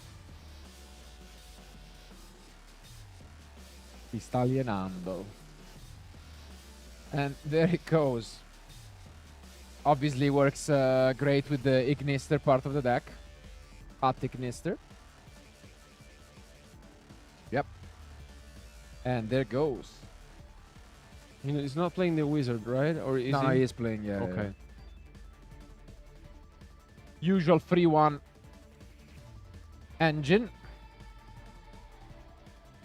And yeah, I mean, not surprising. Now he's gonna just do his thing. Get to this backup. Backup is gonna grab the wizard. And then if he wants, he can use the wizard to bring back the white rabbit.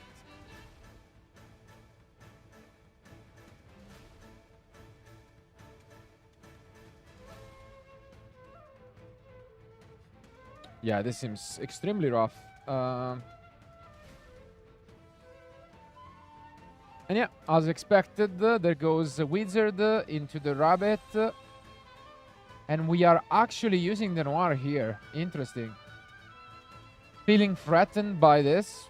Decides to react. Will it be punished?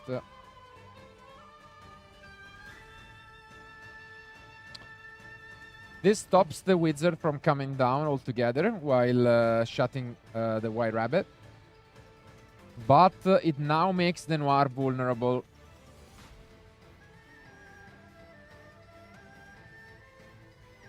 Although we must keep in mind that since noir was summoned in this turn with the pure leap, the field still prevents it from being targeted. So there is still a layer of protection on the noir. Yeah, I mean, we can see that he's really trying to play through this and also under the Lancia.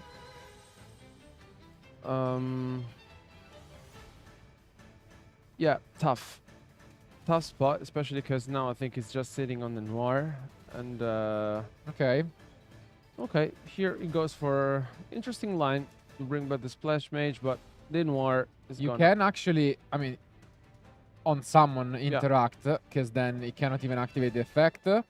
Are we done? Do we have anything else? The noir is out of materials. So it doesn't. Yeah. I think it's over. Yeah, it passes back. So not able to break through this field. And this means that during the end phase, we can use once more the field spell to attach and go back to a second material, which is huge. Because as you can see, we can just get rid of, in the end phase, this trap. And now Matteo is completely defenseless. With 5 cards in hand from Pier Francesco.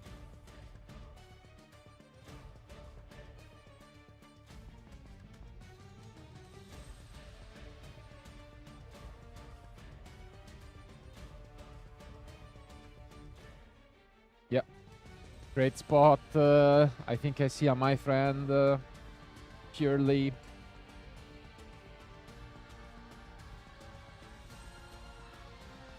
And we start things off with a normal summon. This time we do it. Not that it mattered as much, but yeah. We are met with the second roll. Annoying, but yeah, I mean, given the situation, it's not the end of the world, I would say. Yeah. And here comes an interesting card, a free of, which is Dawn Angel Cambi. Essentially, you can special summon it if all of your monsters are fairy, and then it has an interesting effect where you can actually tribute any number of fairy monsters, including itself, and special summon one fairy from deck which has level equals to those monsters. And there it is. Given that it's a level 1, it essentially allows to special summon any of those engine monsters. Yeah, and there it is. We are still under troll.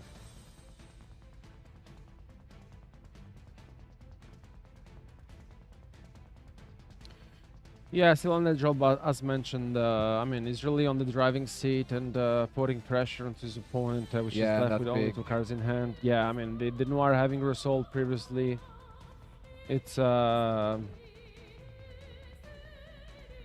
this is going to be huge.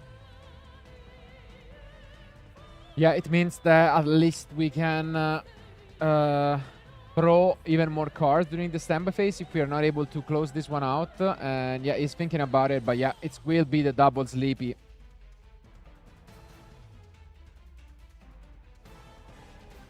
And that's it. Yeah, Matteo has seen enough. Solid effort, but it's Pier Francesco who returns the favor, and even the scores 1-1 with this purely deck. The plan looked pretty similar to game 1. The crucial difference, no impulse. Yeah, I mean, I think Pier Francesco started things off as in game 1, but this time around the Noir hit the field, and yeah, I mean, he made a huge difference, especially because he drew the artifact Lancia, which basically shut down Matteo's strategies entirely, and yeah, I mean, I think it was very well played, and especially because, I mean, in game 1, that Dominus Impulse, I mean, of course, completely stopped Pier Francesco's plays, and yeah, now we're entering into game 3, and it starts getting very interesting, especially because I assume that Matteo will go first, and for the first time in this match. And yeah, I mean, we've witnessed the Malice deck going first. He has a lot of different interactions and plays, and I also feel like, of course, the Artifact Lancia is huge, but you know, playing purely, you cannot afford to play a lot of end traps. There's just a few in Pier Francesco's deck, which means that maybe chances are that for Matteo to combo off. So let's see if this will be the case. Anyways, you know, with 25 minutes remaining on the round, there's still plenty of time to play this one out, and I mean, I would say that our players are already done set decking, so without no further ado, let's jump into game 3.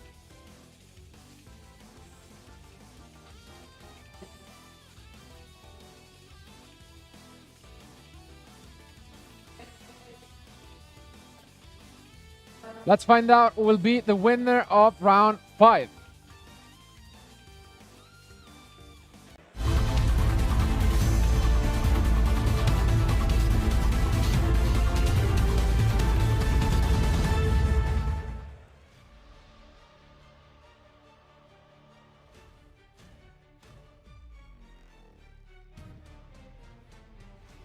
And here they are. So finally, the Miles deck gets to go first once. And here we see the Mulcharmi Purulia being activated by Pier Francesco. So there's a set card, there's Malice in Underground being activated, and there's also the Ghost Bell. Okay. What a Well, opening from Pier Francesco. Giving a draw. Dormouse gets activated, and here I see double nib. Wow, okay, but here play continues. I think he said the 06, not sure it was quite fast, but yeah, I think at this point, let's see if he can find a way to deal and play around Nibiru. Of course, it's always difficult. But here comes a Splash Mage, and it's going to use its effect to bring back the Dormouse. Yeah, I think until now everything is under control for Matteo, but from this moment on, here comes the Red Ransom. There's of course the threat of Nibiru being summoned onto the field. Yeah, I mean, I really feel like that in those situations you always want to, of course, push, but if that's the case, if your opponent has the nib, I guess it's just a matter of time because we will see that in action. Yeah, a bit of a discussion in between the judges and the players. But yeah, this is the main difference. As Ghost Bell negates activation, you can just activate, because the card says not that it cannot be used, but cannot be activated once per turn. So yeah, that opens up this line.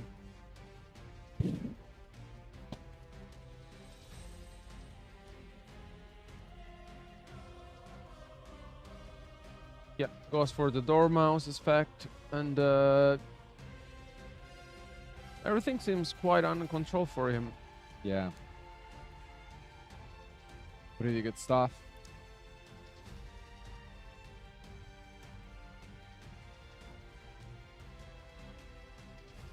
Let's see if he consider a scenario in which his opponent is holding a Nibiru, which may always be the case. I mean, we talked about the most played cars during this weekend.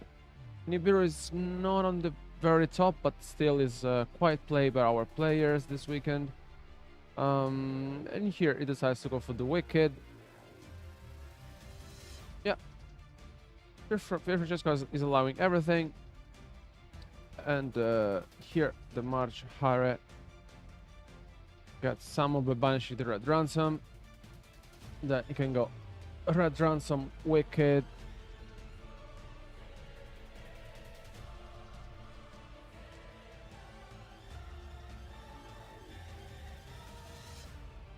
I mean, as always, usually when facing against the Malice deck, the question will be mostly on the opponent whether they can find enough resources to just fight back in this. Otherwise, it should be a pretty streamlined victory for Matteo.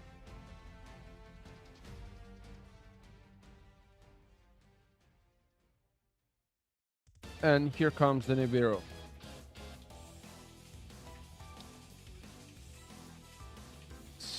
Yeah, I mean, let's see if Matteo was really expecting this, but yeah, of course this hurts.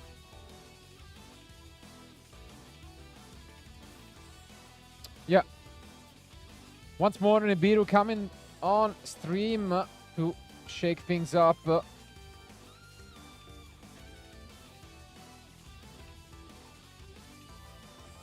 Well, Matteo not gonna waste any time, uses the token immediately into the Link Spider.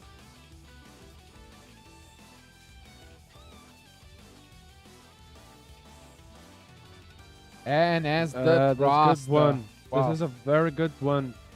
Could just go into talent, or if he wants to extend also the I Meet You, but yeah, it is talent. Yeah, I mean, I think it makes a lot of sense to get the talent here. It's yeah, I think he can have a look at his opponent's hand. Okay, double, my friend. Yeah. Double, my friend, is pretty nice. And yeah, that's why we actually send back the only quick spell. Because if we can deal with the my friend, it's pretty much over.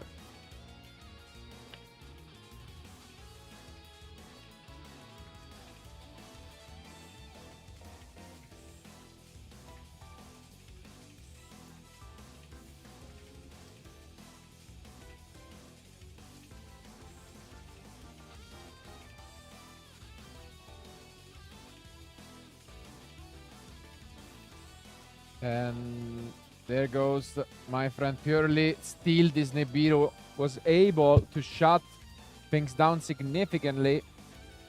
But Matteo will pull the trigger, and he does so indeed. Using this 06.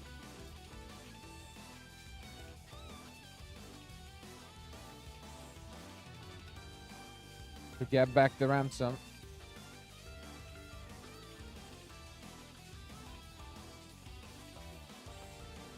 And nice top deck here from Pier Francesco. But there's the Ash Blossom being activated, so yeah, a bit rough.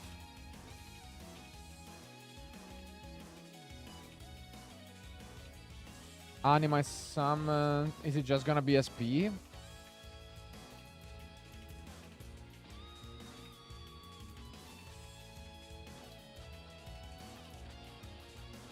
Yeah, I think maybe SP, right? I mean, doesn't do all that much.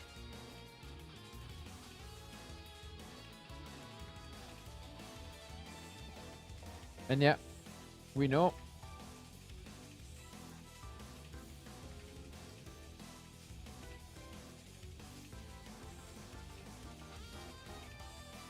We knew Yeah. the 07 was there. And yeah, that's gonna be really, really strong.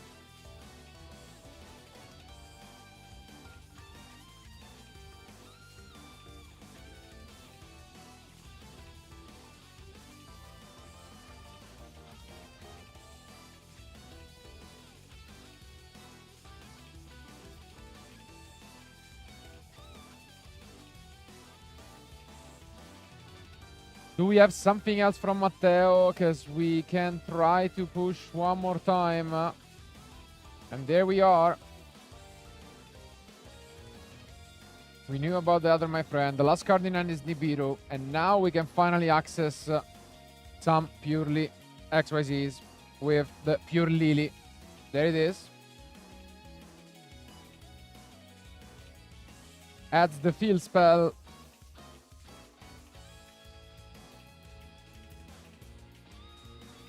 I'm gonna activate it right away.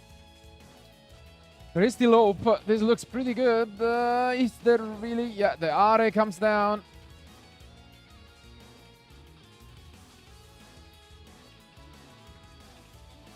But here comes one of the trickiest sequences for Purely.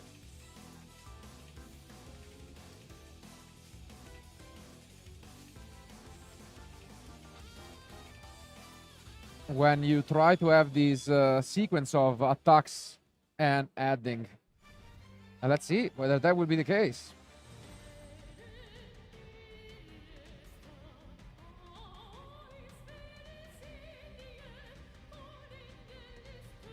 Matteo asking informations about him, and we are gonna crush adding, and then we can use the effect of my friend Purely.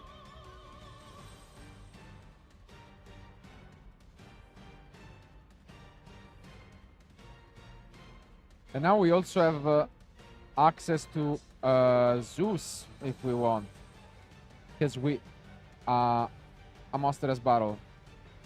Oh, and another miss. Quite unfortunate yeah. here. And yeah, now we can go into an XYZ.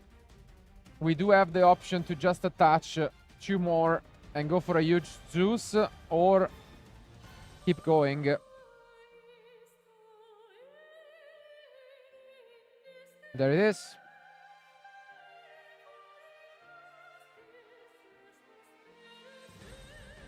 And one more chance.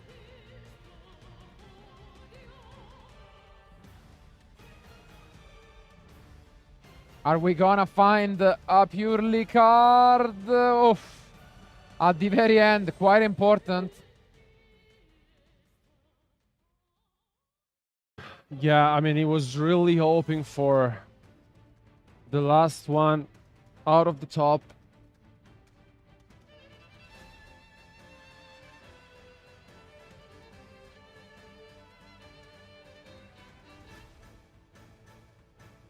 And I think we are just gonna go for a huge Zeus. Is that not the play? I This is think huge. so. Yeah. So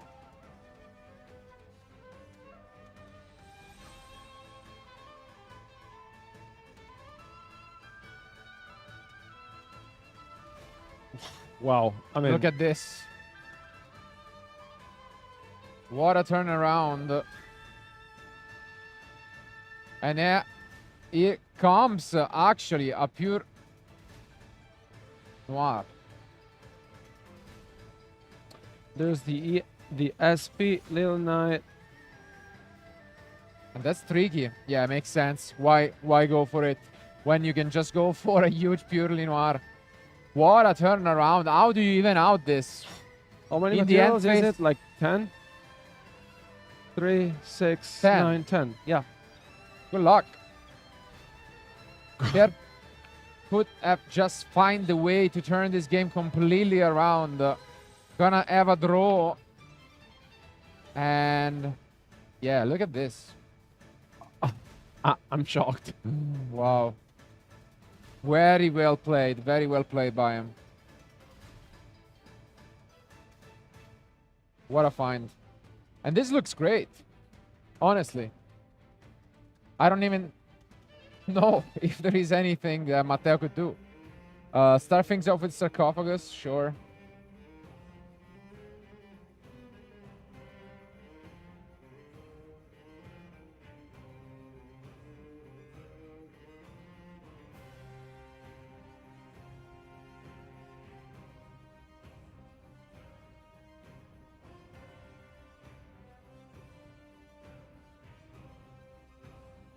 Time is still fine. Yeah, 12, 11 minutes, I guess. So that shouldn't be a concern. And There's also the Ghost Bell. the Ghost Bell out of the being one drawn. draw. Yeah.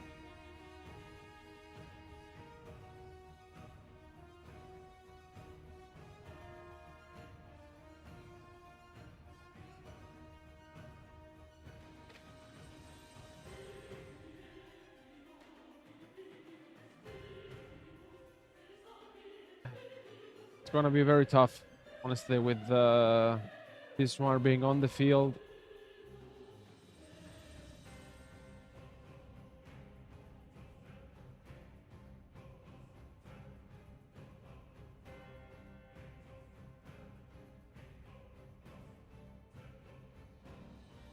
And yeah, we are gonna pull the trigger. Getting rid of this backup. And yeah, this is just a matter of time. Shuffle back even the last card. Nothing else you can do. Field spell is gonna be activated during the end phase. And you can see Matteo smiling. He knows this is gone. He managed to be pressed by this. Is he really picking up his cards? He is. Wow. What a match. And Pier Francesco has managed to assemble an incredible comeback. After seemingly winning game one and then losing to the Impulse, he managed to take a step back, keep his composure, and come back. What a match it was. Yeah, I mean, he really kept his composure after this game one, in which, you know, he already started things off very well, but that the Dominus Impulse really changed the strategy entirely. And then into game two, we witnessed what didn't happen in game one. So thankfully, you know, the Noir went through and sealed the game. And then in game three, honestly, what a match it was. Game 3, yeah, was by far the closest. It's the first time in which Malice went first. I mean, outside of a Purulia and a Bell that didn't really stop him that much, it seemed like he was able to put up the field that he wanted. Turned out, though, that even when backed against the wall, this deck barks back. And oh, if it did, no more cards in hand, but a Noir with 10 materials. Wow. I mean, in the end, I don't know, maybe some things could have been played differently by the Malice player at the end there. But overall, just a great performance by Pier Francesco. 5-0, showing us that yet another deck should be taken seriously. It's still out there. It's still something that we should prepare for. And I can't wait to finally hear it from him, because as this match finished not in time for the first time in round 5, we can have our first winners interview. So don't go anywhere, and we'll be back soon with the winner of round 5.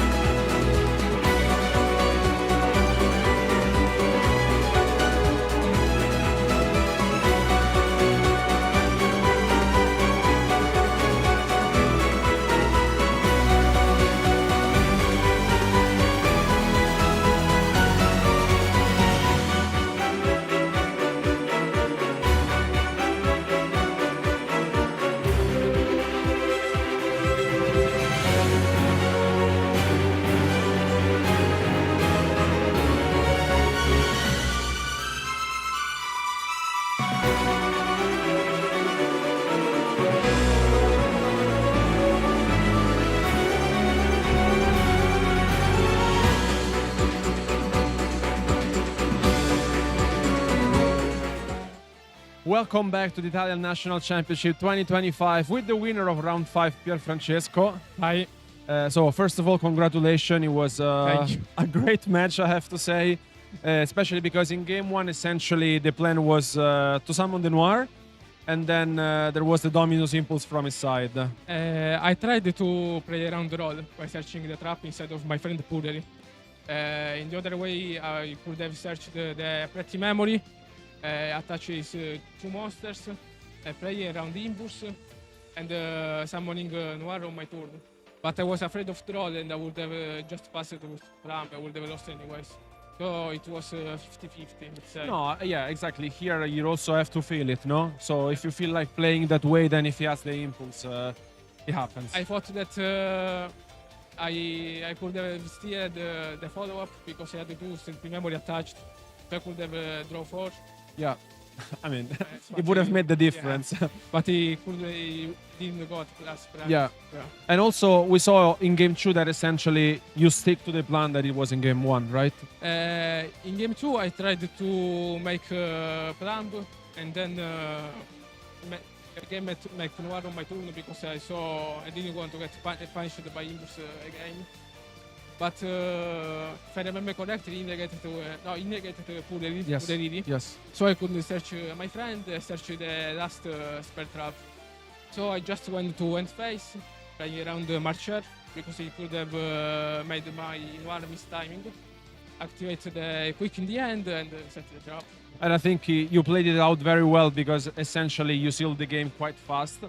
And then in game 3, we witnessed the Noir with 10 materials.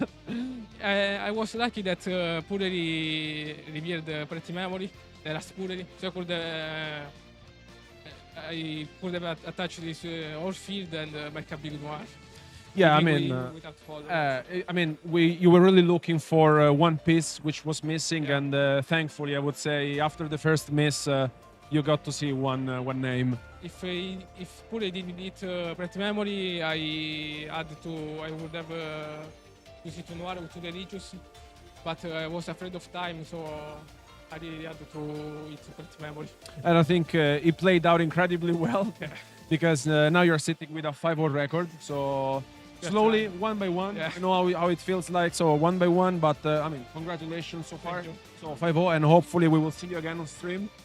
Why not? Why not? Yeah, you have to be optimistic, and I was think. a bit anxious. But On stage, everyone can be anxious, but you played it out very well. So congratulations once again, and thank you for being with us, guys. Don't go anywhere because round 6 will start soon.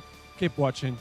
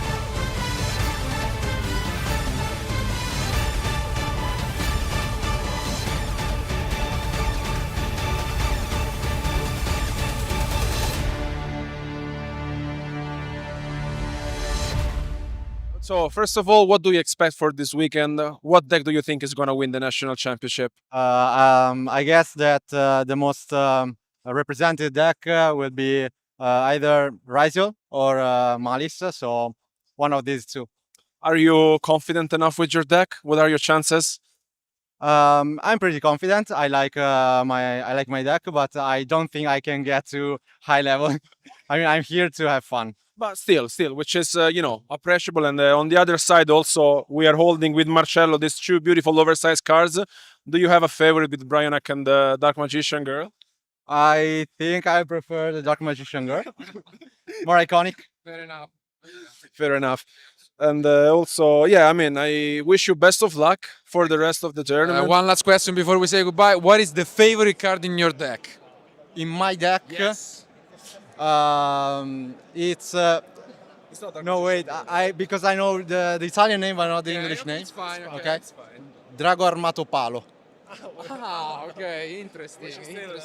Which keep watching the stream and possibly we'll see him in action later on. Good luck for the event. See you.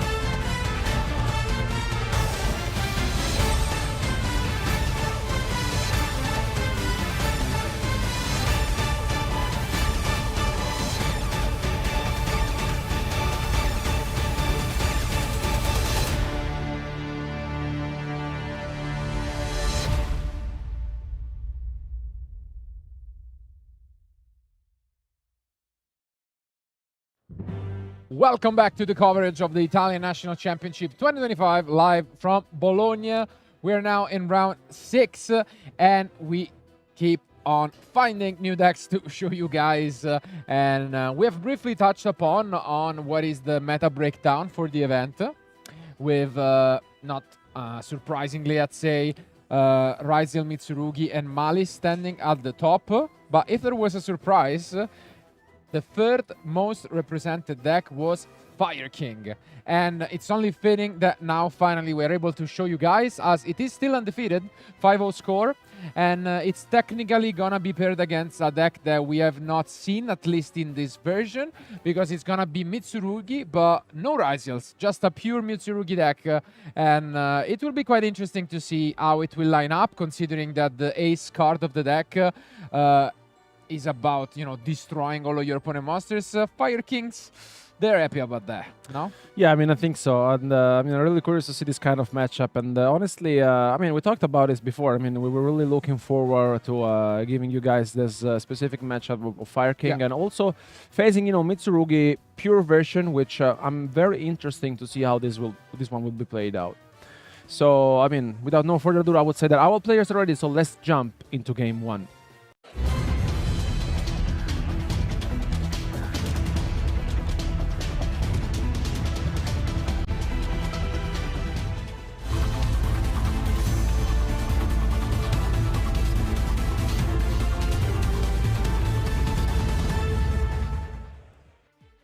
And here they are.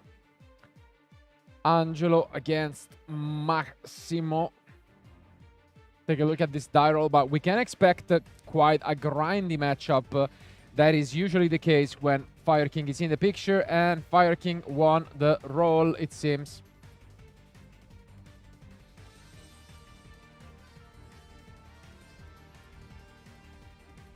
We have seen with Dinka, of course, how this deck usually plays out.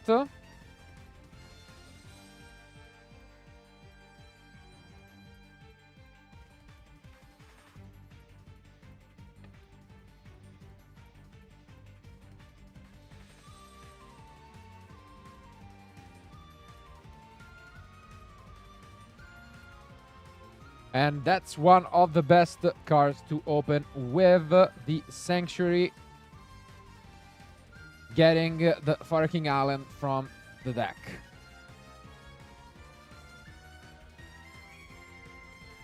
Also, somewhat surprisingly, there is no Ash Blossom in the main deck from Angelo. So we are not quite gonna see that, but let's see if he picked up some of these Mulch armies.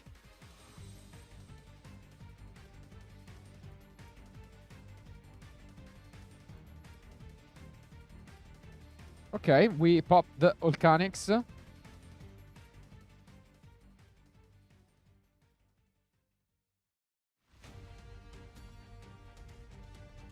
Which is featuring alongside the Abbey Shrine in one of the beautiful Winamat playmats that you can win at the public events. And a Droll. This could be quite annoying, actually. Let's see. Not that the deck wants to search all that much, but still, you know. Worst case scenario, this is a quite powerful interaction, where thanks to the Fire King Sanctuary, you can just XYZ into the Garunix Eternity. And essentially, when that's gonna come down, you can destroy all other monsters on the field. So that's quite a big interaction there. Yeah, I mean, the Droll Lock, I mean, we've mentioned this before. It's quite popular this weekend. It's being played by most of our duelists. And, of course, against Fire King still, you know, puts a lot of pressure. But let's see here how Massimo plays this one out. I mean, at least it did shut down the Volcanics from activating, and now there is the Promethean Princess. And we see an Impulse, okay. Can be annoying. I see Angelo very confident about activating this Impulse right here. You may know the Fire King deck well.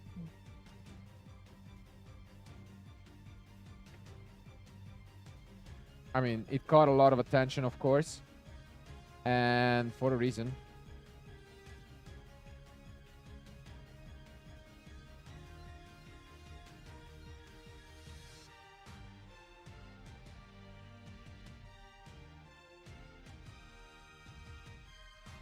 Yeah, here Massimo is just taking a moment to understand, because it's not easy. He needs a monster to possibly set up fully.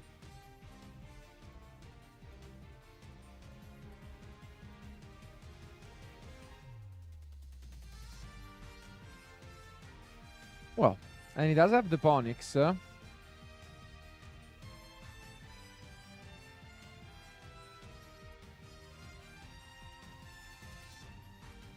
So, I mean, this draw ended up, you know, being more annoying than we expected, shutting down a couple of searches from Ulcanix and now Ponyx.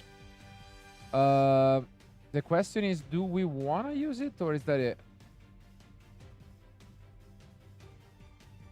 Because usually here you can go either for the Sunlight Wolf and just call it a day. Might be done, I think.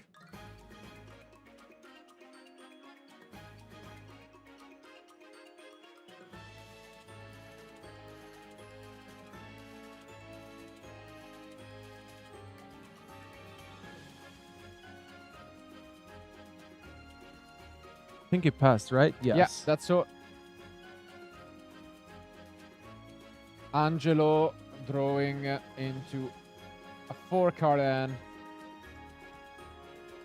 Start things off solid with the prayers.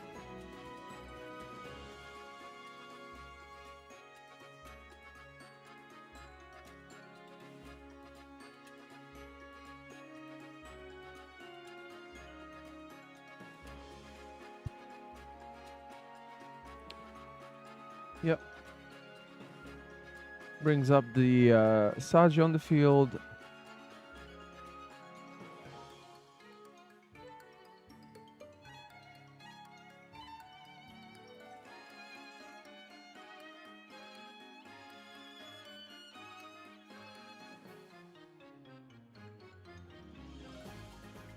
And yeah, now it's just gonna declare his chain links.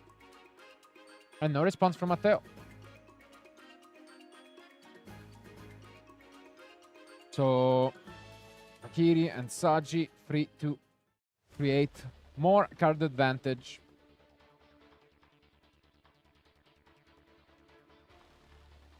With what could be a face down threat of this Sky Burn. One of the cards you mostly expect in this spot. Outside of Impermanence, maybe. And here we get one of those cards which you don't usually see in the Ryzel deck, which is the Magatama.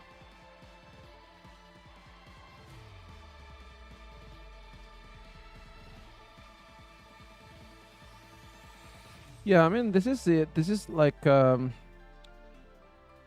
really wonder, and we'll be curious to ask our duelist why you end up playing pure Mitsurugi rather than the version with the Ryzels. I mean, at the end of the day, I really like it, especially because there's a lot of consistency in the deck. And now we see the normal summon of the Fuvalos.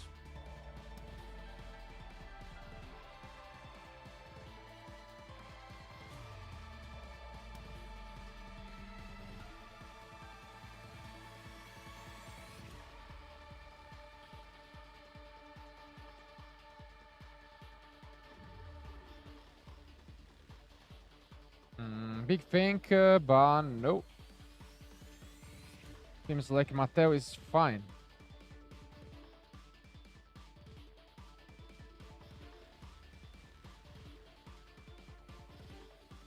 There are quite some interesting options in the extra deck, but we must keep in mind that we are under Impulse. So many of these options are actually shut down because there are quite a few Earth and Wind monsters in the extra deck. And that would be a shame if he summons them, because it's still legal to summon. You just cannot activate the effects.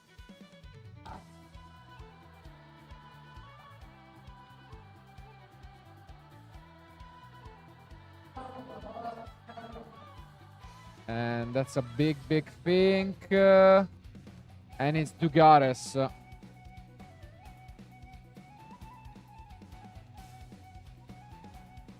So Matteo is gonna have a read. Very versatile card, of course.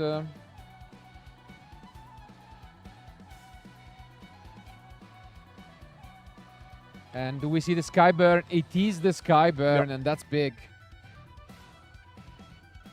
It's a very good one. Yeah. And gets rid of both of them.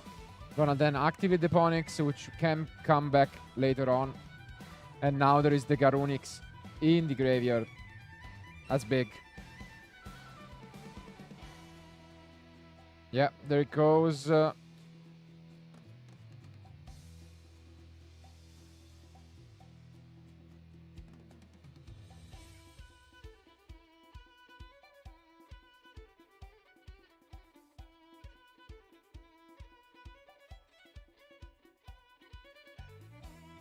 Yeah, gonna resolve, pop, create even more advantage. If he wants, he can pop, I guess, Kirin to bring back Arvata. That could be an option. Let's see if that's what he wants to go for. Yeah. Yeah, I think it makes sense. Makes a lot of sense. There it is. Solid stuff. Not only do you get this negation with the Arvata, you also set up the Princess in graveyard. So, yeah, this looks amazing.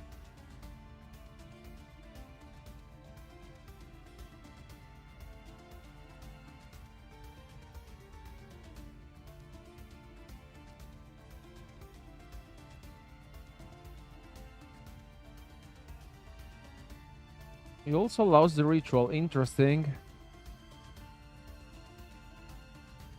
Yeah.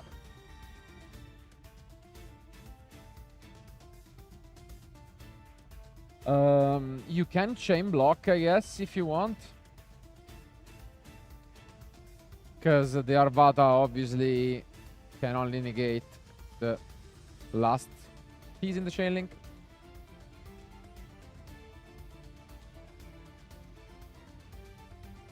And we are just gonna send Kusanagi and another Abakiri. But you cannot. Yeah, exactly. Okay. So it's gonna be instead Aramasa. That's so much advantage. So now it's an important decision on how to chain to shut down this Arvata.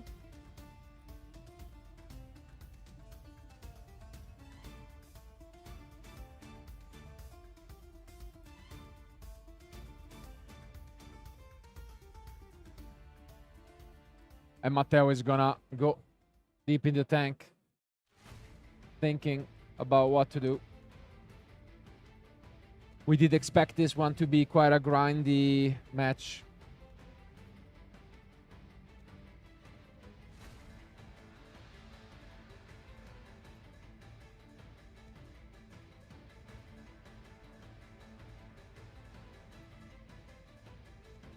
Yeah, I mean, it's thinking about it because maybe he will not have the chance later to activate it anyways.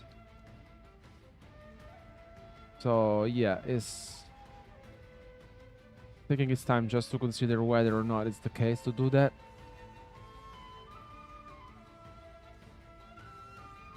Yeah, it was also unclear what was the last chain link. It seems as if, yeah, it was the ritual. Okay. Interesting.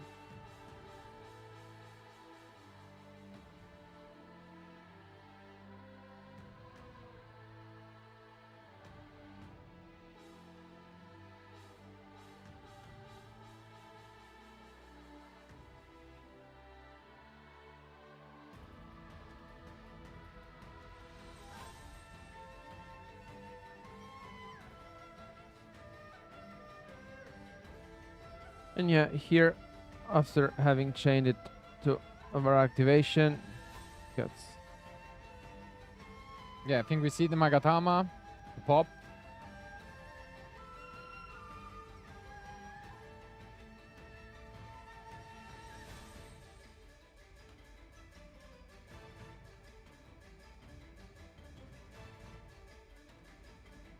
And this is gonna be brutal. The whole field pretty much is cleared, and still you get so much advantage.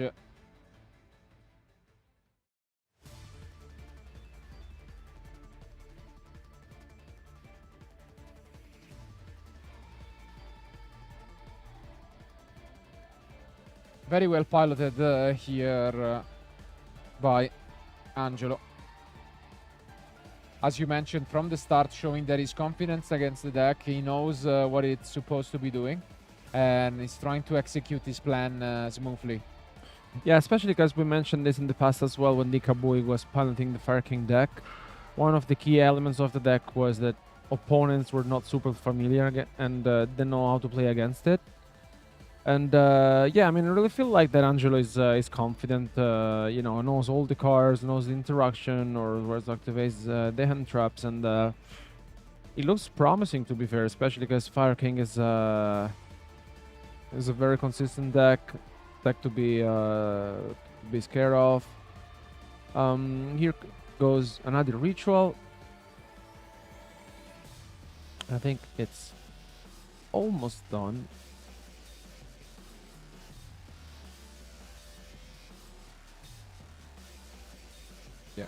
Tsunami Tama.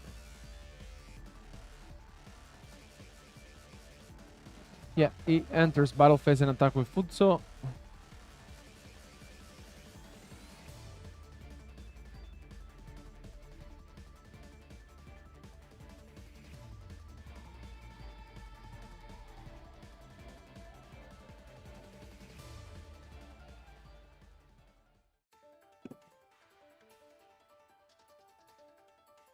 And yeah, now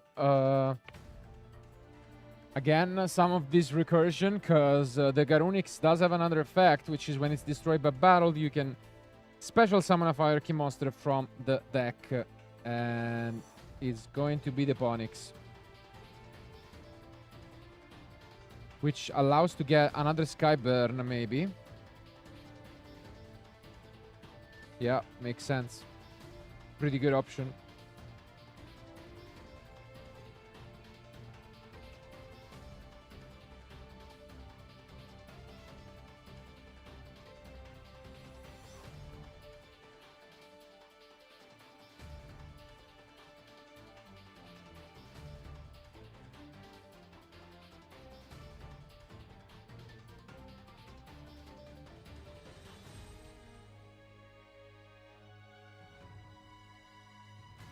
Yeah, that's one and pass. Well, I mean, still, I think he tried to navigate this, you know, beside Massimo hand was still, you know, stopped by Jolly Locker Bird and Impulse.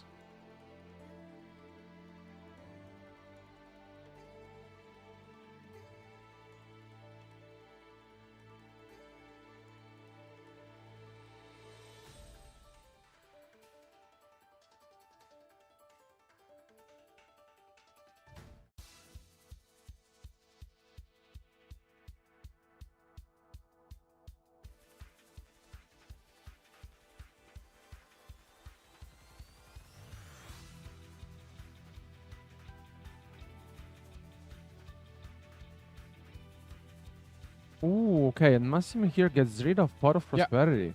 Yes. Well, that's quite of a sacrifice, I would say. Indeed.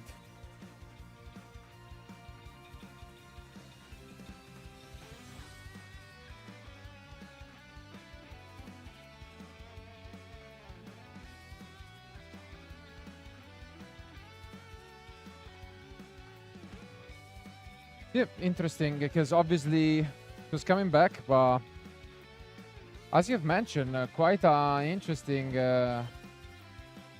trade-off, I'd say. But now we can normal summon this Ponix. Not even sure that we have that many targets left. Probably another copy of Sanctuary? Think so. Per sgrassare.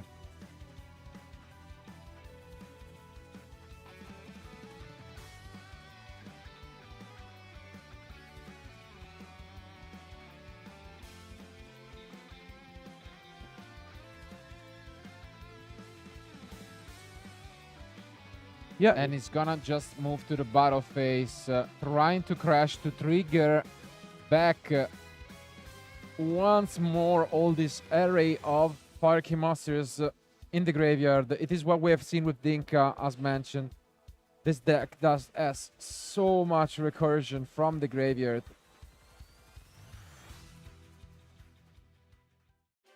You can never count it out.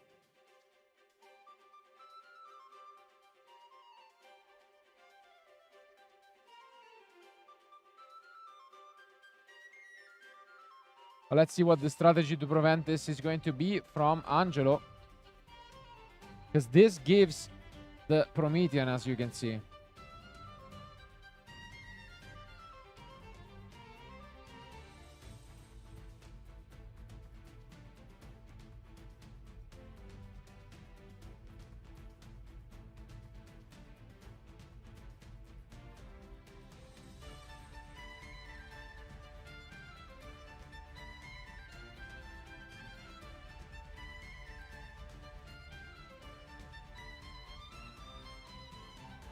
And yeah, now we're gonna see quite a few chain links to which Matteo will see how to respond. Massimo. As we go and activate both the Sagi and the Futsuno Mitama.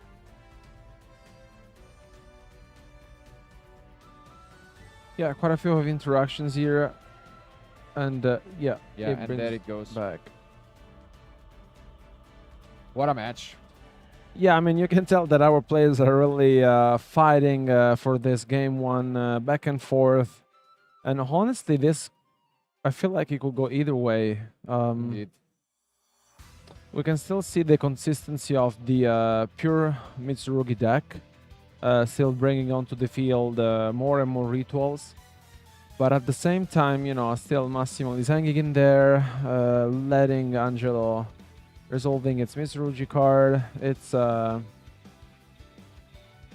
a lot of going on, and you can tell that both players also having a smile here. So there's also this, you know, nice interactions between them, because, you know, stakes are high, but still, you know, they know that they're playing their cards, and here you can see so much things going on. You know, bringing back the spell.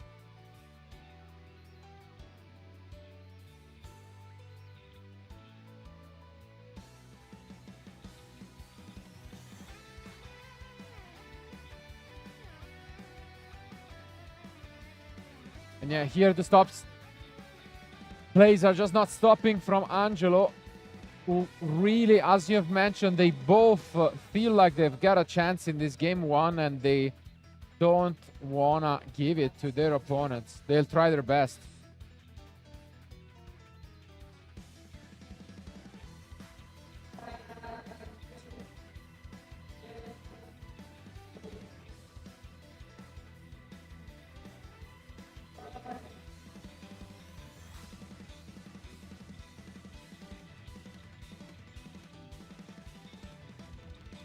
Yeah, Massimo is considering his options, because, I mean, at this point, I think Angelo is left with 4 cards in hand.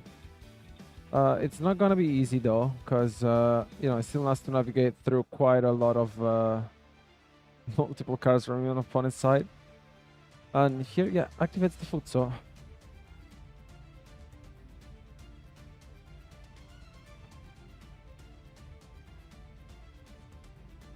And it keeps coming.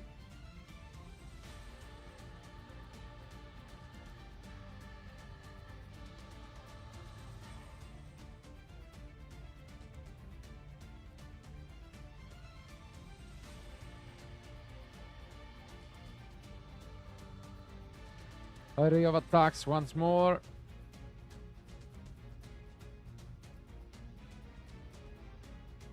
And we still know the Sky Burn, and there it comes down, destroying the entire field from Angelo.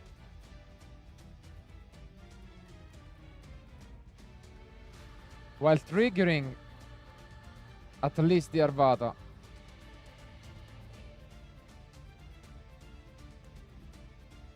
What a match. Yeah, really. We have had a lot of back and forth already today, but yeah, this one is definitely going among the closest.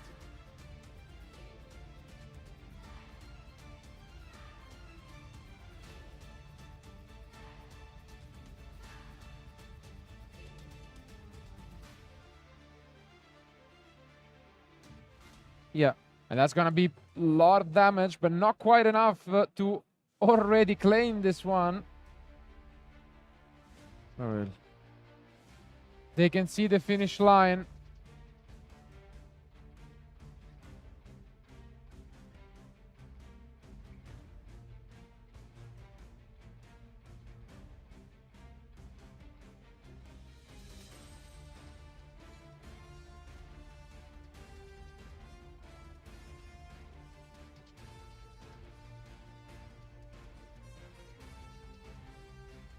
And yeah, gonna leave 1,000 life points while going for this Ita, which has the Saggi, I think, available. Or the Dugares, yeah. Yeah, it's Saggi's dog. Only Luke's fire. And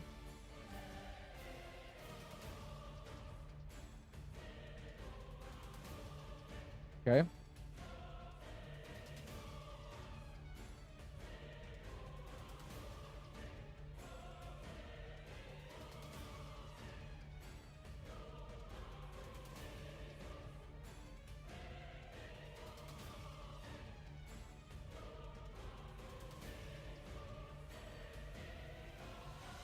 You can see them smiling at each other. I mean, the extra deck is as straightforward as it gets, pretty much with triple princess. Is that really gonna be it? Or are we gonna go SP? It is the SP. To get rid of...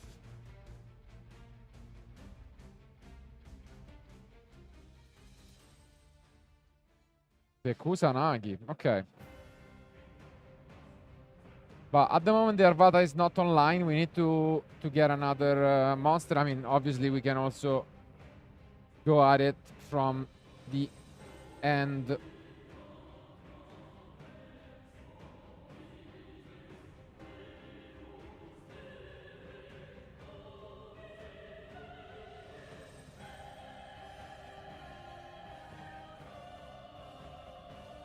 And here, once again, it comes to prayers. I mean, this is what the deck does, you know, repetitively, and I think it's, you know, very good at it. It's super consistent, and I mean, I think this is by far the most, you know, fought after match of the whole weekend so far. Yeah, no, indeed.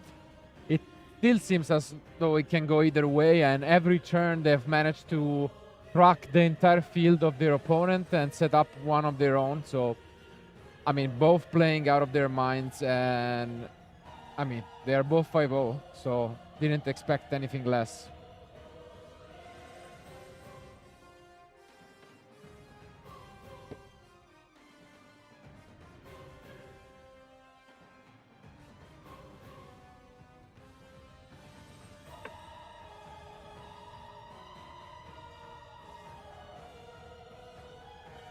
Well, Angelo, though, with 200 life points remaining, starts to... Yeah, starts to worry a little bit. And at the same time, almost 30 minutes have been used for this game one. Wow. I really start to get worried about time, to be fair, especially because, you know, this is only game one. We've always been this close so far in the match we have seen before. Oh. To having a draw between our players, but that was not the case yet.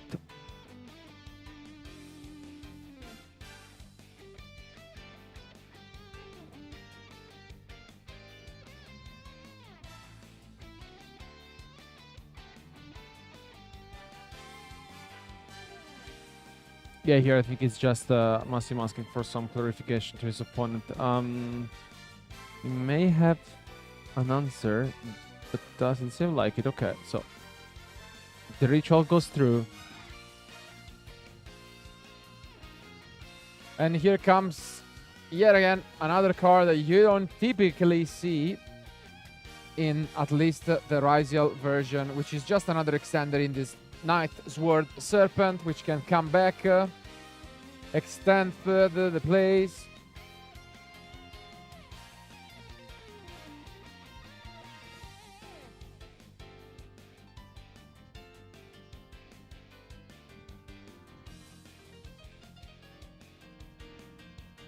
But SP has been activated by Massimo.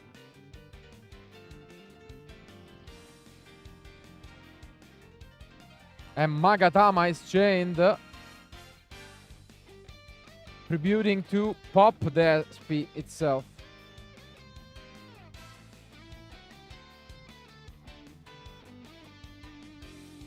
That goes through. And in a new chain,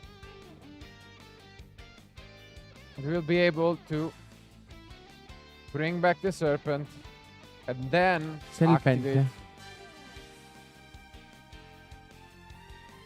some effects. We also have the Garunix, but no, we forget to use the Arvata, negate the effect, pop if it resolves. Yep. And this allows to bring back Garunix. Very good interaction. Ooh, there's the impulse. But the impulse, not say it coming. that's a great one. Would have been such advantage. And this can change things.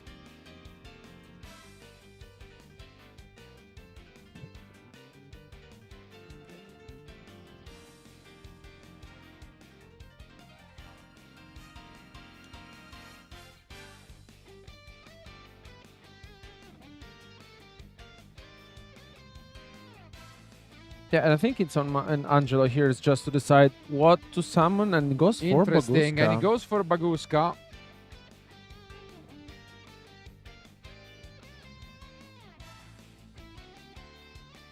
Which means it cannot be targeted or destroyed by card effects.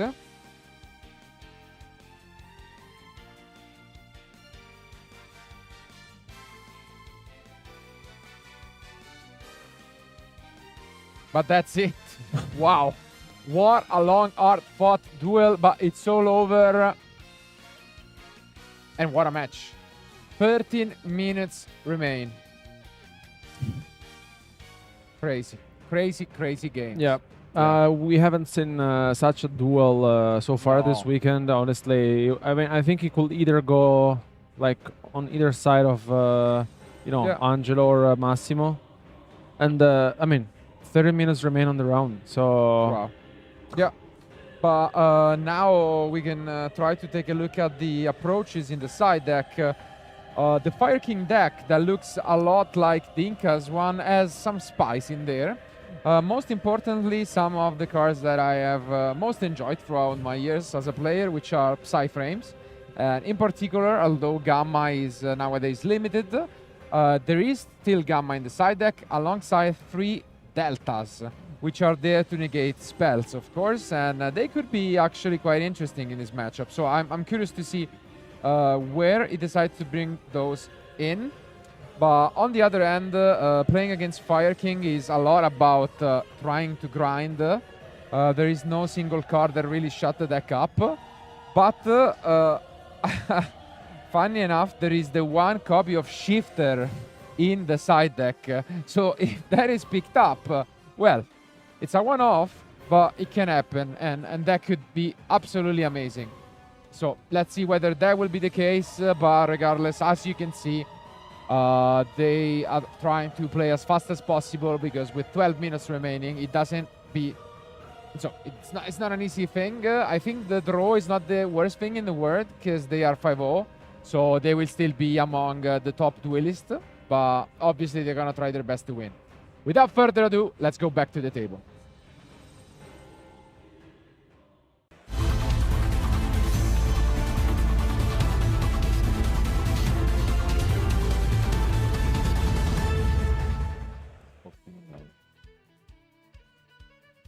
And there we go.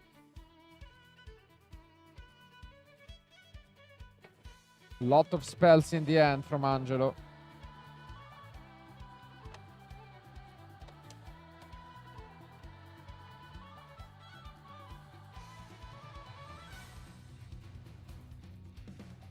Well, and it starts things off with the Pot of Extravagance. And that's the best way to start things off. Also, because Spoilers is only playing 2. So, opening it must feel good.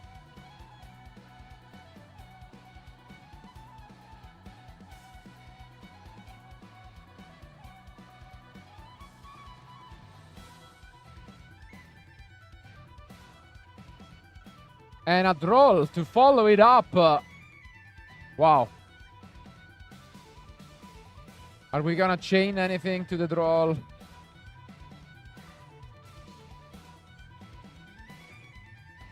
I passed. Wow. Yeah, rough one. Although technically you are on a +2 because the pot was a +1 and the draw was a -1. I mean, this is often not just the case of advantage.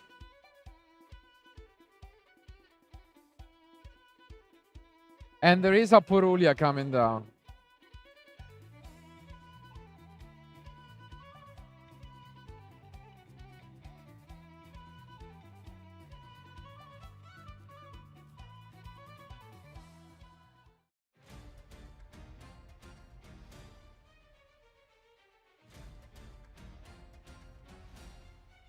Well, not an easy situation as well for our players.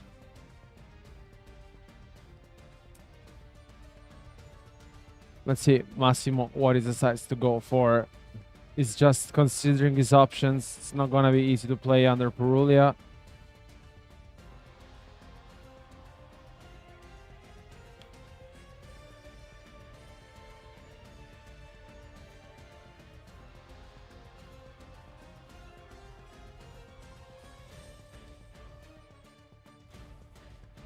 And yeah, just returns the favor, passing back and using its own copy of Purulia. What a game. And wow, definitely an unusual one. And I think Massimo might be wondering in his head, should I pick my cards up at some point? Because there are 8 minutes remaining. And I mean, unlikely to deal any damage.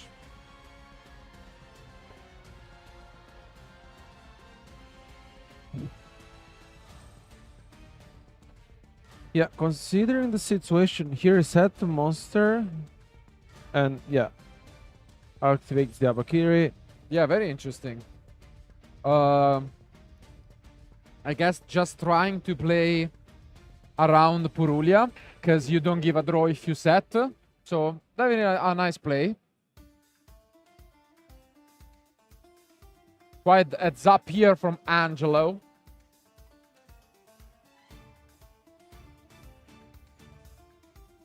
And we see the impermanence, which is going to resolve, but still so much advantage.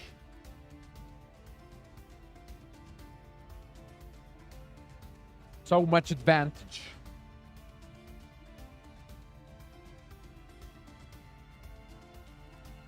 Let's see. Time is ticking. Can we clutch this draw? Or is Massimo gonna risk it all and try to win it all? Here comes the prayers. Yeah, 7 minutes remain on the round. It's gonna be a very tight and close one.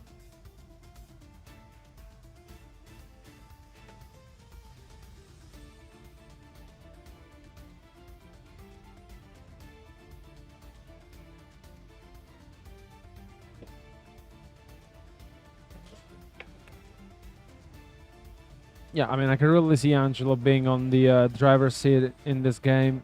Absolutely.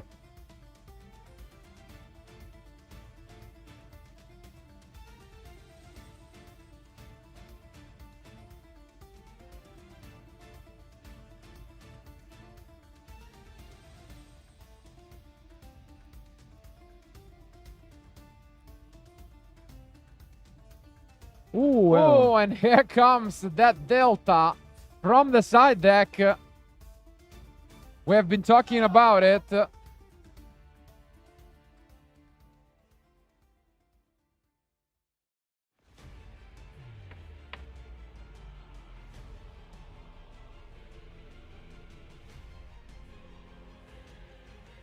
Psyframe driver coming down, trying to protect the life points of Massimo.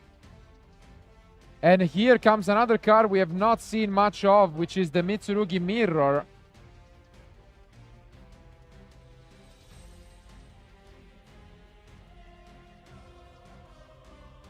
And all you need to do is push some damage, take that safety net, be ahead, so that even if time is cold, at least Angelo can guarantee a draw.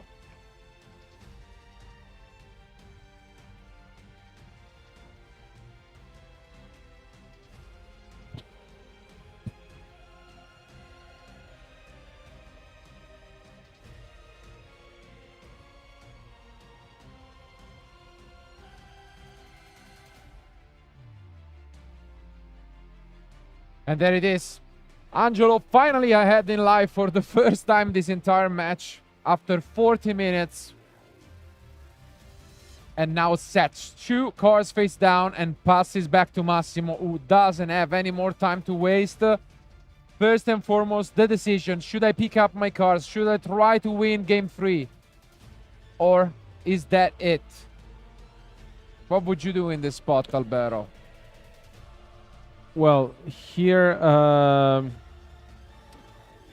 mean, with 4 minutes remaining now, getting rid of the pawn X, it's, I mean, if it really doesn't have... Oh, okay, but... I mean, what a match are we witnessing? Because I think the reason why we're not saying Massimo picking up his cards, because I think that he believes that he can still, you know, stay in this.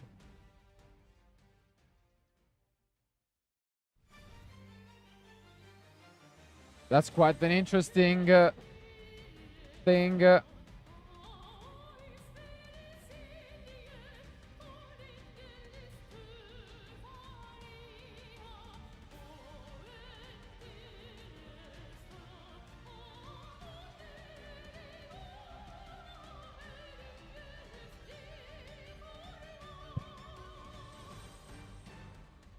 Spoiler.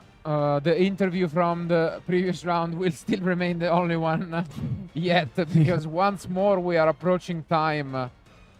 I mean, how many back and forth matches have we witnessed? Yeah, all of them, essentially. Yeah, all of them. Yeah, they always been incredibly close to each other, and I mean, all of them were sought after. Ooh, but there was the impulse, which have not been used on the Garunix because of the chain links and the need to activate our Mitsurugis. But now that we can, we have done on the Kirin effect. Well, Massimo here should really consider picking up his cards, because with 2 minutes remaining... The problem is, there is not a win condition in time. So even if he picks up his deck, what is he gonna do? Start and then call it a day? So Magatama clears the field. And I think you might be right, but I don't see a way out for Massimo, even if he picks up his cards. I think this is gonna end in a draw. Which is fitting, honestly. They have been playing their hearts out. Amazing stuff for 45 minutes straight.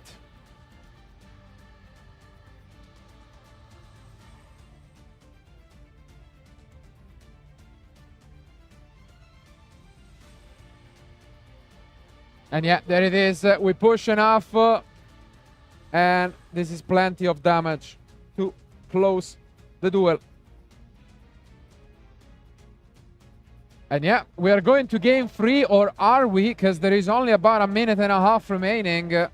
And yeah, I think that's what they are asking at the moment. And I think Massimo has just asked the judge, what should I do? Should I even shuffle? There is not enough time. It will be a draw. And yeah, I mean, they still should play it out, I guess. There's no Spooky Dogwood, right? No, there is none. No Spooky Dogwood. Non-win condition in time. I don't see it. I mean, there was for Mitsurugi, because the Gaga Cowboy is still there, but it's gonna go second, so I think, yeah, this is pretty much over. And I mean, well played to both. It was a very tight match. They're still gonna be among the top tables. At the start of this round, there were only about 36 players still undefeated, so they are still in a very comfortable spot. I guess Fire King is real. It wasn't just a one-hit wonder.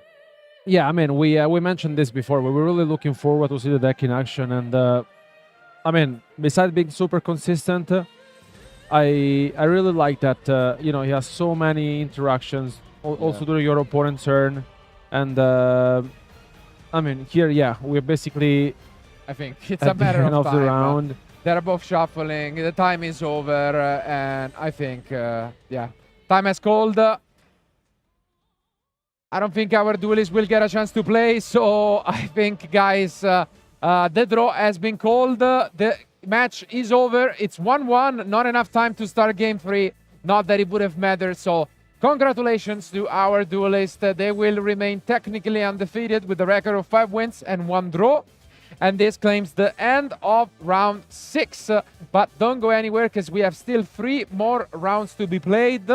And I can give you a preview. We might have a special guest joining us later on, so you don't want to miss that out. Keep watching and stay tuned.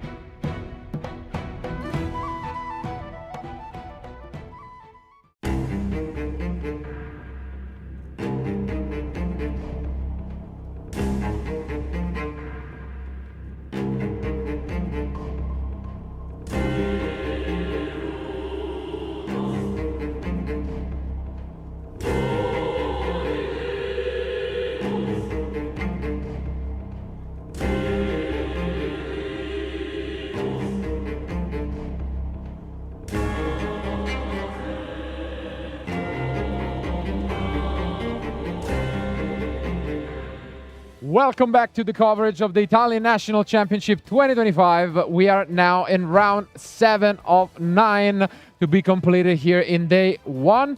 And, well, another deck approaches yet another one that we have not been able to see in action, although recently, after showing some solid performances across the entire year, has won a YCS, and that is Memento. So that deck will be one of the force to be reckoned, piloted today by Davide. And its opponent will be trying his best, Nicola, with, again, the most represented deck of the field, Mitsurugi Raisio. Important notice, 50 cards. Yeah. Lot of different and interesting touches inside, because I also see one Finsmith engraver, and it's yeah, that's it. Just an interesting inclusion in the deck to go again his play and extend even furthermore. But I mean, I'm all to see about this action. Both players are standing on an interesting record. It will be difficult to stay undefeated, but you really want to try and advance at best with one loss to the issue, and they are in great shape to do so. Without further ado, though, our players are ready. Let's jump to game 1.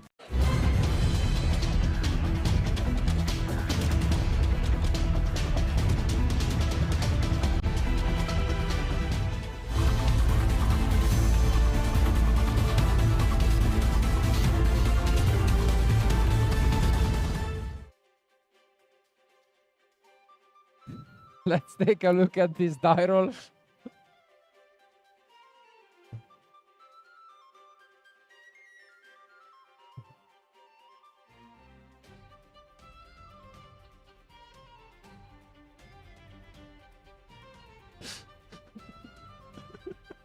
And I don't know that they have been informed that they can start. I'm gonna message the judges right now. Done. And here it is, the die roll. And it's a 4 from Nicola and a 6 from Davide. He's gonna go first. As you can see, they are standing on a 5-win and 1-loss score. And we have seen how much the Memento deck can do going first. And we start things off already with the Dark Blade.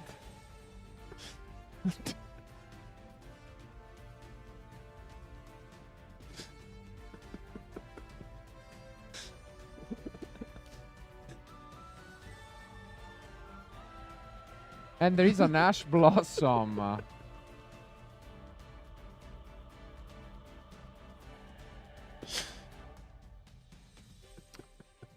Bone Party. Bone Party. To follow it up, Davide not ready to stop.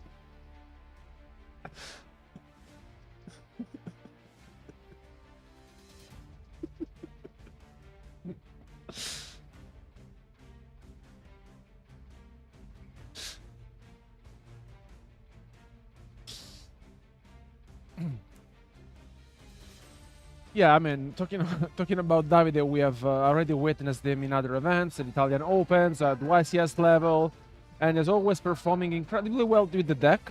And still today, and this was one of the deck that was piloted also by Vincenzo Rufino, which he was a huge Yu-Gi-Oh fan. player, now in retirement. After having played one Magari non event. rivede. Literally. And now, I mean, if in doubt, stop the horse. That's the main suggestion against Memento, and that has not been the case for Nicola, so he is in trouble. And what we will also always said about Memento is how difficult the deck is to be played, but also I think it's even more difficult to play against it.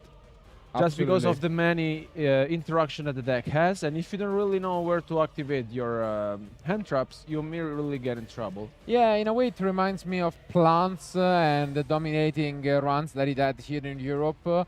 just because he kept on performing, but people still kind of refuse to read the Still. cards.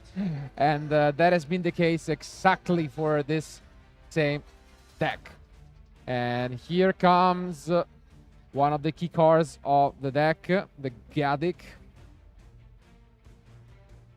And yeah, it's filled with these one-offs that just do so much for the deck. And it's interesting to see how they have approached deck building, still playing the droplet and going second.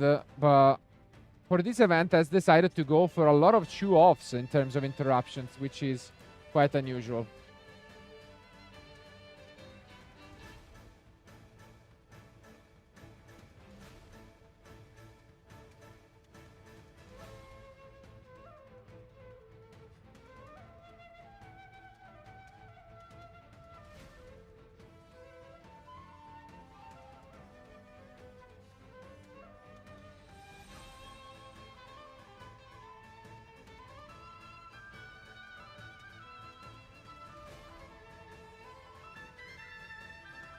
I really like how David has been implementing the deck throughout different formats, and I think he's been playing the deck at least for a year, Yeah. for a good year now, and they're still playing it.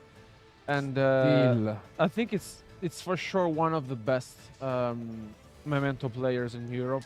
Yeah. He has been consistently piloting it, as mentioned, at YCS level, at Italian Open level. And here, honestly, sitting with a 5-1 record is impressive. And let's see if he can even advance further into this tournament. And I mean, it's facing what it's the most represented deck in the venue. And here, let's see if his opponent has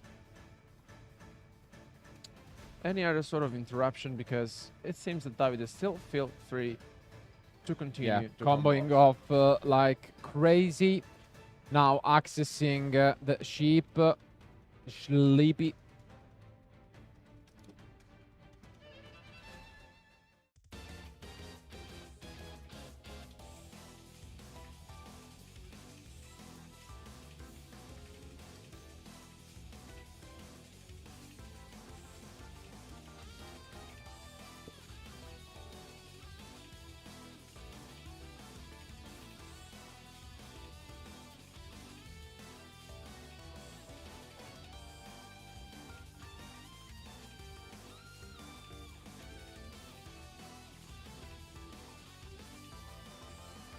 Here, he brought back the Tatsunoto Shigo to the graveyard, and I mean, I think what really makes the deck so interesting is how many different sort of interactions, plays the deck has, and I think he can do so much with just one card, to be fair.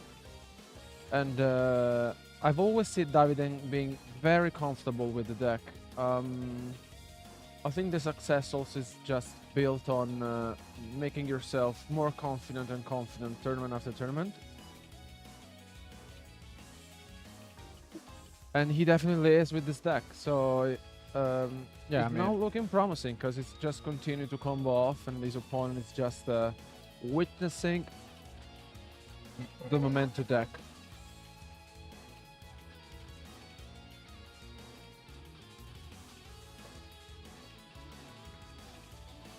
and I mean, the goal of the deck is usually just to end up on the combined creation. It's just the boss of the deck, shuffling back 5, and it's so good. Just representing negations, multiple pops with the Creation King. And we have seen this plenty of time in previous events featuring Davide again and again. So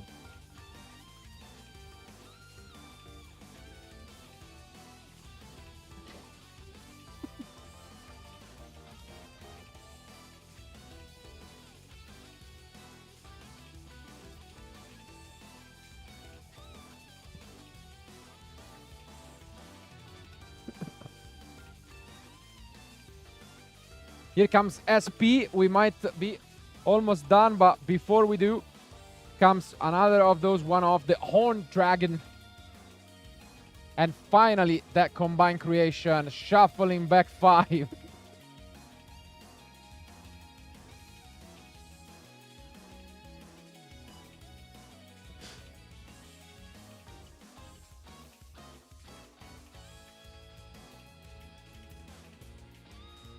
Still, as you can see, the ending field from Davide.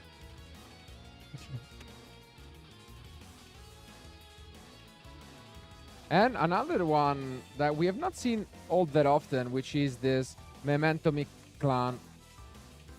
The field spell.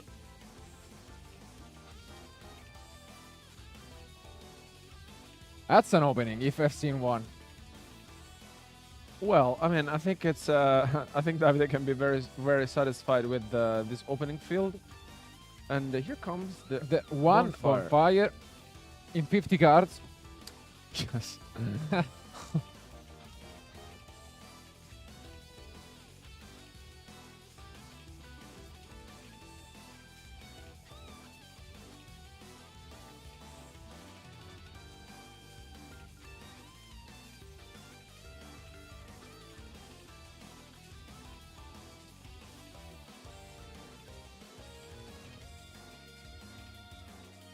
And Davide here must have faced this deck.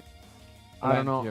Plenty of times. He must be super familiar with it and playing against it.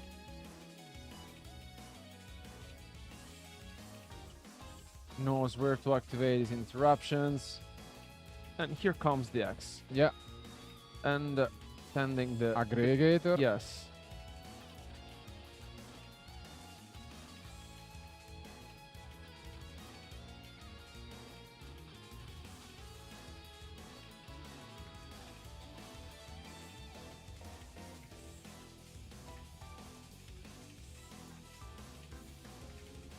To which Davide simply responds by using the SP,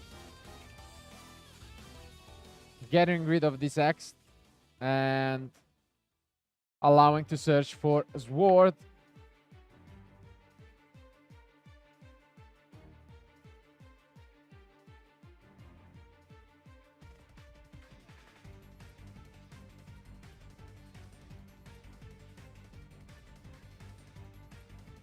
And yeah, just look at this. So much recursion from Davide, being able to bring back some of these Memento monsters.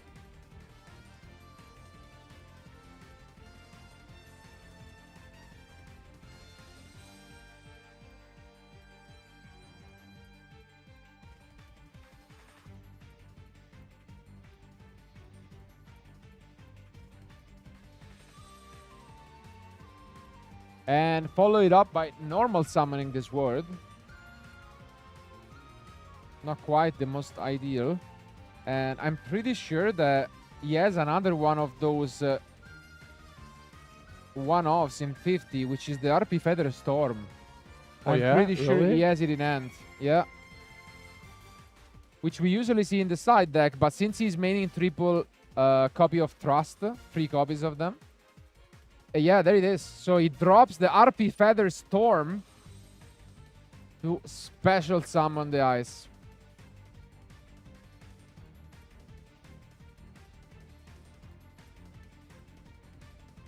Let's see here, Davide, how he wants to respond to this.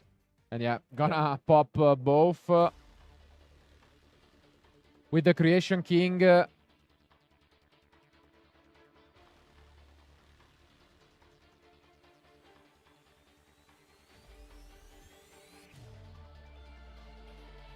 Nicola allows it. And now he reveals that he's also playing Mitsurugis.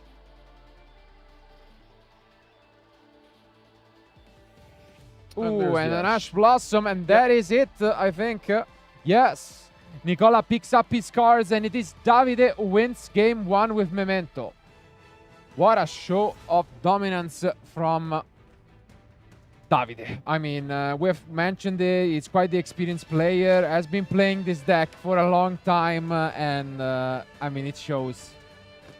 I mean, yeah, we mentioned this before. He's been playing the deck for at least a year, a good year. And yeah, I mean, I think he really knows what he's doing. And also, it's always difficult to play against Memento. I really feel like the Memento is one of those decks that is super explosive. And if you don't really, if you're not familiar with the deck, you're in trouble. Absolutely. Rotte. And now we can take a look at what they might bring in from the side deck, because obviously on the one hand, Davide is the one prepared for this matchup, is the most expected one, and he comes with a heavy side deck full of entrops. Maybe we could see, you know, for sure the third Ash Blossom could come in. For the rest, I think he's focusing mostly on Ryziel, I gotta say. Not so much for this matchup. Maybe he thinks that he can just outpowers it altogether. While when it comes to Nicola, having 50 cards, he will prioritize just going first, mostly opening that RP Feather Storm, going first, not second. And he has a lot of other interesting one-off drop cards to bring alongside those trusts. Yeah, I mean, he has a lot of different options. He has the Dimensional Barrier, which I really like, and I think is, like, in very different matchups, very powerful. And they are in this one. Shutting down all the fusions, Totally. doesn't leave much space to, you know, come back from it. And I think overall, as you can see, Nicola taking a bit more time makes sense. It's not the most represented deck. And let's see if he has what it takes to bring it home. So without further ado, let's jump back into action.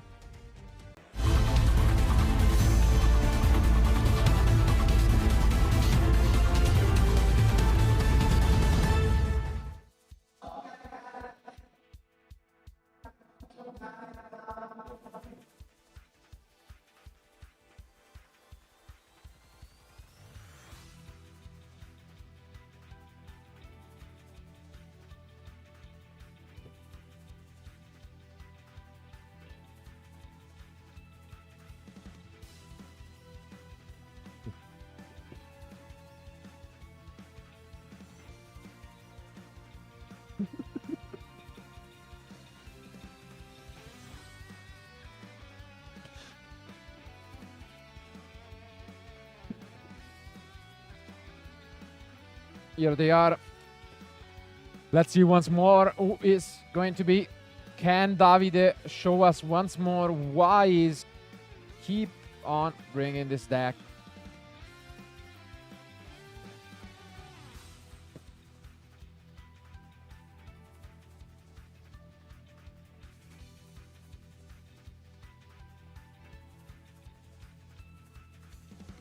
Let's take a look. Do we have some old Charmies? We start things off with the one-of in deck. Aramasa.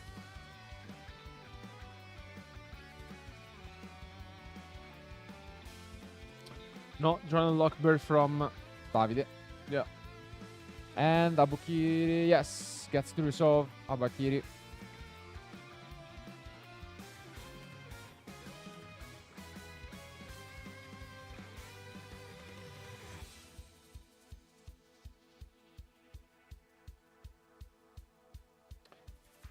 And yeah. Not going for the ritual though. Right away at least. We're gonna go for prayers.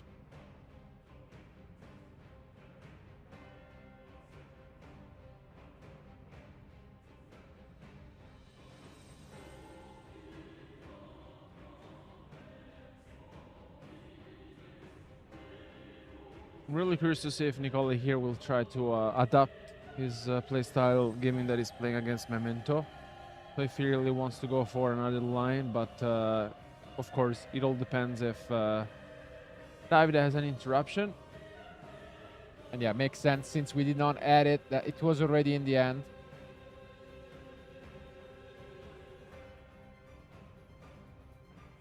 Ooh, but that's a bit interesting.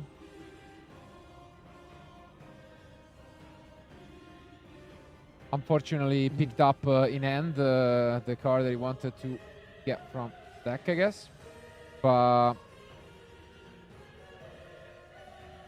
he will be able to get back this Serpent.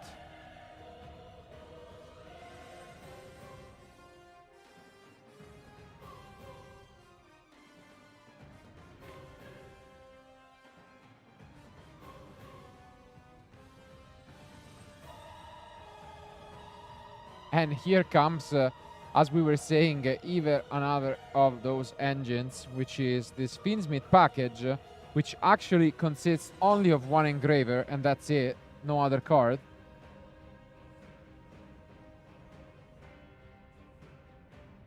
And I think this is the first time ever we see something Yeah. like this, to be fair, because I've never seen like only one engraver being played. No, and I but- mean, it pretty much means that we can use it to make Caesar. That's the main point, I guess. And yeah, that's what's gonna happen here.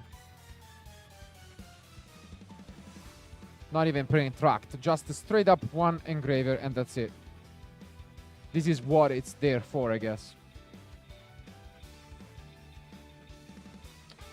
Mainly to play around Nibiru, and yeah, working out, I guess. Interesting idea.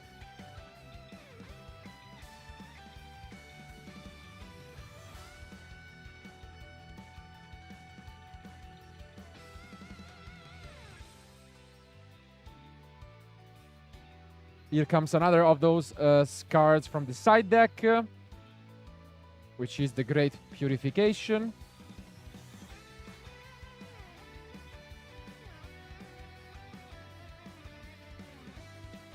Well, this is a very nice start from Nicola. Yeah, very strong. Yeah.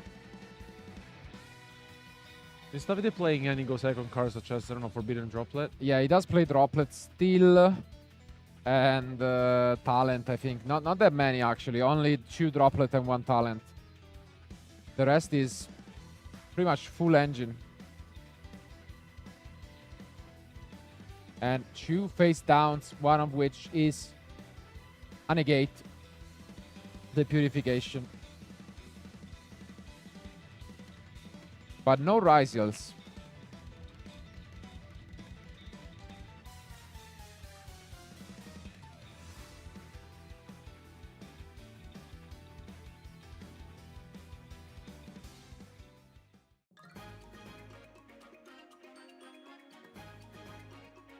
Oof. And an artifact Lancea Ooh, just to this is slow coming. down Davide even more.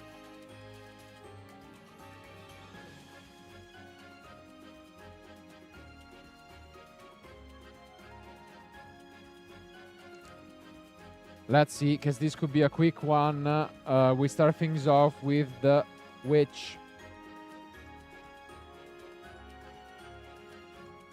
Well, Lancia here is huge because not only you have to face the Caesar and you know, the rest of the field, but really putting in some work for Davide because really needs to find a solution. Yeah, he gets the Sleepy.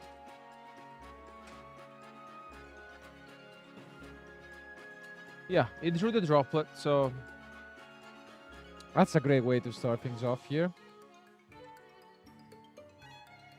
Do we have a chain? Yeah, he can still negate it with the Purification, no?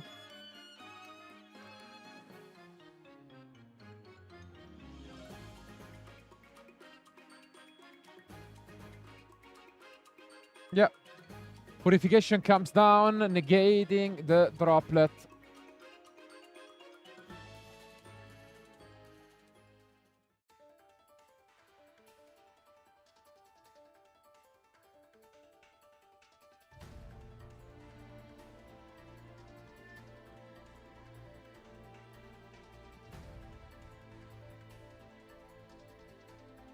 Do we have any follow-up?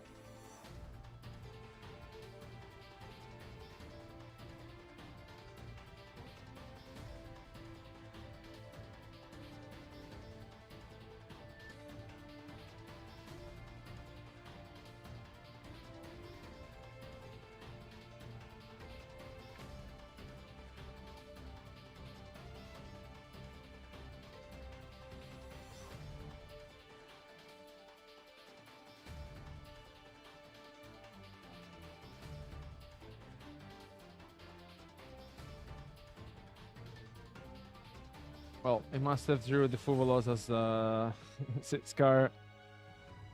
And here comes the prayers being activated.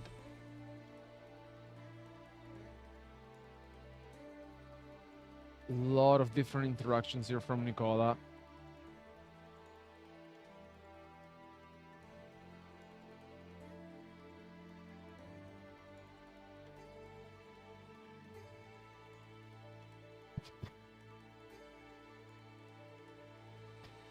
And yeah, you can tell that David is having a bit think on this because he has to navigate the whole field. Plus Lancia now there's the prayers being activated. It's difficult. It's a very difficult situation for him. He's trying to find a way out. Still worth mentioning there are 22 minutes remaining on the round, so there's still plenty of time. Still plenty of time, but quite a tough spot. And yeah, you can resolve, which means we can clear this goblin from the field. Although this would enable the penguin, or I mean, not really a penguin, it's the Achiron. It's my nickname for it, which if a memento is destroyed, then you can special summon it back. So let's see whether that will be the case.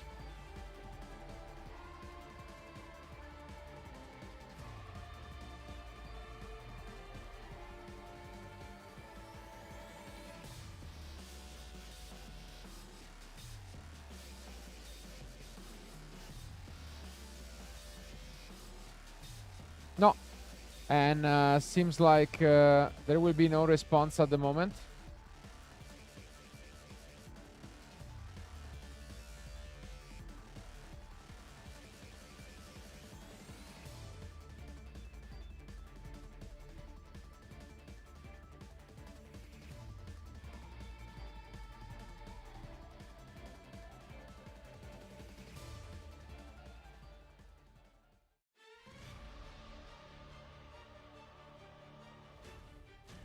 Nicola a bit baffled here about what he could even do.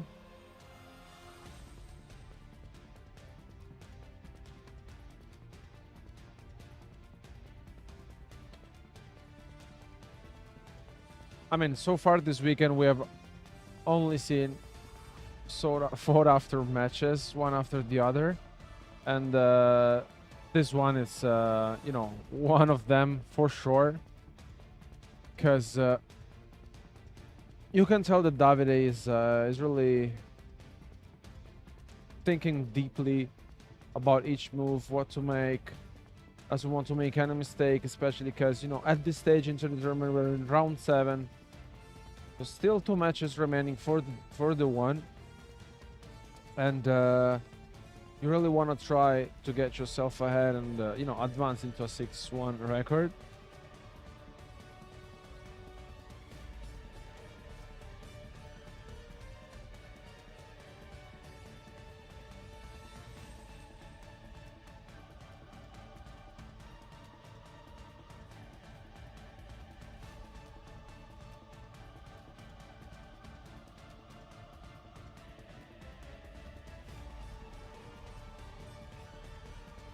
But yeah, I think Davide has seen enough. He tried to play around, and you can see they're both smiling it off.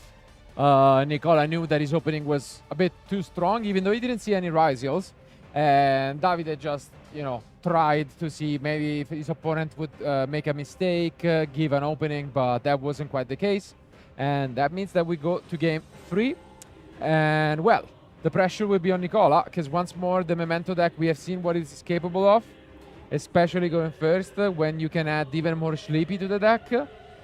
On the other hand, I mean, what can we expect? It's still 50 cards, which comes with benefit and costs, and that is that you're likely gonna see less those powerful cards such as the Fuvalos. And yeah, I don't know what else he could bring really from the side deck, because I guess Lightning Storm can have some application, but again, same tomato, like seeing it in 50 cards can be quite tricky. So we'll see whether consistency against, you know, explosiveness will prevail. But regardless, great show by both, and only one of them can advance with the next one record. Yeah, I mean, we have said this before. I mean, I think all of our matches so far have been fought after. None of our players really want to give away a game for free, we would say. And this was not the case as well. I think Nicola is just trying to stay in this, and facing a Memento is always difficult. and especially doing it against a play like Davide, who has been playing the deck for a while, is super familiar with the deck, and but so far I think Nicola is performing well, also trying to prove himself to be familiar with the deck, and I mean, I think we are really enjoying all of the action, the Italian National Championship this week, and bringing you at home 7 different matchups, let's say, so far. So it's always a pleasure to see different decks also Indeed. amongst top tables. But there is still a long way to go. 2 more rounds remain today. But before, we need to find out who the winner of round 7 is going to be between Nicola and Davide. So don't go anywhere, because we are about to jump back into game 3.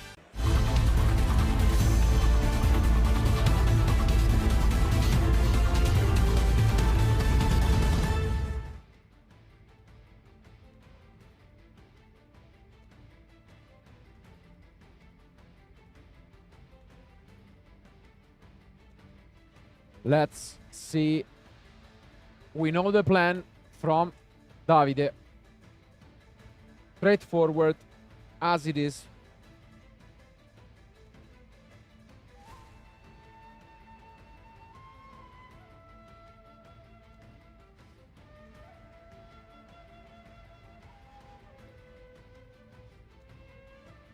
And question number 1, do we see any Molcharmies before the main phase? No.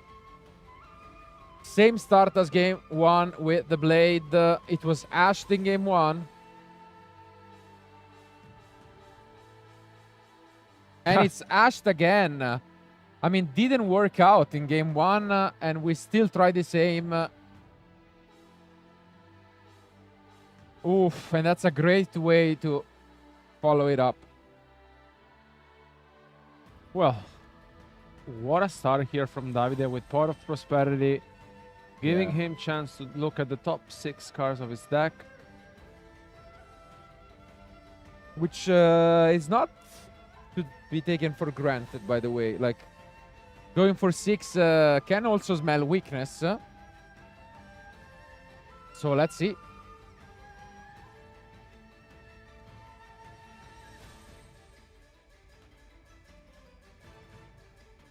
And that's a bit unfortunate.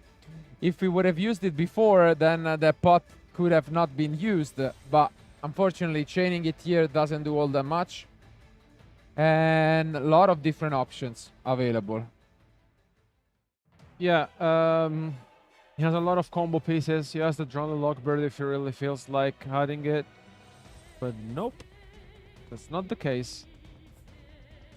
So Davide for this turn will play under left Artifact Lancia.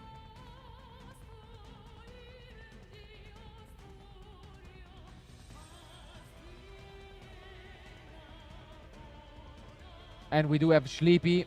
No, it's not Sleepy, actually, sorry. Is it Tatsunoto Shigo? Yeah, it's by far the best card in the deck, actually.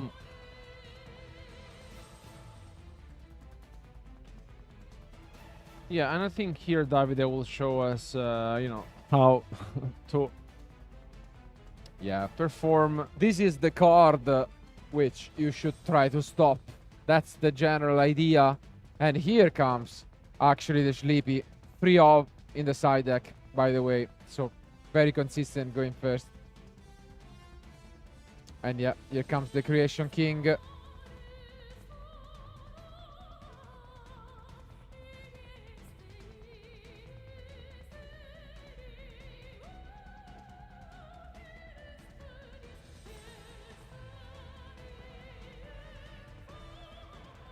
Do you think he might have forgotten to activate the Lancia right away? Because I don't really. I mean, I don't think he thought about the pot. That's why he wanted him to extend into it, but that seems like it will be punished heavily by Davide. Because he still has the fusion. And yeah, here goes the combined creation with already enough names to be used.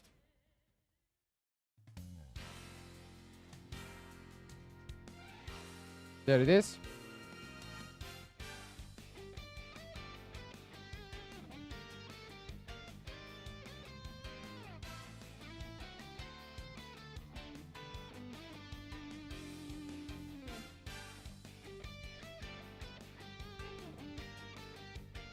And yeah, this is the usual opener. If we don't see an interruption, we can access the Twin Dragon and just add up to 2 Memento Monsters from deck.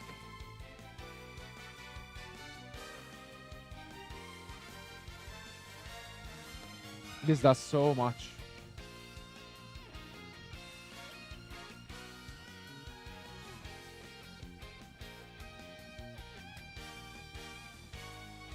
Then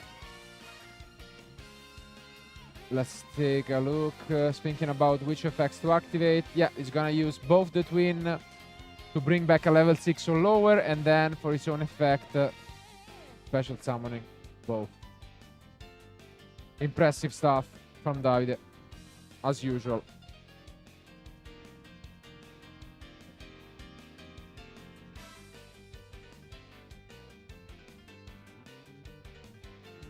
Bone Party is added.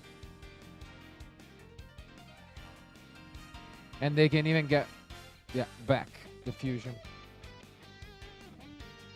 Wow.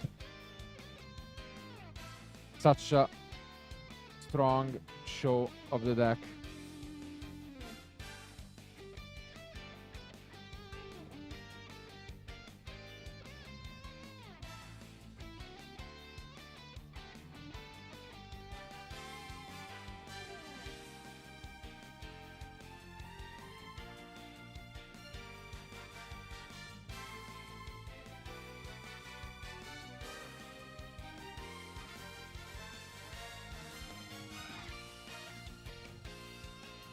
Yeah, and here once again, David is just showcasing us how the deck, you know, needs to be played. And I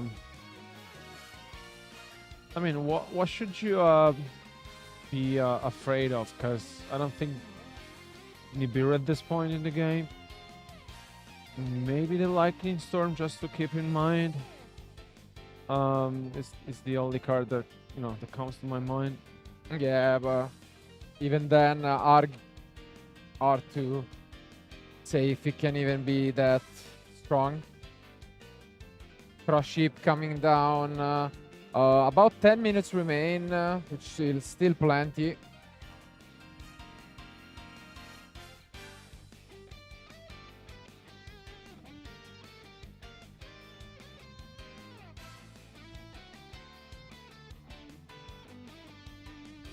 And here is Bone Party.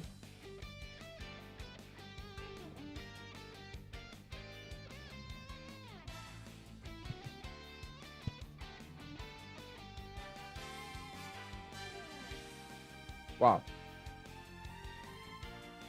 Exactly 3 spells. Yeah. Able to special summon back a spellcaster. What a combo from Davide. Underlancia as well. It's no, I mean, well, we have mentioned this before. I mean, it's I think by far is one of the best players in Europe to play Memento. It's super difficult to play it. We mentioned this, but if you know how to do that, well, I guess this is what you deserve to see. And you know, here, what a show off from Davide. Now, bringing onto the field Desperate Knight. And just in case he used the Agave Dragon to gain edge in terms of life points. And now with the Herald of Mirage Lights, he sets up a spell and trap negate for that Lightning Storm.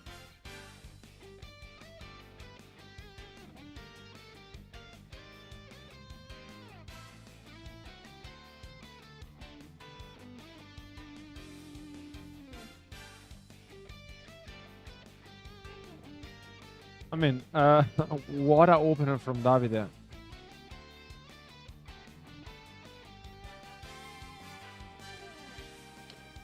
Now, play is with Nicola. Yeah. We do have Lightning Storm, I believe. But not only can we possibly negate it if we have a Fairy, but not even sure what that would accomplish. Oh, there's the sales ban. Sales ban, which yeah. I think this is the first time we Interesting. see A it sales this ban weekend. into Lightning Storm, I think.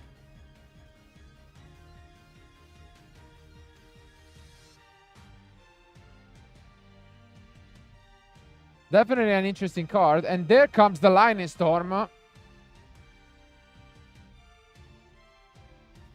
And yeah, seems like we are just gonna chain the SP to protect some of our monsters. And it's going to be the Herald.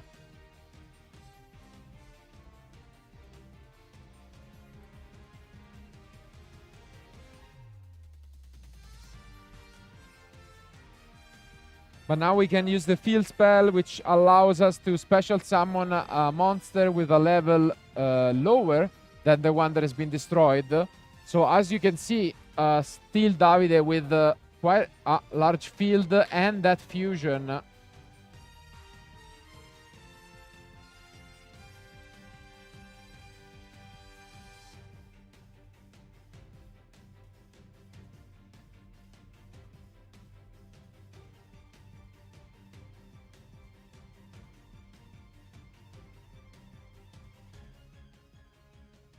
See, I think he is, yeah.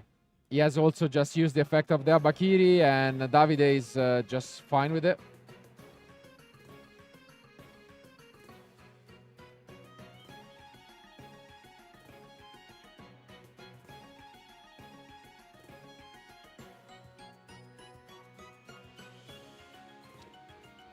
Yeah, goes for the ritual. Well,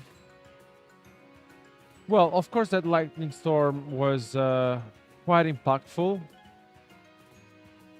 We really need to see how this will end up being for Nicola.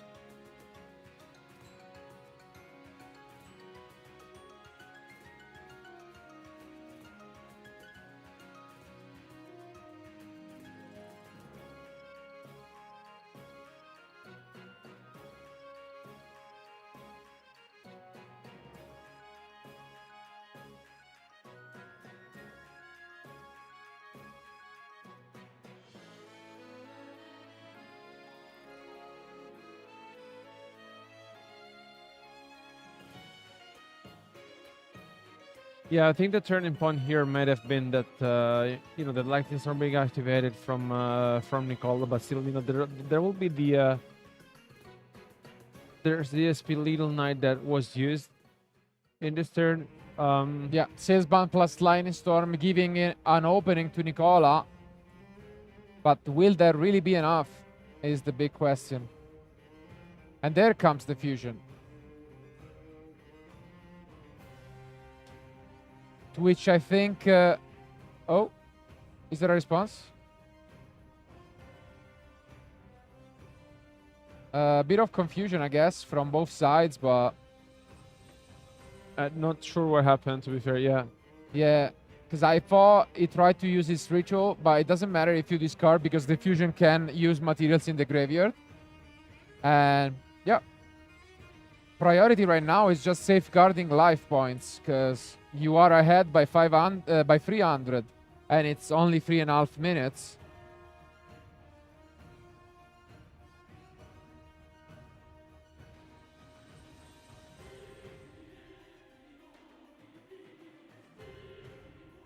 And there it goes. Never count Davide out.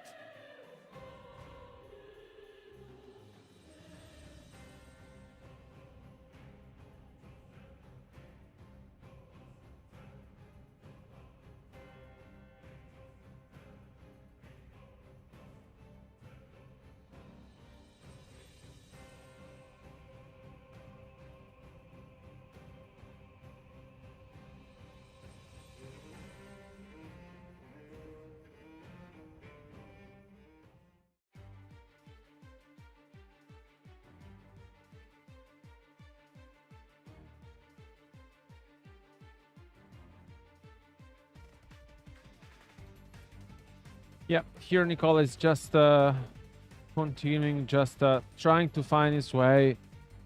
Let's see if he activates the prayers, and he does. And here... And the bomb party again.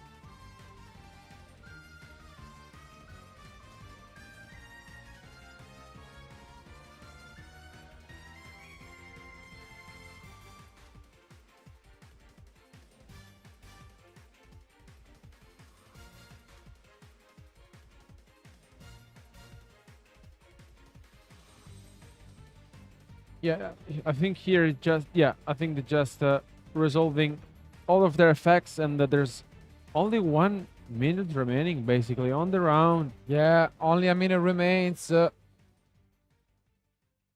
Gonna be extremely close, but I think Nicola failed to scratch the life points. And now the SP is gonna come back, and it looks as if Davide really managed to keep his opponent at bay, although barely. And now, with only a minute remaining, I don't see how he's losing this game.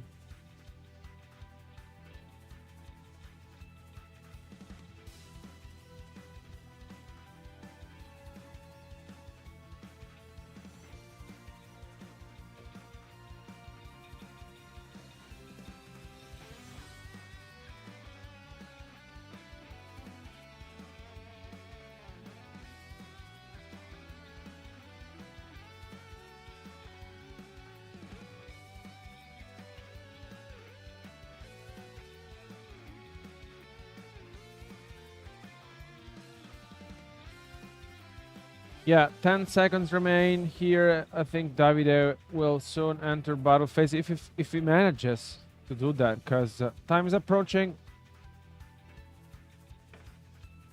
Yeah, and that's it. Yeah. Well played, and the match goes to Davide.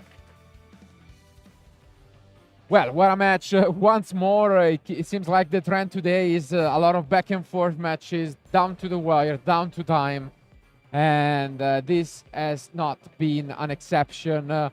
They both fought extremely hard. In the end, they were able to get a game apiece, because game one, it was just a show of the dominance from Davide and his Memento deck. Game two, we can say the opposite. We saw some of the explosiveness from this very unique 50-card Raisial Mitsurugi deck.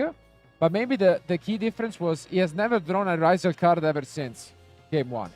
No, exactly. And I think also what made the difference, we've mentioned this before, I think it's how good Davide is with the Memento deck. I think it's incredible, honestly. And I will not be happy to face him throughout the tournament, just because it's a very good player, super solid, knows the deck in and out. And I mean, we've mentioned this before, it's never easy against to playing a Memento deck, and especially not against Davide playing this deck. So congratulations to both of our players. Still for Nicola, X2 record, still solid, still 2 more matches to play for this day one, so it's a long run. And yeah, I mean, guys, thank you so much for watching, but don't go anywhere, because we will be back soon with round 8 of the Italian National Championship.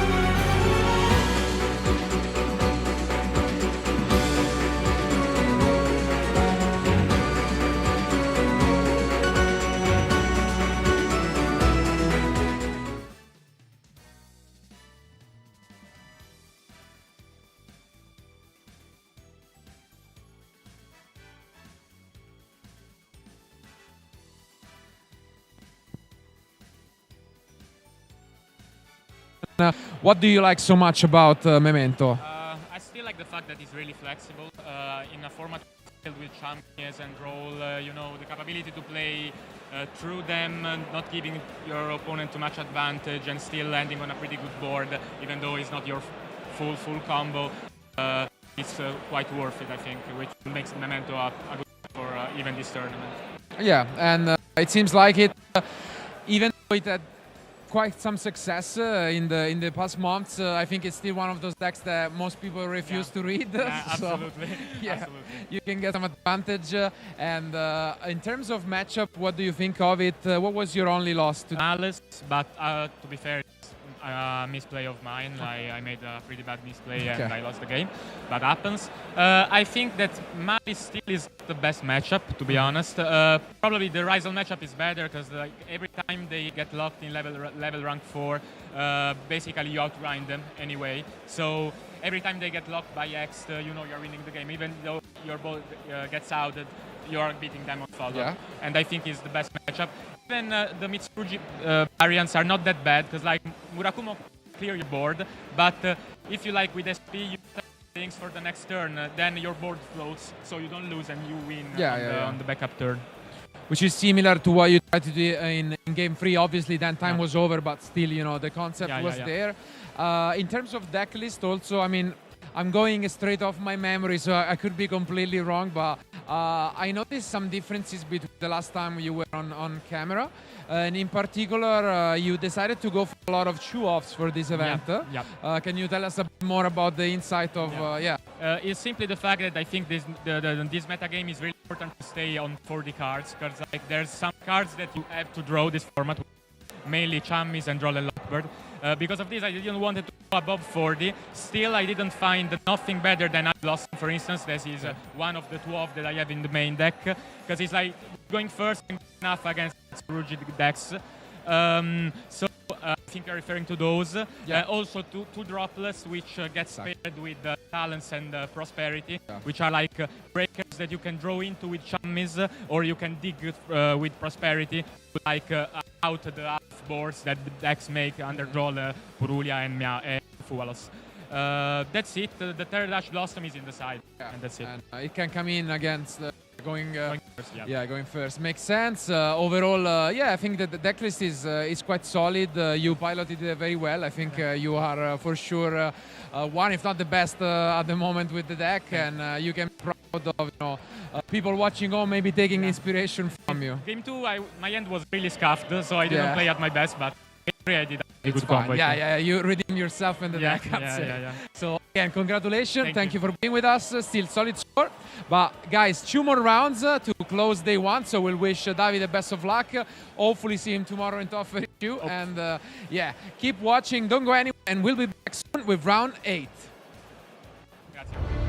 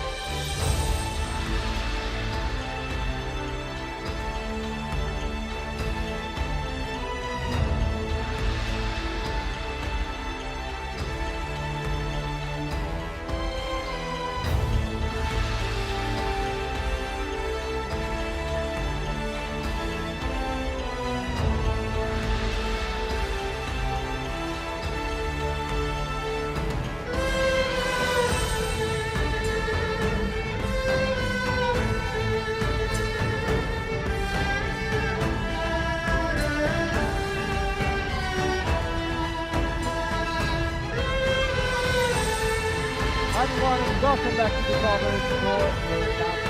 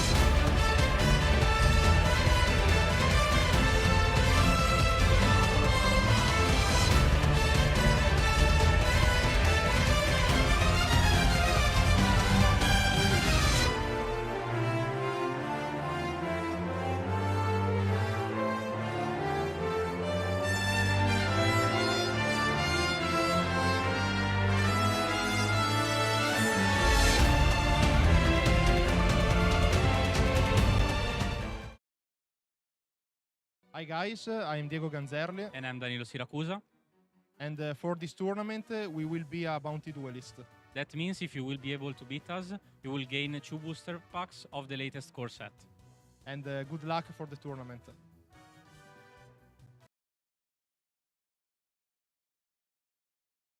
Hi, we are here with one of the duelists this weekend, coming all the way from Rome. Oh, okay, nice. Same as us. Great to see you here. How is the atmosphere? What are your expectations for this weekend? I have just not brick. Okay, okay. Pray that it all goes well. Praise. Just Okay. praise. Nice. What do you think in general of the meta? And if you had one pick, what deck do you think is gonna take it? Meta right now it's okay. It's okayish, but I think that pure Mitsurugi is a nice call because of the Mucharmis and other stuffs. So that's it. Okay, nice. And obviously there will be the main event to crown the Italian National Championship to see if we're going to have a back-to-back also from Lorenzo Muselli. But there are also public events going on from Time Wizards and other formats. And these are two of the amazing oversized cards that you can win. Do we have a favorite between the two? Of course, the Brio. Brionac. Yeah. Brionac. The Brionac. An OG, so from back in the day, Time Wizard 2010 maybe? For sure. Okay, nice. And since these are such iconic cards, what about your favorite Yu-Gi-Oh card of all time? Mine, maybe Totally Awesome. Okay, a froggy, eh? Frogs. Like me. Frogs for life. Okay. Okay, then thanks for being with us. Best of luck. Thank you too. Thanks a lot. And we are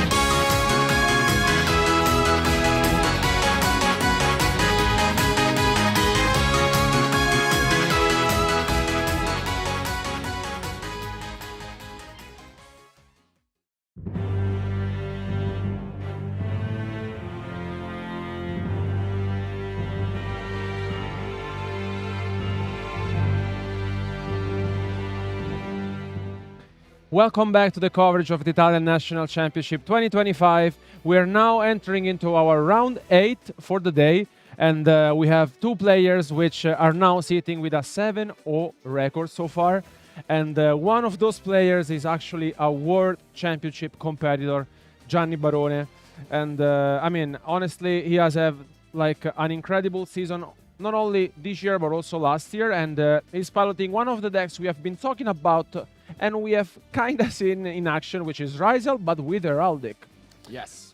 This is the deck that you actually have been praising a lot. It was your content for the event, and for a good reason. For anyone too unfamiliar with it, it takes full advantage of X Rizal, which, I mean, we don't have to spend words on the card being amazing, but it does something quite unique because it takes it away further using these heraldic cards to extend plays further and furthermore, and also is able to access Protoss, which is one of the best cards. We could say that Arch Nemesis Protoss, Gianni was able to see it in action from Julio at the European Championship, and his Ritual Beast deck, maybe he took some inspiration from there and managed to adapt it to his own version. So I'm actually quite excited to see this in action. To stop him in his track, though, we are going to have Matteo with Malice, more straightforward approach. Still, it will be kind of a battle of the combo decks, because if you are expecting just a Detonator and Pass, that's not what we are here in for. So, without further ado, let's find out who will advance with an undefeated 8-0 record.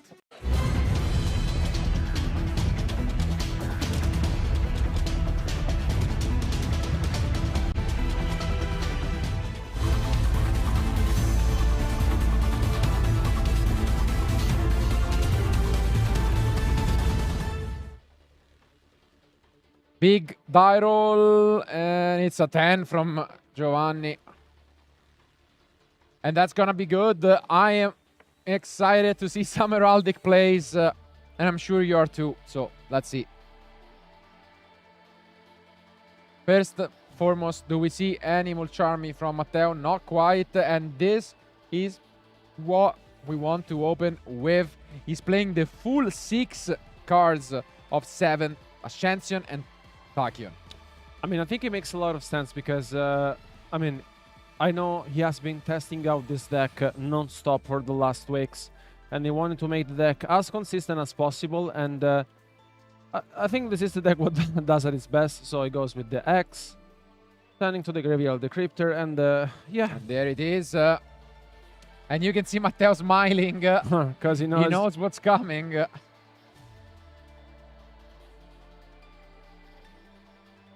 What an interesting deck it is, indeed. And what I really like about this deck is he can afford to play Ouroboros. So essentially, he can also went and discard cards from his opponent's hand to the graveyard. And here, essentially, is sending double Leo. And usually, we get to see a Leo and a Falco. Maybe we opened it. Yeah. Because Leo is only once per turn, so you can only search for one.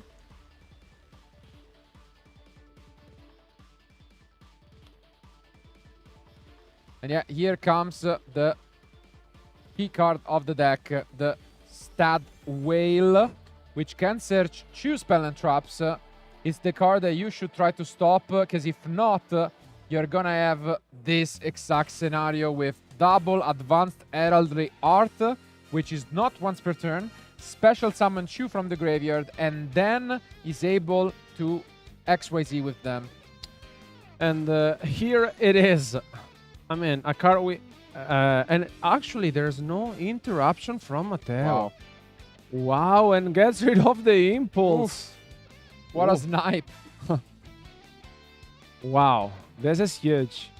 And, I mean, it seems as if Matteo didn't draw any other interruptions, so this may be the case where we see the deck not only at full speed, but at full power, especially because there are no other interruptions, and once Cross basically hits the field, I would say that, you know, Gianni is pretty much able and free to do everything he feels like, because now you can tell that Matteo is smiling because he knows what is up next. Double Leo gets someone onto the field, and here with the duo drive. Yeah, what an opener. Wow, impressive stuff. The cross protects it, which means that you get a lot of advantage, a lot of recursion.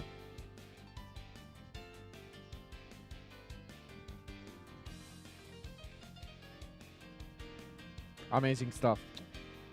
This is one of the questions I'd like to ask Gianni. It's why he's playing only 2 spells, because I also seen it maximizing at 3 because it's not once per turn. So Yeah. And here comes the node. We have also seen over the last tournaments people maybe cutting the node or the star, but I think it makes a lot of sense to play them both just to give consistency. And just look at this. Ouroboros gets bring up onto the field once again, and Gianni plays at full speed. He can play this with his eyes closed. And another card gets discarded from Ouroboros. I think it's Called by the Grave.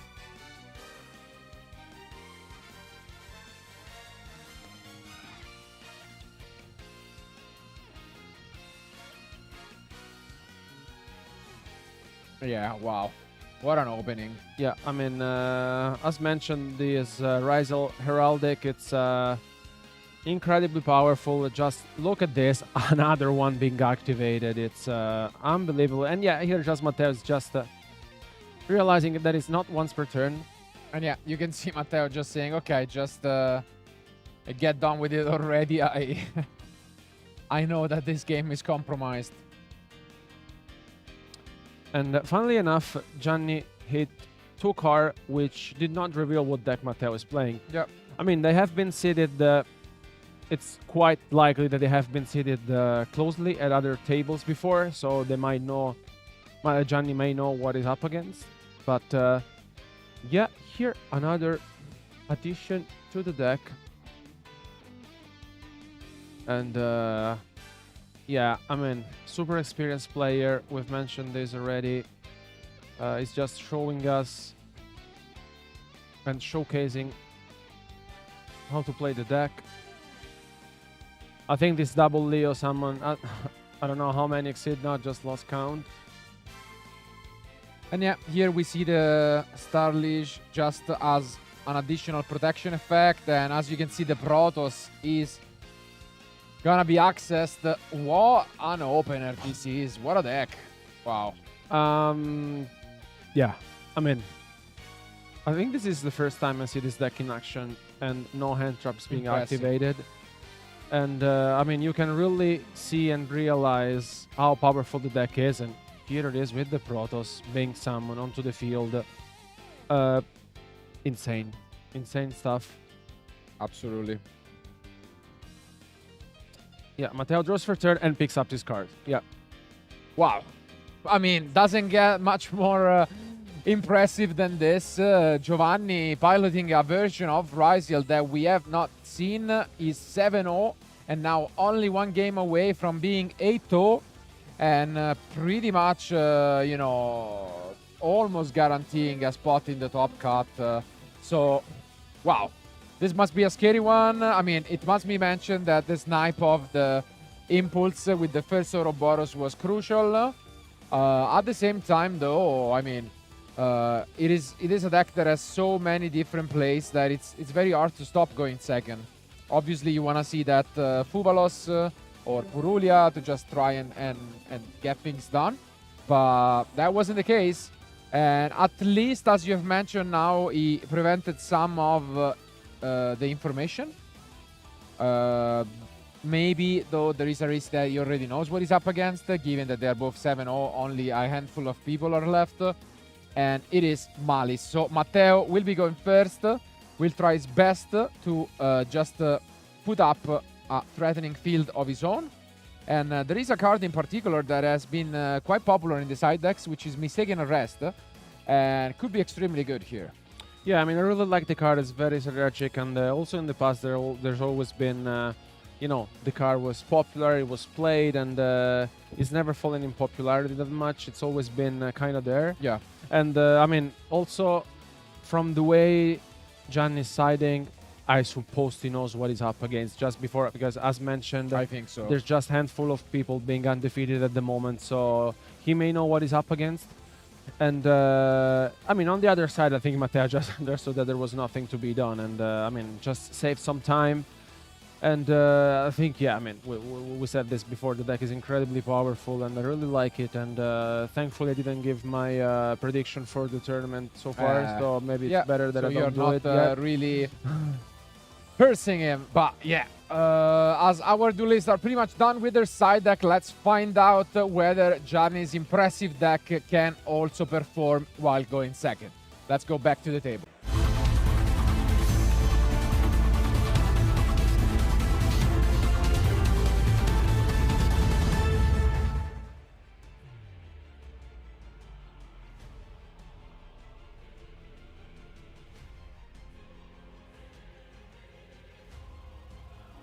There it is.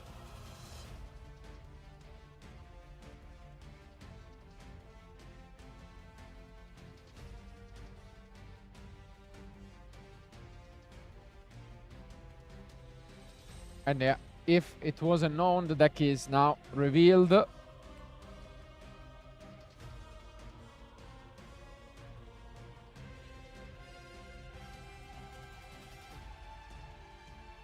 And the Dormouse gets to resolve, it seems.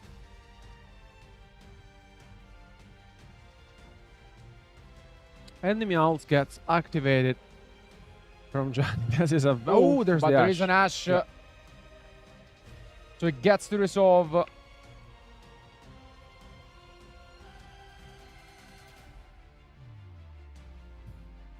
It's also interesting that Matteo is the first player this weekend that we see with only 07 in the main deck as trap cards.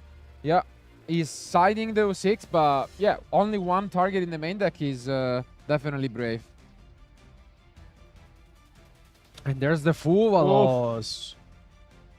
I mean, Wow. Gianni showing off strong here. That's rough.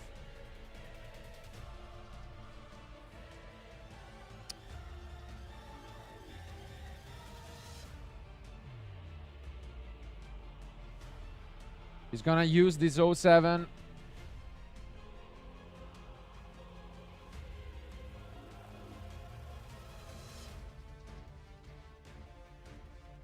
And yeah, basically keep on this advantage.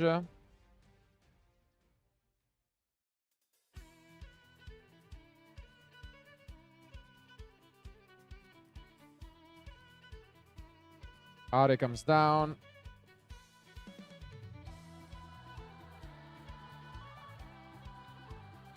We do give a draw, and it's a pass. Wow. So Okay. let's see Gianni with a strong opening here. And once again, there's the Wow. X. Once again, there's Rough. the X from Gianni. Wow. It's Ardron X yeah. into the combo once more. And yeah, Matteo says, all right, what can I do? He's having a laugh. I mean, here it really depends what Matteo... Is Matteo playing... is he playing Nibiru? One. Yeah, but also he was But going yeah, he first, does. but he was have going those in first. the side deck. So, Maybe he brought them in. I don't know. I don't know. We really need to figure this out because like he also discarded the Ash Blossom before. Yeah. May have another one. And here again, Gianni goes, okay, there's the Droll. Okay, Droll is very good against Yeah, Droll this is specific huge. version.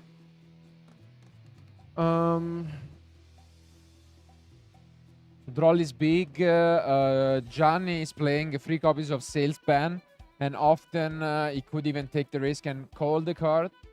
But yeah, this shuts down a lot. Yeah, even this word.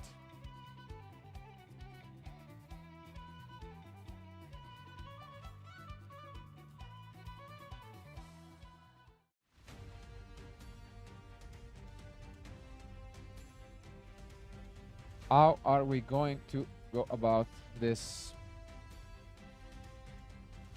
crypto?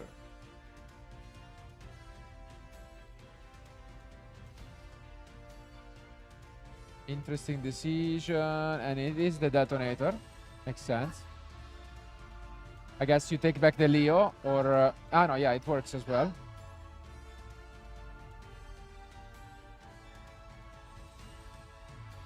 I mean, not that it matters all that much right now, but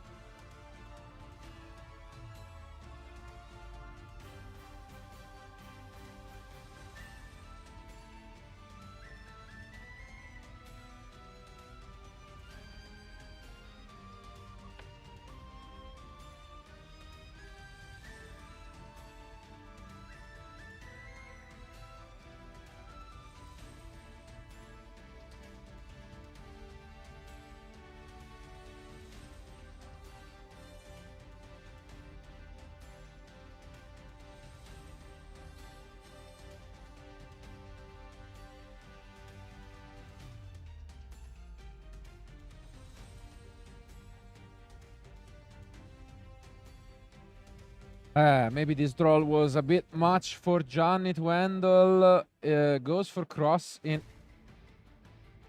to this node that we know about. Discarding another Fuvalos. Wow. Full of Mulcharmies. He's left with one card. Yeah, but again, this cross. And there's the nib. Yeah. Oh, wow. Yeah, he did bring those in. So Matteo came prepared. Game one slipped away, but he does have the tools to slow down Gianni significantly. Yeah, the draw lock bird was impactful, but so it was Nibiru as well. We were mentioning this. Nibiru might have come down anytime soon. And yeah. Plays back to Matteo.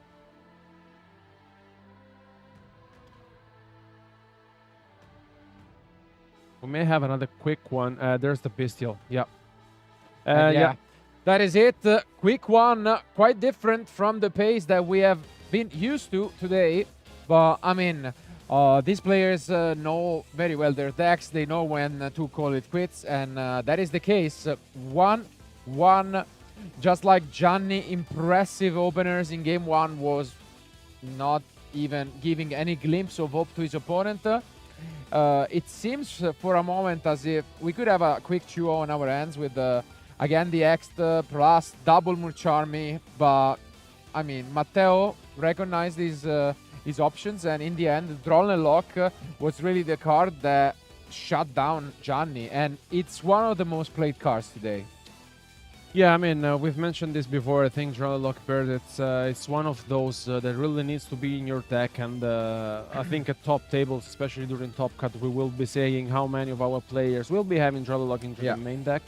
But still, I think it was a very solid end from Matteo. For a moment, we thought that maybe Gianni may have, the advantage, but the Draw the Lockbird plus the Nibiru shut it down his strategy entirely. And now we're entering into game 3. Exactly, and the issue is that not only is Gianni's deck particularly explosive, but he has even more threats in the side deck, as obviously the Lancias are there, but he also opted to play those RPs Feather Storm to abuse the Castle synergy. So a lot of ways to just instantly win the game. And I mean, on the other hand, it's gonna be similar to what we've witnessed. Free Droll, free Nibiru, and then you have your Mulcharmis, Fuvalos, and Purulia. That's just the plan. 12 solid cards to try and shut down Gianni. Will Matteo get any of them? We will find out very soon, so don't go anywhere. You don't want to miss this out. On the line is the chance to go 8-0 in day one of the Italian National Championship. Let's see who is it going to be. Let's go to game 3.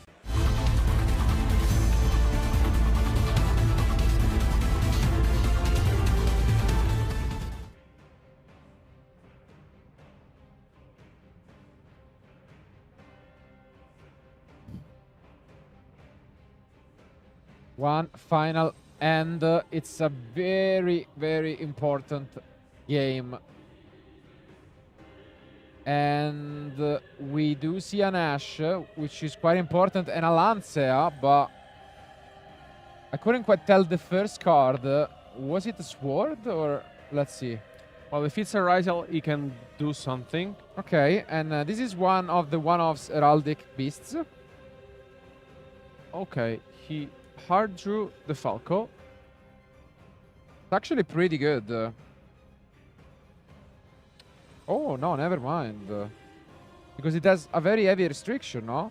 You can send one of these from your deck, but you cannot special summon from the extra deck except by XYZ summon that uses only monster with heraldic beast or number in the original names.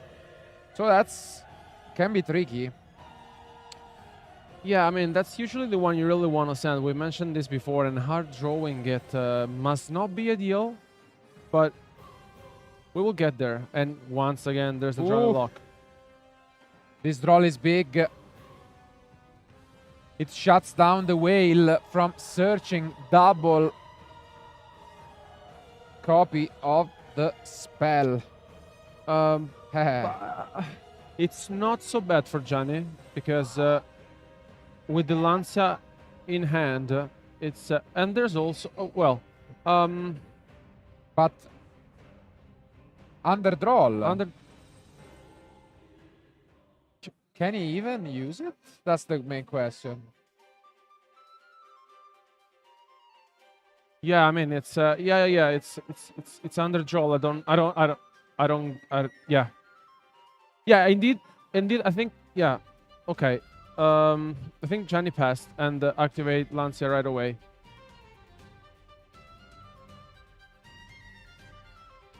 Yeah, I mean the Fuelos was slightly confusing, but we do have this artifact Lancia, which is going to resolve.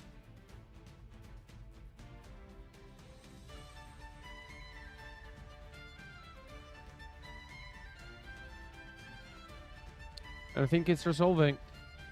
Or yeah.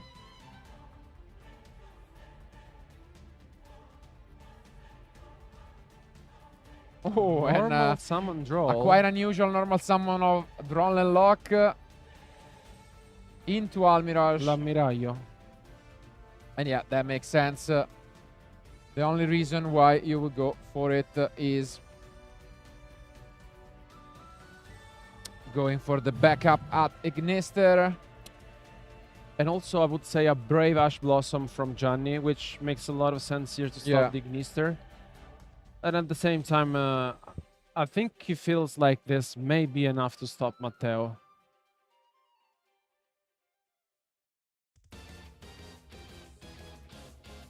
And yeah, he's enter battle phase. We are just gonna enter battle phase and attack over this whale. How much does Falco have? Backup, you mean? No, the 1600. So it's Okay. bigger. Yeah.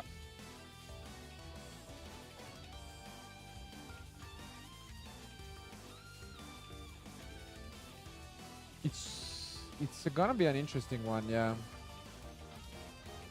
Memphis 2, we go into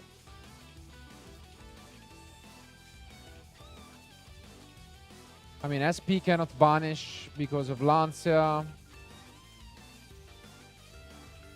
It can still be decent.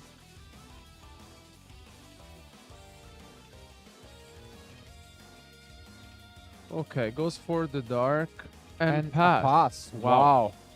Lot of insane top decks available from Gianni. Can he pick any? And it's Ice Rysiel. Wow. That's a great one, and there is an impulse, but this doesn't do all that much.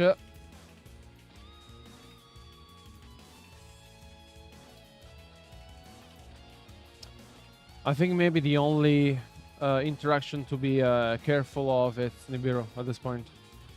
And also had the hard drawn. Yeah. Yeah, hard drawn copy of the spell. Advanced Heraldic Art, bringing back both, going right away into the Star Leash. He's not messing around, playing lightning speed Yu-Gi-Oh! At the moment. And here comes the cross. There's the Ash Blossom, but here, Gianni, you can see that he's playing at full speed because he already knows that is complete control of this game.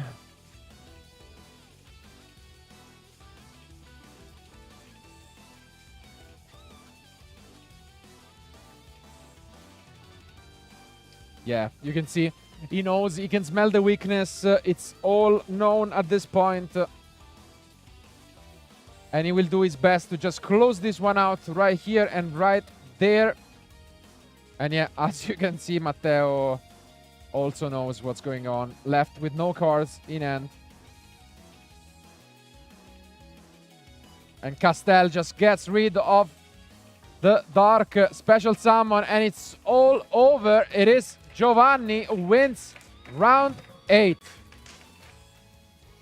Wow, probably the quickest match all day long. We have been used to 45 minutes matches going into time often today, and sometimes, you know, even when it matters the most, maybe, because this was an important match. There is a huge difference between being 7-0 and 8-0, because again, 8-0 might just mean that maybe one more win, one more draw, it could even be there. So it's a huge sigh of relief, and with a unique deck, so glad to see it, I think. Yeah, I mean, honestly, I was really waiting for this moment to see the deck in action, and I think we might have witnessed one of the strongest players in the room playing this deck. And yeah, I mean, I think on both sides, also Matteo was showing us how confident he felt about with this Malice deck. Yeah. And there's no surprise that these are the most represented deck so far. And yeah, I mean, congratulations to both. And speaking of the most represented decks, I think it's time, although we have touched on it already, to show you guys what is the official deck breakdown for the event. This is what we have mentioned already. The big two contenders are Rizal Mitsurugi and Malice, but that Fire King deck, third place, showing off strong today. Yeah, we have seen all of these decks today. Yeah, all of them. Which is great. Yeah. We have seen all of them, and honestly, some other of the other. Yeah, category. I mean, we could have asked for more, especially because you know, 8 different matches, and it's been a very, very long day of actions. And I mean, I'm really looking forward to seeing our last match of the day for round 9. Yeah, and you know, almost there. Almost there indeed. For Giovanni and other players, it will already be a win and in, because if you go to sleep with an 9-0, I think you can chill the last 2 days tomorrow and still most likely be in the top cut. So it's in a way gonna be quite an important match, but for many of our duelists, it's already a bubble match, because if you are on a 7, you know, a 6-2 record in particular, going X3 means you're out. While going 7-2, there is still hope, there is still fighting in you, and that will be interesting to see who will make it. But since we ended this duel quite, you know, earlier than others, it means that we can hear it from Giovanni Barone and his unique take on the Rizal Heraldic Beast deck. So don't go anywhere, guys, and we'll be quickly back with him for an interview.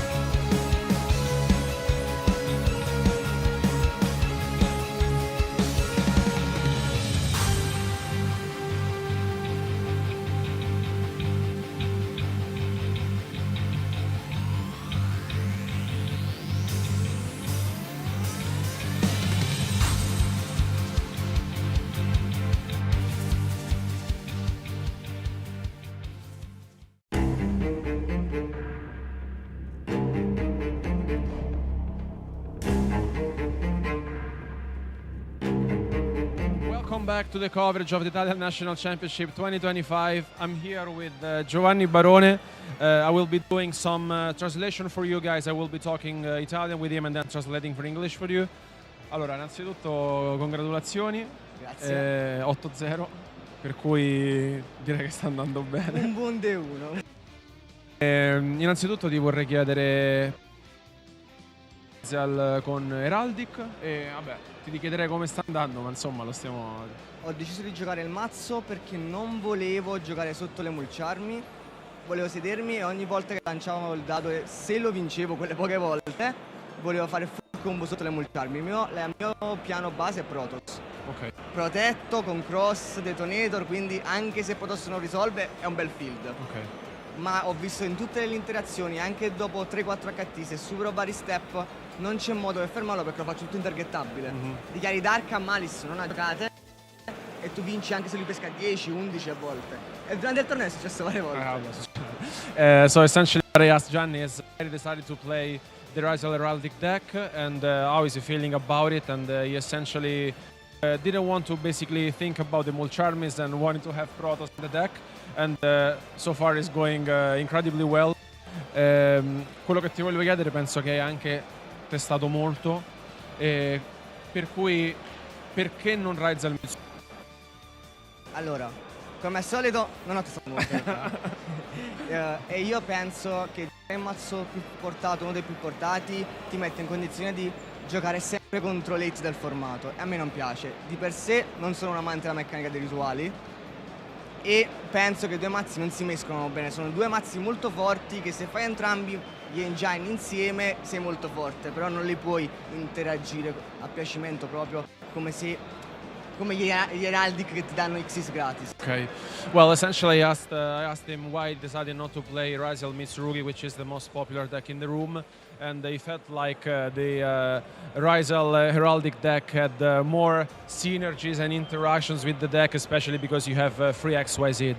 E a questo proposito, appunto, abbiamo visto, vabbè, essenzialmente G1 ci ha mostrato quanto è forte il mazzo, perché lui non aveva interruzioni, gli ha levato anche Impulse e secondo me lui G2 poi è stato insomma abbastanza bravo ad approfittarne per poi chiuderti subito, e G3 in realtà non avevi una gran mano, però con Lancea alla fine è andata bene.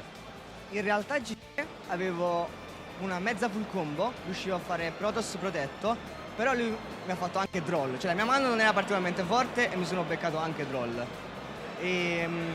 Però avevo quando non pesco una mano forte di engine ho le utility, quindi di per sé ero molto safe della partita, anche perché avevo già setappato tutto per il turno dopo, dovevo solo sopravvivere, infatti sopravvivendo il turno dopo è stato molto facile. Well, I asked him a little bit about the match, because game 1 essentially was in complete control and showed us how powerful the deck is, while in game 2 Matteo basically showed us how Malice can perform. And in game 3, although his end was kind of kept, the Drone Lockbird basically stopped him entirely. Ti chiedo solamente l'ultima cosa, manca un turno e ci proviamo ad andare 9-0, andare a dormire sereni. Incredibile, pensavo che oggi erano solo 8, quindi adesso so che devo fare un'altra win e vai! Well, I asked him if he wants to go and sleep without having a thought for tomorrow, and he told me, well, I thought it was only 8 rounds today, so yeah, I guess I have another one to play. Grazie mille, thanks so much for being with us, good luck, hopefully we will see you again, and sleep well. Guys, thanks so much for watching, but don't go anywhere because we still have one more match for tomorrow. Keep watching.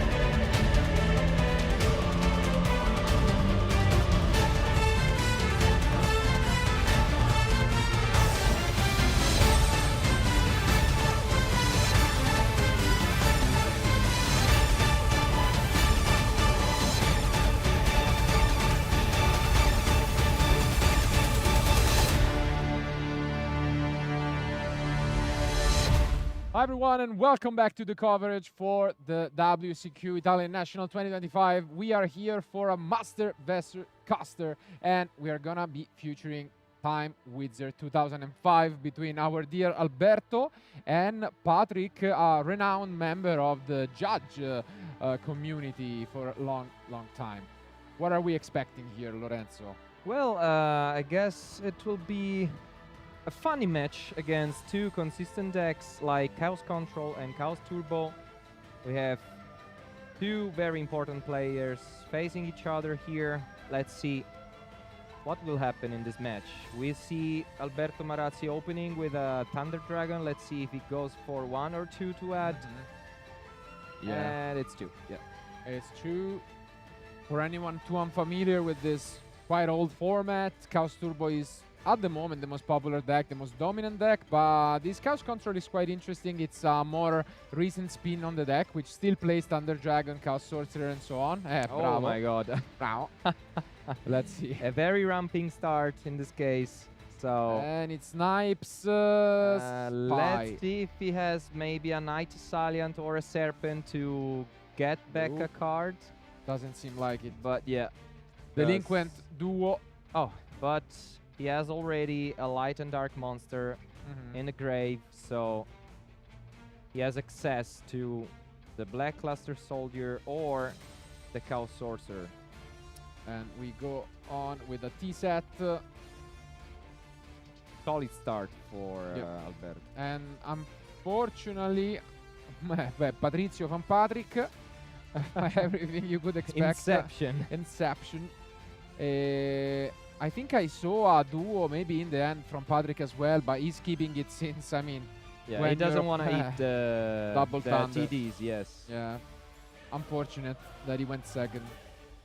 A And spy. yeah, Calling another spy. Let's see the position of this one. playing it safe. Defense. Yes.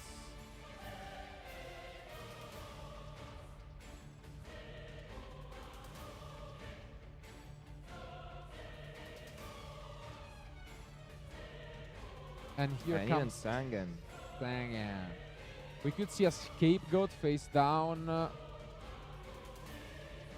Scapegoat will be okay in this case if it's followed up by Metamorphosis, but this is not the case. Since It's not the case. A little heads up play for anyone who wants to get into the format is also when you're playing against a deck with Scapegoats, the suggestion is to do the opposite of what we would do against Gors, which is maybe try to attack with the biggest monster first, because then they are forced to flip the Scapegoat.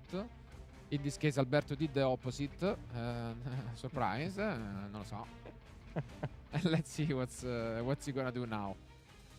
But just a pass probably he's still set on the 2010 mode. Yeah. No, wow. And Patrick is still suffering attacks. Yeah. With no plays and even a dash shot right now. Dash shoot. And there was duo Heavy Storm Zabor meta. Wow, what a end. Wow. Yes, so What a end. bricky. But then, why? It is probably he was saying that he drew the Metamorphosis later because he was pointing to the Magician of Faith. Yeah. But still, I don't know if I would have really discarded it. It was pretty much the only play regardless. And he had the duo, which worst case scenario you can, if it sticks, you can go double duo, which then beats the Thunder Dragon. But now it's rough. And I'm pretty sure the face down might be Ring of Destruction, because I remember it was in the end, and that's why we're not seeing it, because it doesn't do anything against this field. I mean, you have to save your life points from damage, and it's not a card. So let's see. Yeah. If Alberto feels brave, this could already be over if he just doesn't play around Mirror Force and switch everything to attack. Unfortunate start from Patrick. Bravo. And even the Charity. Yeah, the nail on the coffin, top deck. Charity with double Thunder in hand from Alberto. He really needed this. And he doesn't even get rid of the other Thunder. Interesting. Maybe we want to go for game. Yes. It's over, most likely. Might be, yeah. I'm But pretty the sure. new one? I'm pretty sure that was Ring. No, it's the old one. Oh, yeah, yeah, yeah, yeah. Yeah. It is Ring, and I mean, Alberto can just normal summon Thunder Dragon. He knows that the last card is Jar of Greed, and this has been wow. And he's still getting Another this Charis. is going to be a massacre. Yeah. What an opener from Alberto. And yeah, here it is. Not gonna waste that much time. We have Kept 3,100 damage on the field. So is he gonna use the charity just to drag the game a bit longer? Let's see. Oh, vabbè. Oh, vabbè. Bravo. Wow. there's never a limit Wow. to the worst. Oh my god. Absolutely. This was never even close. What a show down by Alberto. And as we've mentioned, this is arguably the best deck of the format for a reason. But if you want to try it for yourself, guys, make sure to check out the public events going on for the Italian National. There are plenty of Time Wizard events as well. In particular, you know, some attack on Sunday, which will be interesting with a lot of players coming even from the past and maybe not keeping up anymore with the modern game, but still plenty of ways to play Yu-Gi-Oh! In 2025. So thank you again for being with us. Thanks for this everyone. round.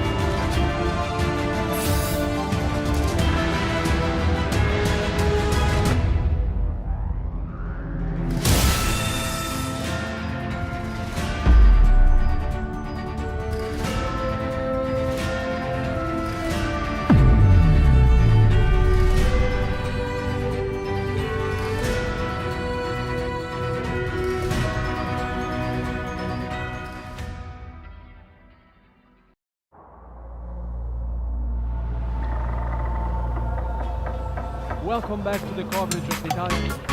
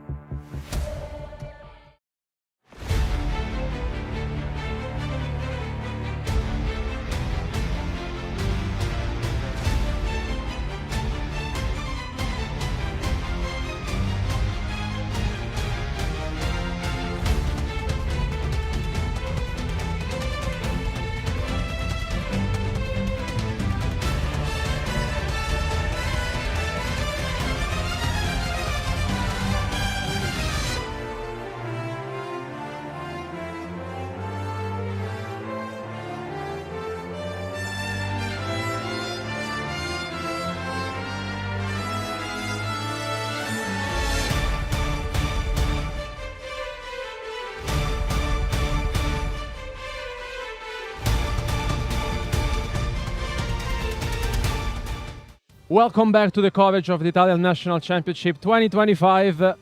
As you can see, I'm not here with Marcello because, as mentioned earlier in the day, we have a surprise for you guys, and I'm here joined by Eleonora Colossa. Hi guys, I'm a bit tense today, but No, it's fine. absolutely No. not. Absolutely not. The tension is here, but you don't have to be tense at all.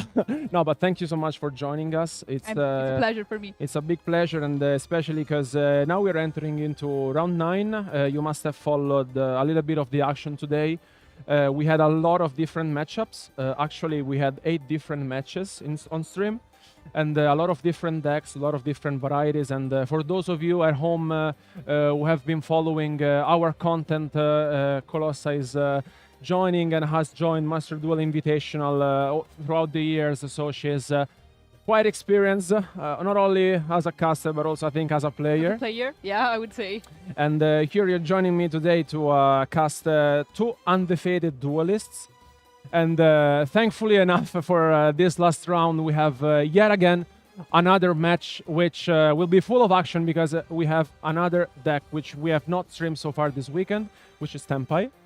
And pretty rare, I would say. Which is pretty rare, I would say, especially because it's just, Tempai cards with a lot of different hand traps, and there's also a very nice addition which we will talk about later in the match. And on the other side, a deck which we were discussing before, which is Mitsurugi Raisiel. You like it? You like the deck? Yeah, it's a pretty nice deck. It can be difficult to stop because it has a lot of engine and stuff. Also, a lot of flex spot, I would say. So, yeah, it looks pretty solid. Yeah, I mean, it's a very solid list. And also throughout the day, we have seen a lot of different players bringing Raisiel to the tournament. And I really like that a lot of our duelists are bringing either pure Raisiel, Raisiel Mitsurugi, Raisiel Heraldic. So there are a lot of different variants. Wow. Yes, a lot of them. And so I don't want to keep you posted. And also you at home, which have been following us throughout the day, because our players are ready. So without no further ado, let's jump into game 1.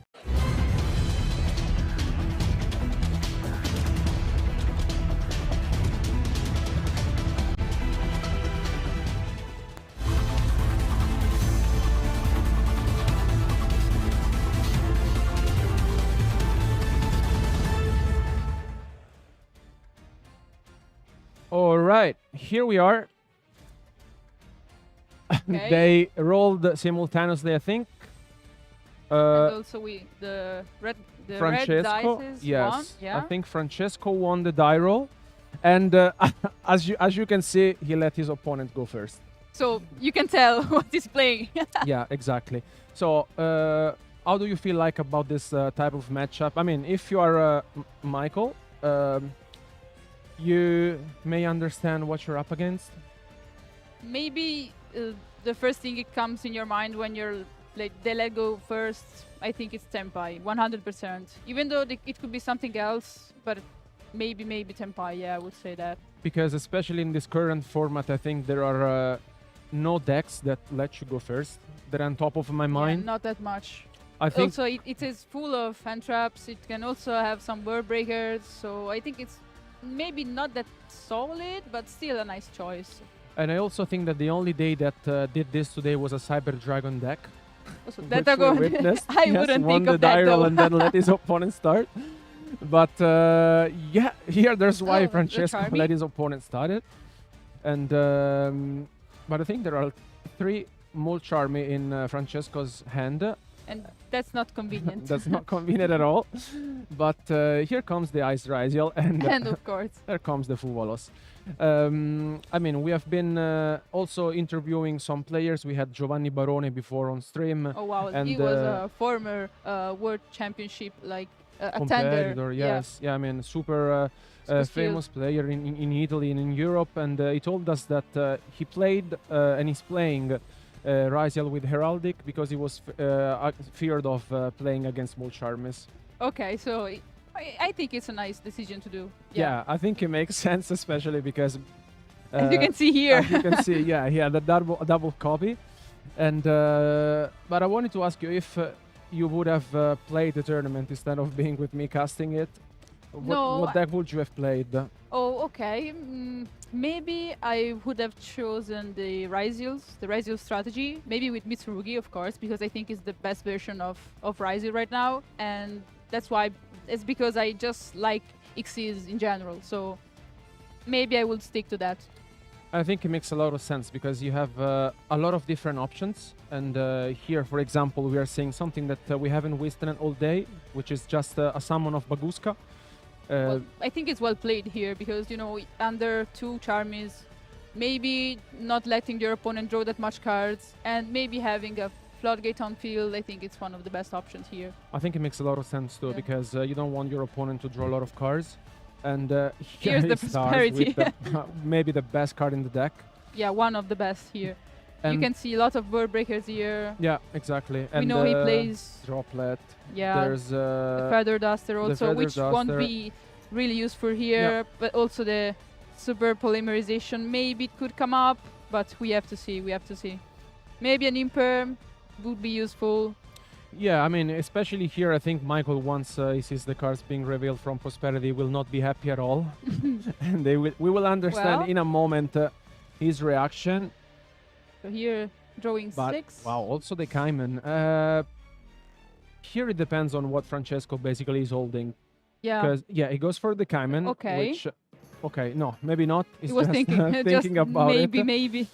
Because it depends on what he has in his hand. Yeah, if it already has something to out the Baguska, then the Cayman, it's, I think, the best choice. Yeah.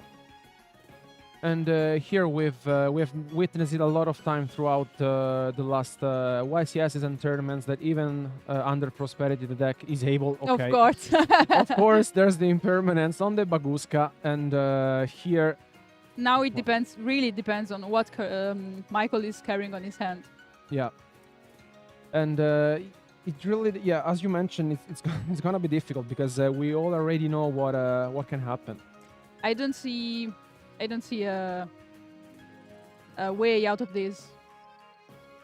Okay, oh, there's maybe the Veiler. And also, if he's got Ash for the Cayman, he would be, I think, safer. Oh no! Wow, no, there's also Called by the Grave, and he picks up his card. What game was this? Really fast. Yeah, but I mean, it's Tempai. Yeah, it's Tempai, but I mean, what an opener from Francesco, because I mean, he had the Pot of Prosperity. And also the out already in hand. Yeah, the out in hand and the Called by the Grave. And also the Called by the Grave. Which was very impactful, honestly, and what can you do? Nothing here, really. I think there's no skill issues there. Just drawing the out. Yeah, and that's it. So now let's have a look at the side deck. So Michael will go first. What do you think? He can adjust his deck. What can be the strategy? Maybe the strategy would be putting some go first cards here. What I'm seeing, maybe it would be the Mitsurugi trap. He could put that on. I don't know, maybe the Crow can be a bit tricky there. Because, you can remove the target for the level 7. Or maybe also for the Fadra. So it can be nasty sometimes. And I also like that he's playing Solemn Warnings, which is something yeah, also that. The traps in general. Yeah, some players are basically relying either on Solemn Warning or Solemn Judgment or both of them this weekend, which, it's still one of those old cards which it's still with us. Which it came back also. Yeah. Yeah, recently. So yeah, let's see what he's gonna bring out from his side deck. And I think, Francesco must be happy because he won game 1 pretty in a really quickly. fast way, yeah. Yeah, and looking at his side deck, it's almost all 3 ops, almost. Yeah. Also, the Ion Core could be really useful in this kind of matchup. The draws also. All the side deck here is pretty useful. And what I really like about Bestial has always been that it can combine both, like with one card you can basically combo off entirely. You think here should have brought the Druiswurm? That was what I was about to ask you, honestly. Yeah. Yeah, maybe he could have thought about it, but maybe I don't know if the Druiswurm is gonna come up that much because I only have 1 Magnamut. So he thought about still playing the Magnamut because if you see it's a nice start. Exactly. And the Druiswurm could have been useful because 2 Bestials is better than 1, but maybe thought, I would prefer another entrap here. It would have been a nice addition, but I also get, because it's playing 40 cards, and I think I am the only man in the room liking 41. So maybe they just want us to stick to 40. Maybe you can tell he tried to adjust the deck just by seeing the 2 imperms and the 2 ashes in the deck. Maybe he tried to adjust the ratio, So. But so far so good, and I mean, our play is ready, so I would say let's just jump into game 2.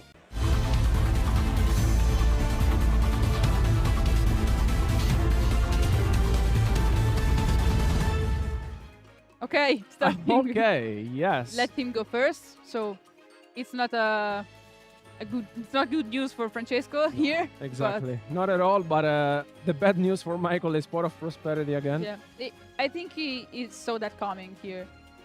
So, so he drew the Prosperity. Yeah, that's why he let him start, right? So, I mean, he already knows, yeah, okay, I mean, let's just make a photocopy of game 1. And hopefully, we gotta see, hopefully we gotta see more action. But let's see. So, Ash here is not bad. Like, seeing interruption in general is fine. Also, the charm is good because he can just pass on it. Yeah. So, let's see what he's gonna do. And he was quite fast, so I think choosing, it's... maybe we could see a pass. Yeah. Like, I don't think seals will be will do the play. You would just lock yourself. And so you should have just took the Purulia or an Imperm. Okay. Ooh. Maybe on Ash, I think, because he wants to get the Purulia go. Well read from your side, and I think it makes a lot of sense because you know, here you just prevent your opponent to stop the Purulia. Yeah. And he was really confident here. Yeah, like, just exactly. put the Purulia on play. And here, how much do you think he can push? Because of course we know that passing is not really an option against Tempai. No, that's not an option. I think he has to play, definitely. Like, you try, go all in, because if you just pass, he just needs a name there. Yeah, exactly, yeah. But do you think he just goes for Baguska once again? Because he revealed with Porous Prosperity, I think, 2 impermanents. And 2 Ash. Yeah. So, I mean, Michael knows that most likely Francesco, if it's not drawing the impermanence, is not there. We also know that he's playing 2 Ash and 2 Imperm, which are at the bottom of the deck here. Yeah. So he's really likely to draw a name there. Yeah. So maybe going for Baguska here is risky. I don't know. It's a very difficult choice here, I think. Okay, he goes for the ritual. Well, I also... There may be a scenario in which he try to goes for an OTK. He could try. He could try. Is it? I think it's playing Nibiru. Yes. Yeah, he's playing Nibiru, so it's risky here. It's risky. But do you think would it be more riskier to just to go and try and push enough damage, or just risking it and do okay? I'll do some damage. Maybe make a Baguska and calling it a day. I think it depends on how many cards he's gonna let Francesco draw. I think, because if he's only with 3 or 2, I think you could go for the OTK. If it's gonna be like 5, 4, I think it would be risky. So maybe the Baguska play would be safer. But it depends here, really. Yeah, exactly, because like we are already witnessing some damage here on the field. Still some damage, yeah. And I want to assume that from the way Michael is playing this out, he wants to try it out. Yeah, so because instead he would have just put the Baguska on field. Exactly, yeah, exactly. I mean, he's letting Francesco draw some cards, and I mean, in game 1 he had all the answers needed. The OTK there, so that's difficult, Maybe it will be his turn now, but let's see. What's up next? Okay. This is a nice addition that not all of our duelists are playing, which is the Mitsurugi Mirror. And we have seen some players in the Mitsurugi pure version playing it. And he is still playing it, even in the Rise version. Yeah, exactly. Maybe he just likes it and he will try it. He's trying, I see. Yeah, maybe this is successful. I mean, he's without any losses, so... And it is the 31st card, so, I mean, he's playing 41, so maybe this could be the last card in his deck. Yes, exactly, yeah. I mean, I'm a big fan of this. Honestly, it changes so less the percentages of drawing your 3-offs. But Okay, also crow there's here. the Oh my DD god, crow that hurts hurt. a lot. That hurts. Wow. Yeah. Oh, I thought it was another crow by there. I mean, we were almost expecting it at this point, but we didn't really see the Okay, he DD crow saved it. coming. And you know what I saw in Francesco's hand? I see a You rock. see, I see a you rock. see the primal being there. Oh my god. Well, I mean, I want to see a good side that he doesn't have any other place, because he has 2 Nibiru and 1 Jolly Lockbird. Yeah, so maybe if he gets Nibiru here, the next turn it could be still a pass Yes. for Francesco. So Totally. let's see how he will do this turn. If he takes the Nibiru right here, I think they're at first summon, or no, with the spell it's the 5th here. I think it's yeah, it's the 5th. yeah, because he brought it back. Yeah, he brought it Yes, back, so exactly. it's the 5th here. Yeah. I mean, I can't really blame Michael, to be fair. It's No. It's playing under the cross out, the Purulia, the Didi Crow. Yeah, a lot of cards here, so difficult. Let's Here- see what he's choosing here. Yeah, exactly. Unfortunately, he doesn't even have the cross, so that may have helped him out somehow. Like a negation would be really, yeah, really helpful, yeah. but Exactly. But it's okay. An exquisite summon. we're Let's going see. for an Xyz. Maybe a duo drop. It's just thinking Maybe Baguska about here. it. It's But close.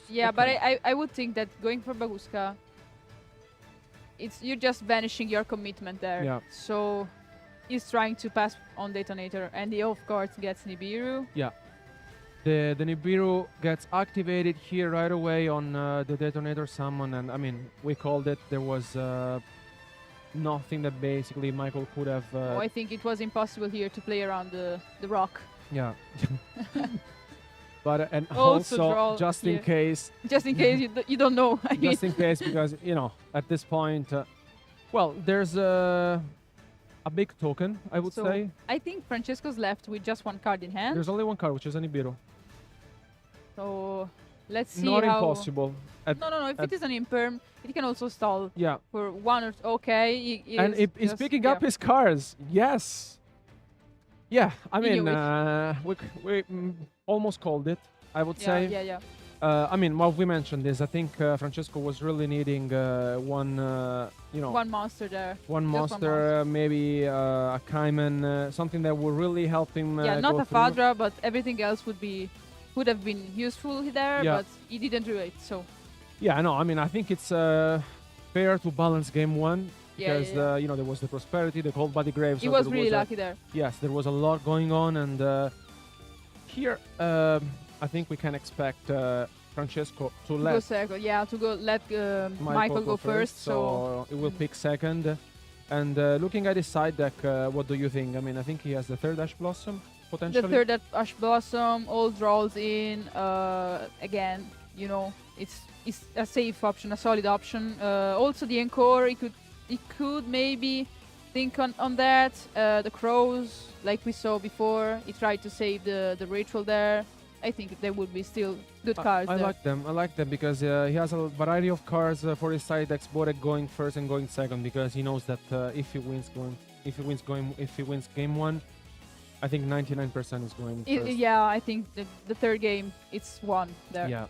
He also has Chaos Hunter, I Yeah. see, so He there's has a lot few of options. He has a few options. While Michael on his side, I think you can side in the Solemn Warnings we were talking and we Yeah. were discussing before. Crows, as I said before, they could be tricky. Then I don't know, maybe you should just stop there. And I mean, And yeah, removing the draws and stuff. from here the it's main. gonna be very tough because this is the last game of the day for our main event, and yeah, the tension is there. You really want to get to the X1 record That before last going step, to you day know. 2. Exactly, you really want to go the extra mile. So without no further ado, our duelists are ready. So I would say let's just jump into game 3.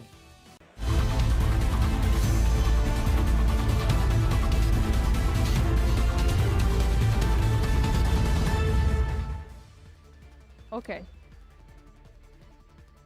Here We're they are. drawing, and you see he sided in the Crows. Yeah. And I think maybe the Mitsurugi is going first. Yeah. So he chose to go second here.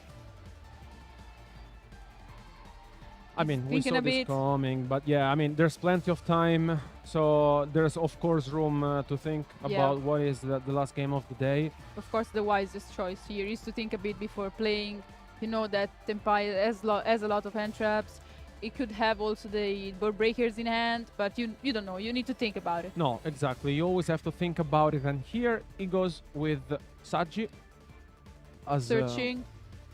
and so far there's no Mucharmi being activated, Yeah. which Which is a nice. it's still a win. Yeah. It's still a win. Nice thing Yeah. for Michael here. Okay, for the ritual. There's also no draw. Yeah, because I don't see anything coming from Francesco's hand, so I think that maybe Michael, as his way is really, really easy here. Okay. We Yeah. go for the ice here. Discarding. The Scars Effect Veiler and Okay, he's got the and full there's the end, call the by the call Grey. by. I Wow. mean, yeah, this is the card of the match. Yeah, they saw both, so Michael got his revenge here on the game 3. Yeah, totally. I mean, I was really waiting for this moment.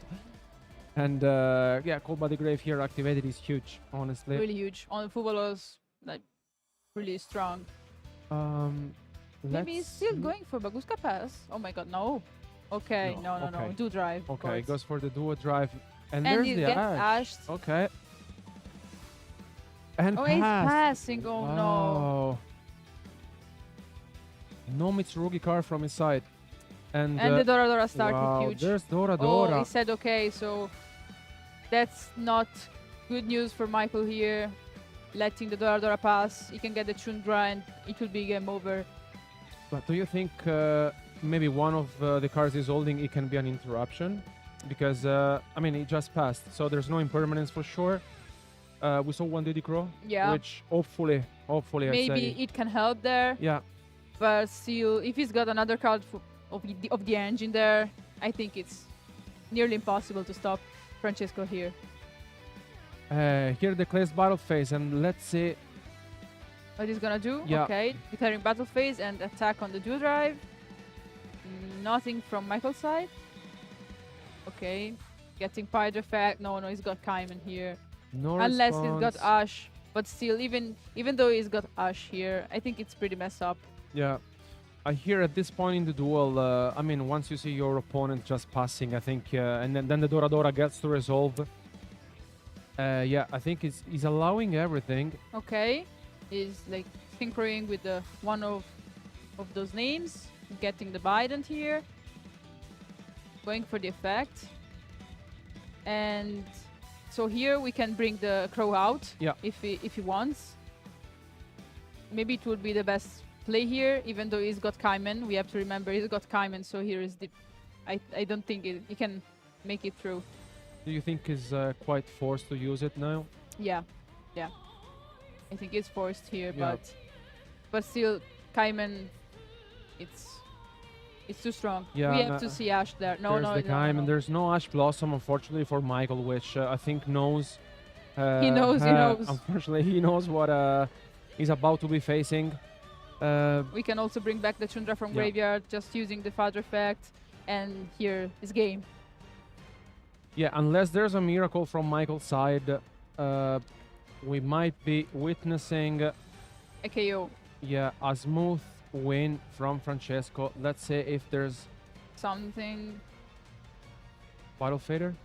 Yeah, I was thinking about that too. Like, without anything on the field, he could be using that.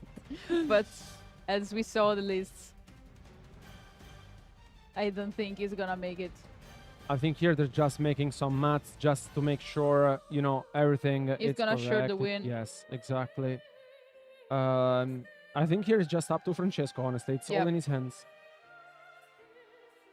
But I see Michael is not even holding his cards, so I don't know if he's got another interruption. Also here, the Transcendence is coming in play, so he also cannot respond to anything he's doing. So yeah, it's game. And Francesco brings it home. 2-1. Congratulations to him. It was pretty fast also. Yeah, you know. yeah, I mean, it was Senpai. like around 25 minutes that for a Tenpai match is almost also, you know, not given, because sometimes it can also be like 5 minutes match. Yeah. It could also be 2-0 because it draws a lot of board breakers and going second, it gets you with the OTK, so... No, but I really enjoyed it, especially because we got to see some action in game 2, thankfully. Yeah, because of all the charmies and all the interactions with all the end traps, Nibiru and stuff. It was fun, I think. It was really nice, but I mean, Cold by the Grave, I think he was the MVP of the whole match. It was their game 1 and game MVP. 3. Yeah, totally. I mean, totally. And I mean, you gotta feel bad for Michael, because basically maybe you didn't really want to face a Tenpai deck in the very last turn. Also, I understand that maybe getting the Cold by the Grave, going first against the Tenpai, and you know that was the end of the game there. Yeah, exactly. Especially because I think in game 1 he had Prosperity, Cold by the Grave, and the Ash Blossom. He had all the basically all the possible answers. Cold by the Grave was the most impactful card there, I think. And I think, anyways, still Michael advancing with a X2 record. It's still pretty solid. You know, pretty solid. 2 rounds to play tomorrow. He may be guaranteed top cut with the 1 win and a draw, potentially. Yeah, potentially, yeah. So, I mean, still there. It was a long day. And on the other side, Francesco advancing with an 8-1 record, which is super solid. He needs another one, I would say. Yeah.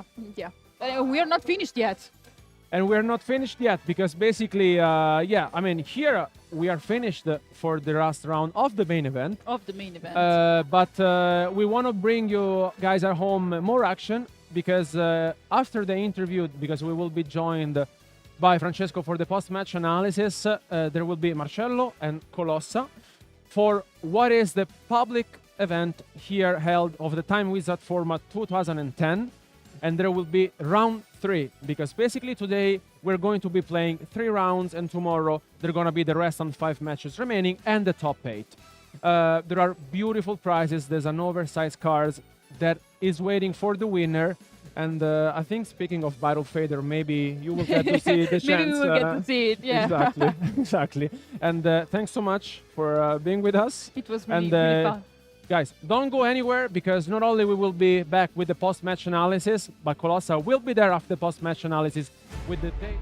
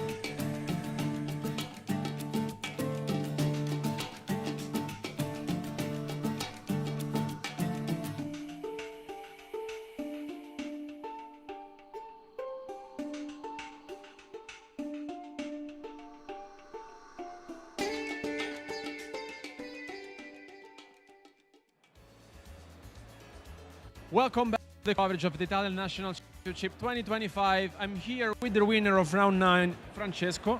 Congratulations, first of all. It was a very fought match because you win 2-1. And so first of all, I would like to ask you, how do you feel? Yes, win with the Tenpai is crazy. Yesterday I wanted play Raizol Mitsurugi, but I say thanks to my teammate Riccardo and all my team Frankie's house for help with this choice. Because last week the main test was go bad. So I want to try something else. Yes. And I think so far it won. Yes. So I mean, you're going today with a very solid record, and hopefully another win should guarantee you. But let's focus tomorrow on tomorrow's thoughts. So today, I think you had a very long day, and I would like to ask you. So the match, I think it was game 1. You did what Tenpai does at its best. So you sit at the table, you win the die roll, and let your opponent go first. Yes. The meta call is the Mulcharmi because Tenpai can't that Mulcharmi and I can use Mulcharmi in my deck. Yeah, exactly. I mean, we also saw during the match that basically you can pass, activate the Mulcharmi, and essentially, apart from some scenarios, it's quite unlikely that you're going to lose, especially because you are the one sealing the game in one turn. And in game 2, for a moment, there was the Nibiru, but you were missing one play, essentially. Yes. And in game 3, I think, for a moment, I thought that when the Cold by the Grave was activated from Michael, what did you think? My hand was very strong, and I hope that his engine hand was strong as yours. I think it worked out. So I mean, the plan was solid, and you guaranteed a very solid win. So congratulations. Thanks. Again, and hopefully we will see you again tomorrow. So best of luck, and enjoy the evening because you had a very long day. Yes. Guys, thank you so much for watching once again the main event.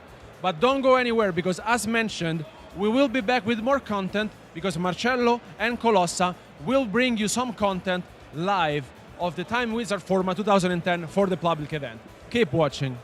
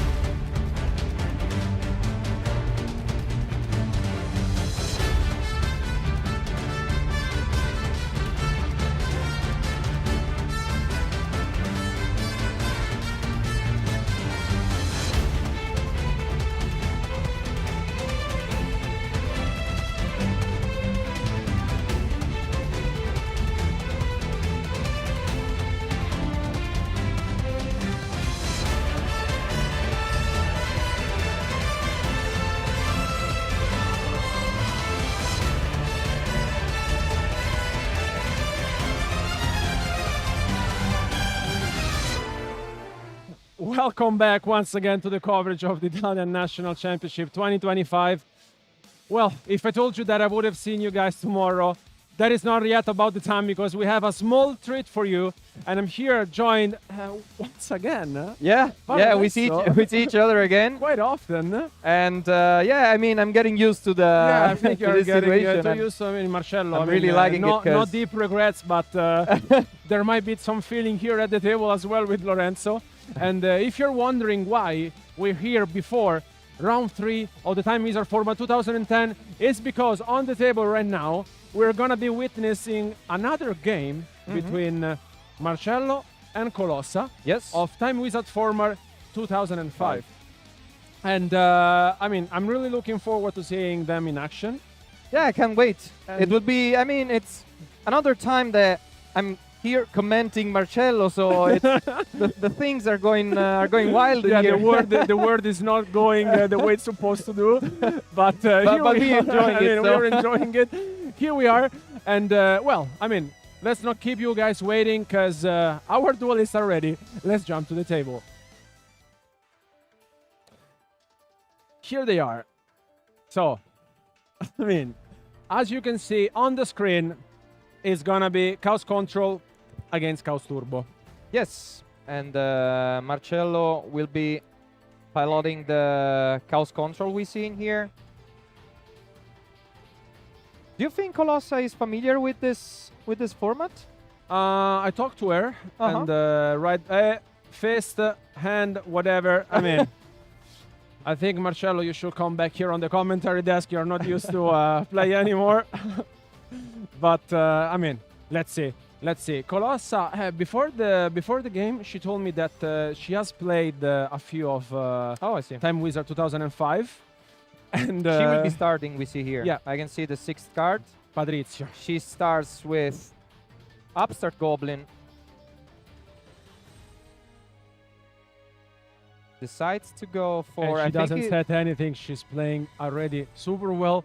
Not setting either the break or the ring destruction because, I mean, there's nothing to discard. Here, Marcello goes for double Thunder Dragon. Well, pretty solid, pretty standard. We see if he will be following with a Graceful Charity or any other play. Oh, sets one, and so here comes the mirror. Let's see. We see Colossa here drawing a card thanks to the Koichi. And she draws the Thunder Dragon. Going for the TD. Slammed on the table, I would say. With such an aggressive... Exactly, yes, I have it too. And, I mean, there's the mind control. Yeah, we saw it in her hand. Let's see now if she goes for it. And if Marcello set a bait or not. Ooh, no, it's a spy. There's a spy. Well, she's going to resolve this. Mind control is huge. Yeah, this is going to be huge. I mean, she already gained some cards, you know, of advantage. Spy correctly someone in defense position. She's making us incredibly proud. And to answer your question, I think she knows better. Oh my god, she's trying to... And again, I mean, che succede? She was trying to sacrifice the spy, but she forgot. The spy was taken by mind control. So okay, she decided to go for Deco to sacrifice and 1,600 damage. We can see she set Raigeki Break in here. So end of the turn.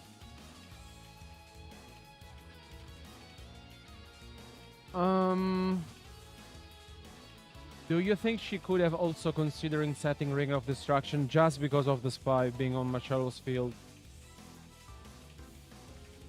Well, she has many cards in her hand, many choices. I think she's choosing a conservative line, I'd say, because now it's Marcello that has to do something, I'd say, you know.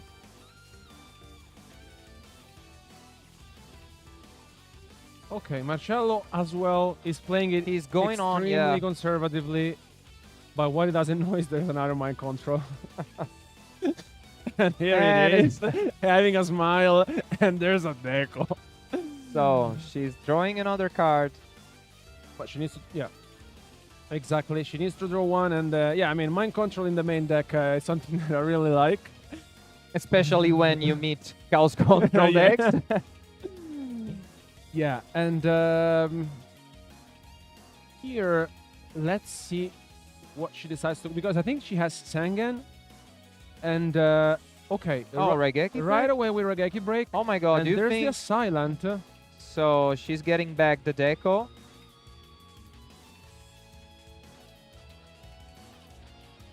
And your Sangan. But if she summons Chaos Sorcerer is 26, It might be game 38, thanks to the... I mean, if she would have had, for example, Chaos Sorcerer with the Ring Destruction, it would have been Yep. game.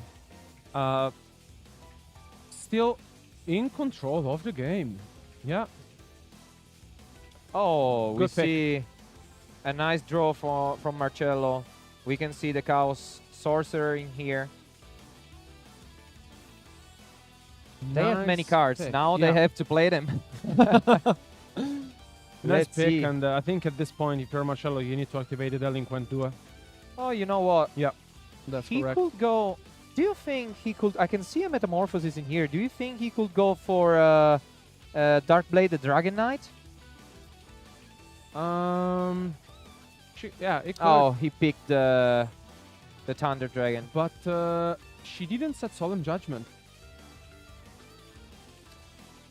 Interesting enough, she didn't set the Solemn Judgment. Okay, I think... And she discarded the deco she just got back from Night Silent, discarded by Regeki Break. I mean, I think it makes sense to get rid of the deco. I maybe would have set the Solemn Judgment preemptively, because the thing is, like, you still pay half of your life points, clear. But I think she could have been in a nice spot, because with the Ring of Destruction... Ooh! I saw the other card in hand, but I'm not gonna spoil it. I saw the other card, but I'm not gonna spoil it. Well, if you say it like this, I think that we will see it soon and it will be huge.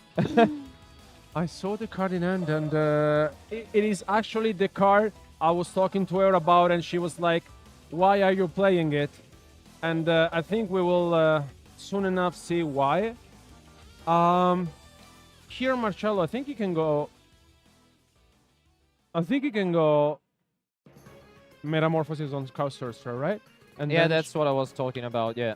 But then you chain Ring of Destruction. Yeah. It depends on how Marcello is fearing a huge set from Colossa in here. Yeah, that's exactly what is happening here. Let's see if he goes for Ryu Senshi maybe. But at that point, he won't have a true out. Oh, Darkblade. Yeah, you called it.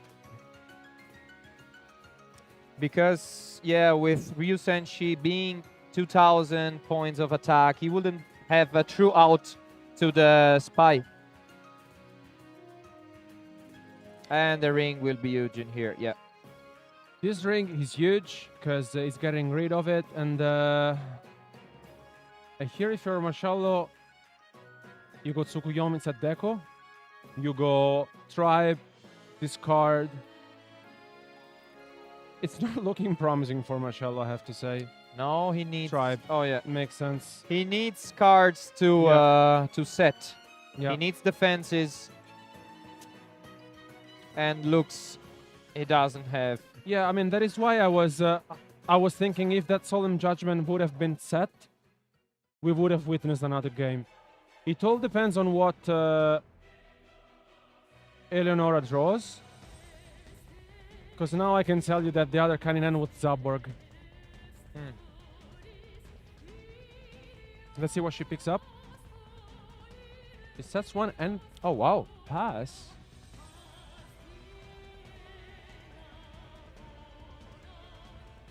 What did she draw?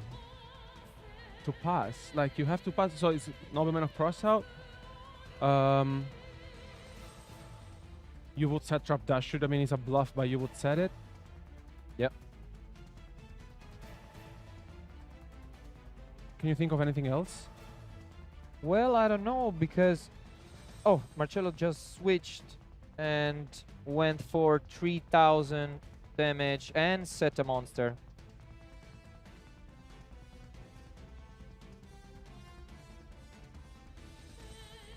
Knock. Yeah, one was there and we called it. Yes. Let's see what the other draw is. Another set Oh card. my god. Wow.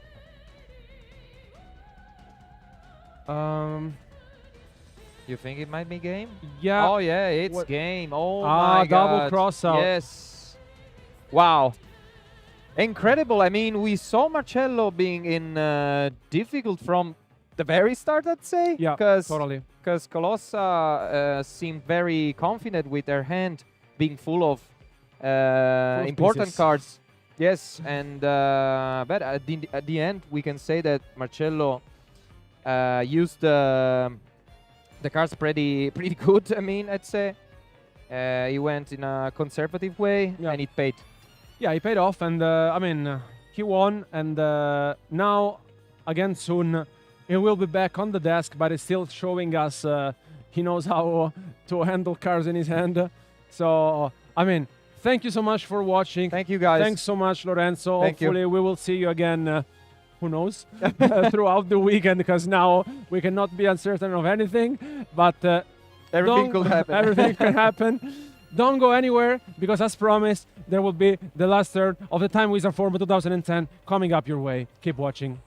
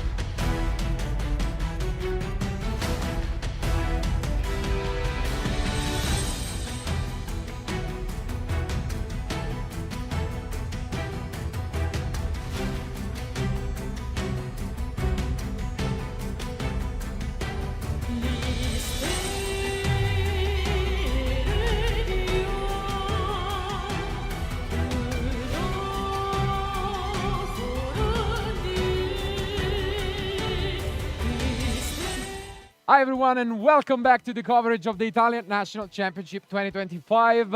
Although if you have followed all through the day, the main event and the 9 rounds of Swiss are over, we still have one more treat for you guys all the way from the ultimate Time Wizard event 2010 that is happening. And this will be the 3rd round of Swiss, which is the last for today.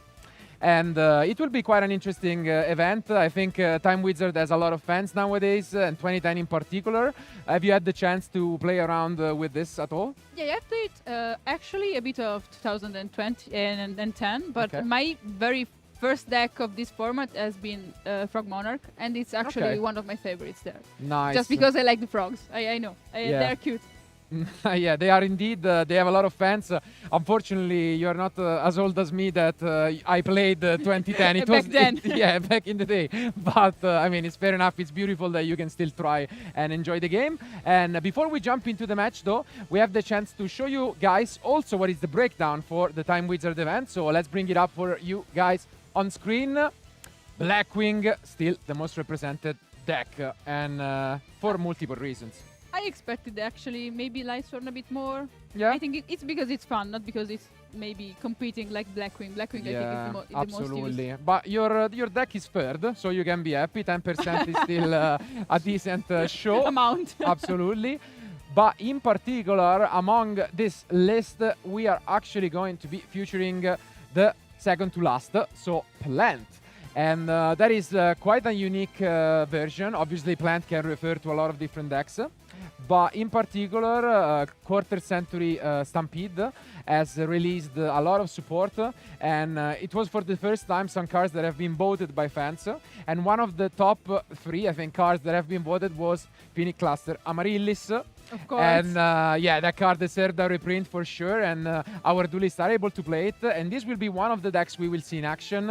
A card that is forbidden in the TCG. Right now, yeah. But we can get to maybe see a glimpse of what the deck Play. can do. Yeah, what it can do in this Absolutely. kind of deck. So I would say, without further ado, we can talk a bit more later on, but let's just jump into action.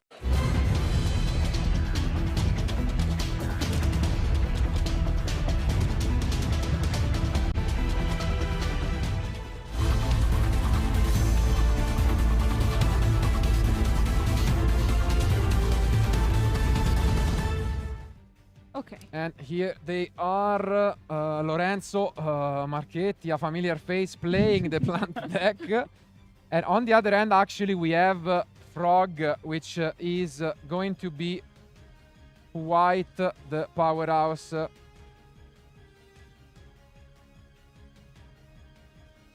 Okay. Let's see If you're which- not too familiar with the 2010 Time Wizard deck, actually, you might be shocked because if Lorenzo's deck is more control, the deck that his opponent is playing has been, I think, in the last 3 months come out, and it's explosive. It can win in a single turn. It can do so much, and and this Oh my is one God, of the yeah. ends. 1-for-1 Fishborg. Wow, brutal opening. Actually, very angry opening there. And Oh also yeah, we and 1-for-1 is limited. Oh my, wow, this is Brutal. the absolute best possible opener. Yeah, we get the dandy there. Yeah, We get to summon the tokens. crazy stuff. That's So really strong. yeah, basically, obviously the key card of the deck, same for your Frog Monarch, is the Yeah. Substitute, Of course. which back in the day obviously is not once per turn. You Yeah, even so have we get to summon yeah. whatever we want. Just exactly, tributing monsters. but And the the Treeborn, of course, at the graveyard. yeah, you can just feel it. But the main difference with like your Monarch deck, this deck doesn't play Monarchs. Okay. It only plays with Fishborg. The crazy part is that Fishborg is not really accessible by Swap Frog. You cannot send it. Okay. So you have to hard draw hard draw it. Oh, in wow. this case, It was full, very lucky. Yeah. full combo. With then also the foolish yeah, there. So it's a dream opener. But as you can see, you can play, like, Substitute doesn't limit you to level 4 frogs. of course. So you play Death Frog, you can synchro with Fishborg. yeah. It's one of these kind of decks where you keep on comboing off. Yeah, I was used to the more Yeah, control one with all the exactly. monarchs and stuff. Here we do something else. This is a very different deck for what is Time Wizard 2010. Doesn't even play traps at all, just reckless greed, pure gas, just going all the way. Just draw and just put on the field. Yeah, I get it. Also the... And, oh, we draw Chumari, which is not the greatest, actually. But... I mean, it was a crazy start. We need to see what he's gonna do with all these cards. Here we get back some. Yeah, this is pretty good. Yeah. So with this deck, essentially, you can play it in two modes. One is trying to win instantly. Like instantly, right? Yes. Like he's doing right now. Yes. He's trying to and get the other cards. one is that you can play control, kind of like the Monarch deck, because you still have your dupe frogs that cannot be attacked. So you can take it a bit slower. Oh my. Wow. Oh, I saw the avarice there. Pot of Avarice is so good in this deck.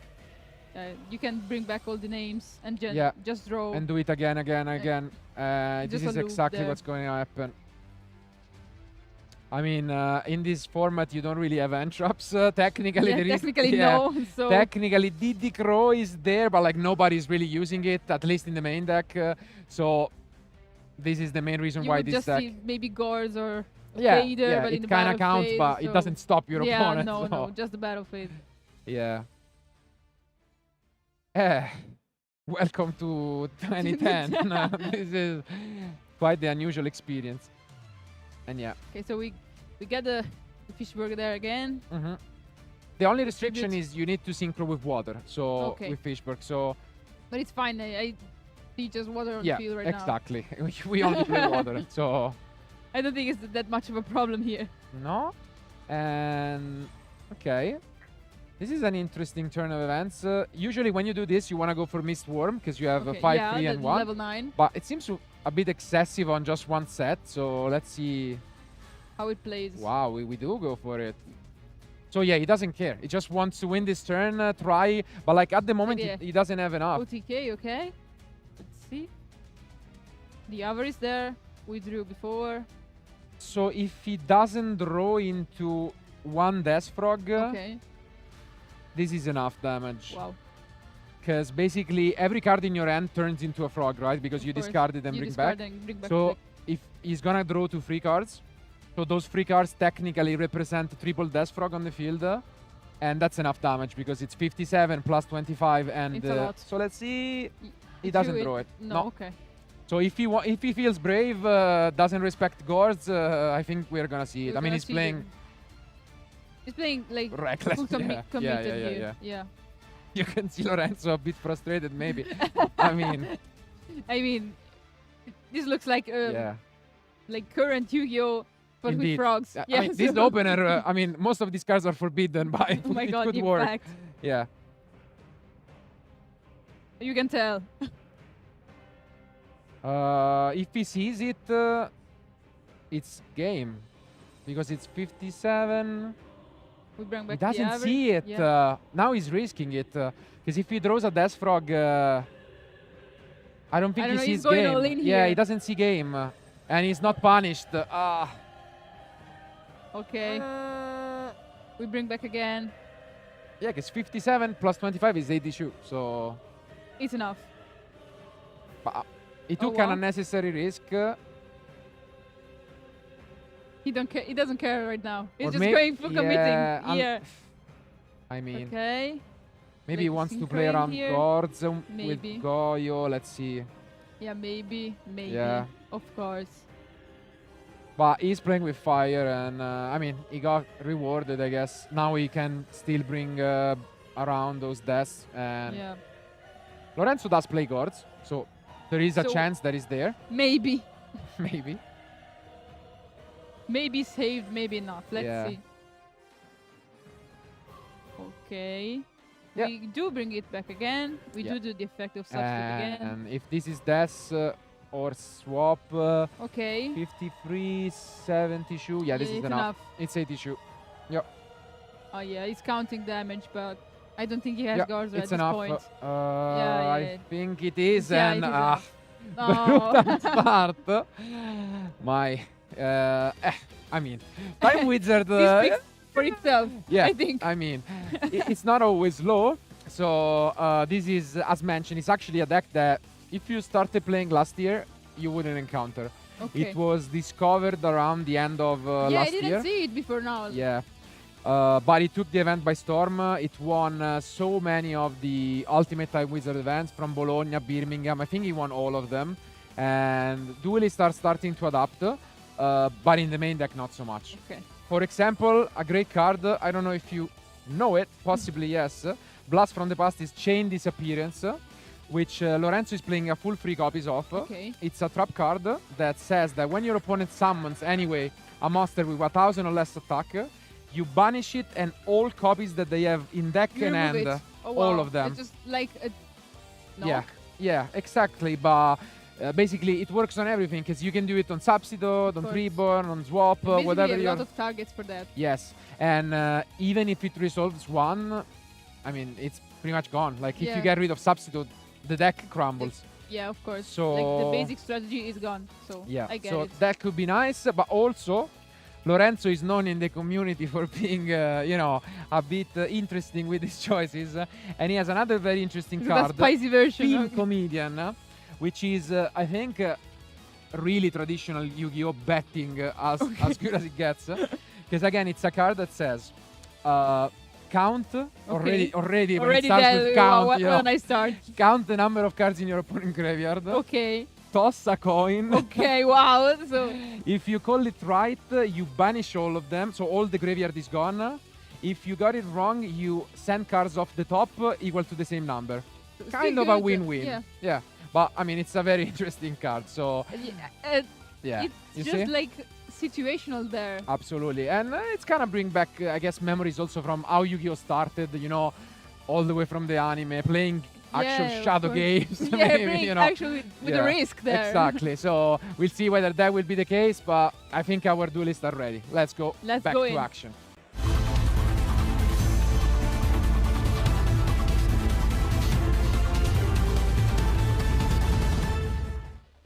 Okay. Oh, and we started with trade-in pair.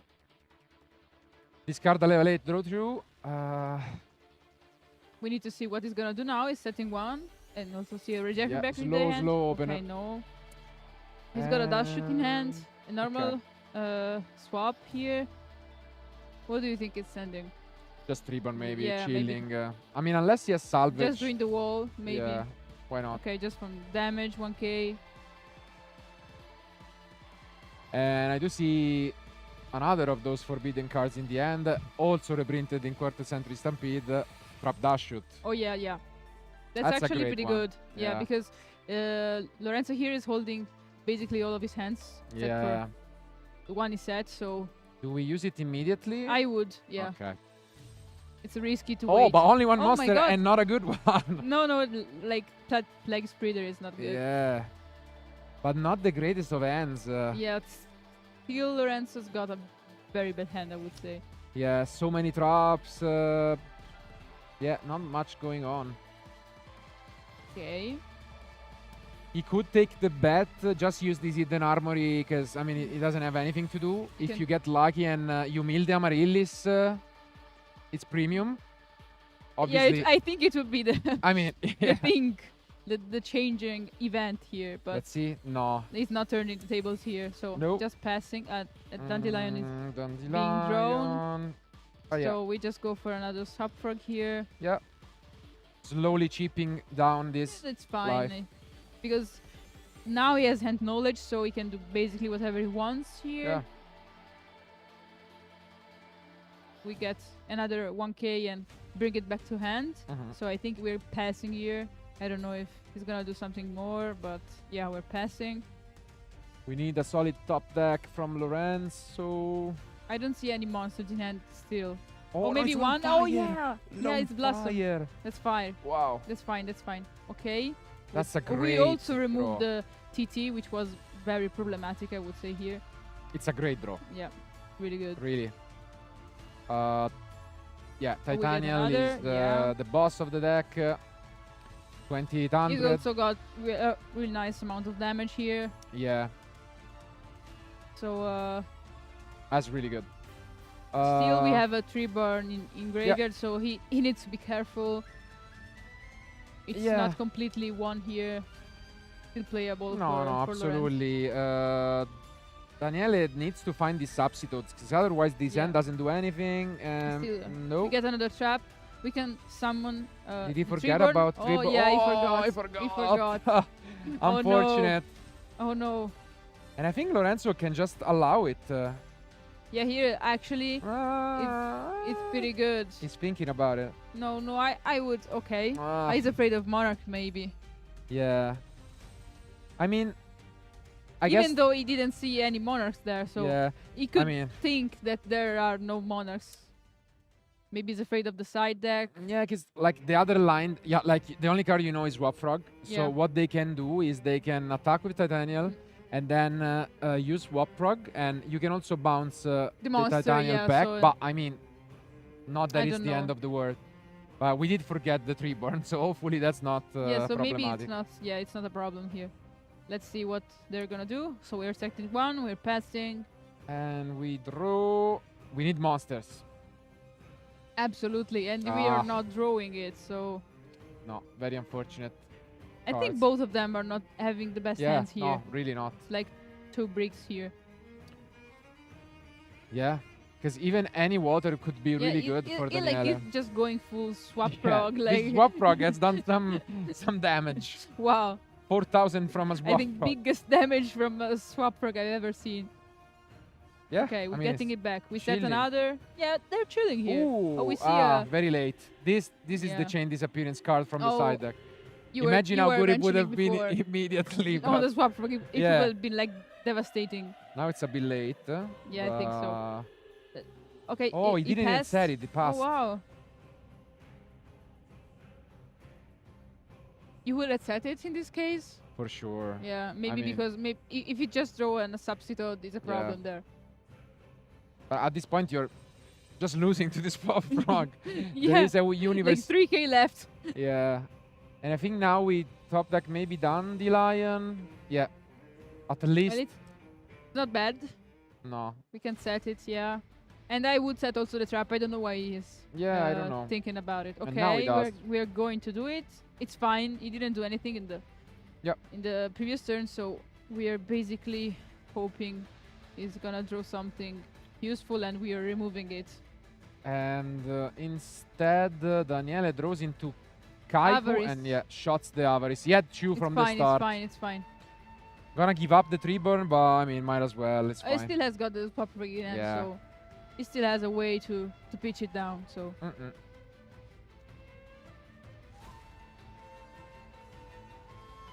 we're Let's drawing see. 2. I didn't see what he drew, so I think another swap for sure. And Gords, actually. Okay. okay. Eh, Yeah, I mean, decent. Do we use the chain here? I mean. no, maybe. Eh. Maybe yes. Maybe yes. He does. We don't want to get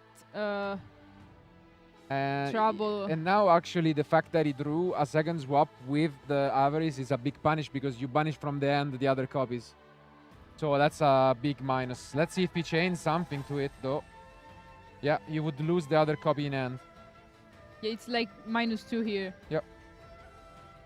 And yeah, that Okay, we happens. So get banishes in from 2. end, which is a Wow. good news. Good news One- for Lorenzo yeah. here, yeah. But at least he sends the Treeborn, I think. Let's see. Yeah. Of course, you need some backup here. Yeah. I mean, but I think 5,000 from this swap frog is I enough. think enough. Yeah, I think he can be satisfied with Yeah. that. It's enough damage. Okay, back to square one. Still Lorenzo not finding his monsters. I mean, that's crazy. Yeah, really. Really, really unfortunate. Like, what are the chances for that? Yeah. And yeah, he's thinking about what to do, but again, I think I mean, Dandy's just there chilling, like set. we Okay. flip Dandy. Oh my. Which is ultimate Really? rare, really good. Okay, oh, that hurts a lot. Okay, yeah.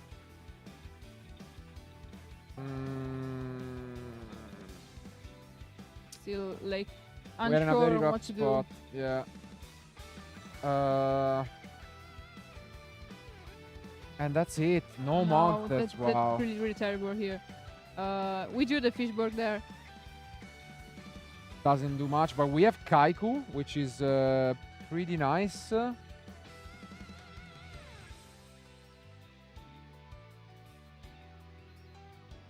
thinking through. Of course, it's not easy at this point of the No, game. there is a pass. Wow. Wow. Both players playing very passively, yeah. They're just waiting for the opponent's move. Yeah. Very different from game one. Yeah, actually, yeah, because at the very first game, he was full commitment, all the masters on field, and also getting risks. Another spell from Lorenzo, Oh my god, but double hidden armory. I don't think that... What I a, don't- no, it's almost impossible. Not easy there. And yeah, Daniele keeps on thinking about this Kaiku. But no, sets one more. What that could be? Yeah, like Maybe the swap and Fishburg, something else. Maybe. Yeah, Dupe, not sure what Maybe he could Dupe. throw. Dupe would be actually huge here because we are really in a grind game where like they're low on life points and they're basically drawing and not useful stuff, and wow. So Lorenzo here is thinking. Yeah. It's an important match because, as a reminder, this is the last match of Ultimate Time Wizard for the day, and in total these duelists are gonna go through 8 rounds of Swiss, but top 8, so you can only lose once. Otherwise, That's very difficult. Oh, you will we not make drew it. the Plague Sprayer again, and we're Oh. going for the TT. That's really but good, but that's then the Alliance. such a That's bad punish. unfortunate. Yeah, Yeah, terrible here. I don't know. Maybe Lorenzo felt like he needed to do something, he needed to act. He needs to do something at this point. Okay, he's gonna Getting go the into Plague the Sprayer again. Plague, and then he's gonna send the card that he put on top to take it back. So this way, it's a nice little play that allows you to... oh, no. He takes the DDR, not the... Okay. There What? was an issue with that. What just happened? I don't know. Ah, because he already normal summoned, of course. Yeah. It normal summoned the Plague Sprayer, of course. And the Plague... yeah, that's quite unfortunate from Lorenzo. Right, so yeah. We didn't think about it. Le linee che nessuno vede. Let's see. Yeah, I mean, he went out autopilot mode, but obviously, hidden armory, you cannot normal summon or set. That turn, so... I mean, oh my god, not much you can do now. No. Yes, Brain, Vortex. Yeah, he just attacks a token and pass. The only thing he can do with the end. And the bad news is that you also know that you're gonna top deck your own DDR. Your own, yeah, that's awful also. Oh my. He knew. Can we find anything? Did he draw? I think so, yeah. Or maybe he's...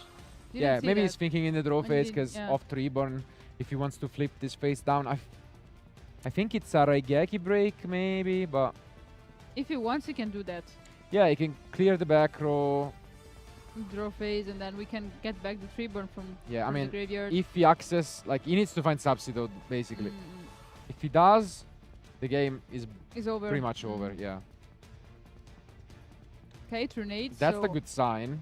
See, we don't have any... I mean, is there Substitute? We need to see. No, Kaiku. we get the Kaiku there. This and we is banish it. an interesting spot because you know DDR is there, so maybe you don't use the effect because if you banish the Titanial, will then they get it can send back. me back. Yeah. So yeah, maybe it wasn't the best play here, but maybe he has an idea. I don't know. I see a very nice line possibly, which can be Brain on the Kaiku and we DDR. get back. Never Oh, mind. no. And DDR, I was thinking DDR on the On Plague. the Plague. Yeah. So you attack both. If Kaiku resolves, you get rid of Treeborn and Fishburg. Which is really good also, yeah. Yeah. I think it could have been really cool. And he could also synchro off, right? Yeah, and then you So synchro. It would have been like a really nice play Yeah. there.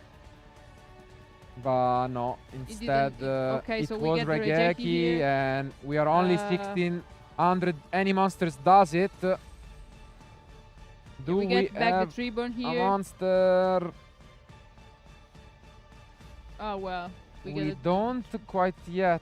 Oh, we do. Double tribute guards, Oh my God, and yeah, that's it. That's it, yeah. Brutal way to end it, but Yeah, actually also an unusual way, I would say. for sure.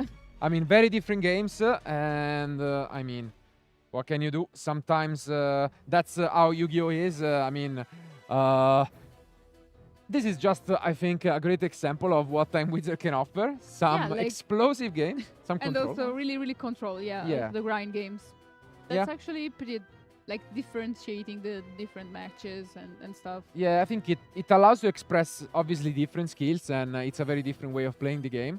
But I think especially 2010 is getting so much attention because of this. Like, you have, I think, at least 12, 15 different decks that are very valid and very different. So you can actually have a personalization to your strategy. You can also play a lot of synchros, and I think that synchros in general are really loud. Absolutely. So and yeah, I think it's also a matter of play styles. Some people argue that play styles don't exist, but I mean, you know, I think in this case, I would say that exactly. And I think it is one of those formats that allows you to, as you mentioned, for example, I think you would agree that they do, because I think you are a combo player, right? Yeah, At yeah. heart. So I think they do exist, and it's nice when you are able to express yourself in in the way that you prefer. Yeah, maybe and you still can also play the deck, maybe which is also meta deck, but Yeah. you can add some spicy cards in the deck which you love, and that's a really nice option you have in this kind of formats. I'd say so for sure. And I'm a big fan actually of the format, and I love a lot that in particular we are getting some releases that support also indirectly or directly, the way you want to see it, Ultimate Time Wizard events. But this was just a final treat to end the day from us. It was nice, since we finished early the main event, to just have a light on events that bring even other people to compete. And so if you want to follow any of these actions, make sure to tune in tomorrow. But I think before we just say goodbye, and remember, by the way, that tomorrow we will be again live at 9 a.m. CET for the last 2 remaining rounds of Swiss plus top 30 of the main event, yeah. Yes. So I want to thank you, Eleonora, for doing commentary It was a with me, pleasure. and for playing as well. Of course. Sorry for not so much for the handshake, but it was good. But still yeah, so thank you guys for being with us throughout the day. But before we say goodbye, we have one last piece of content, which obviously we want to hear it from Daniele, who is undefeated 3-0, and I think to interview him, why not have Eleonora? So keep watching, and we'll be back soon with the interview of the winner.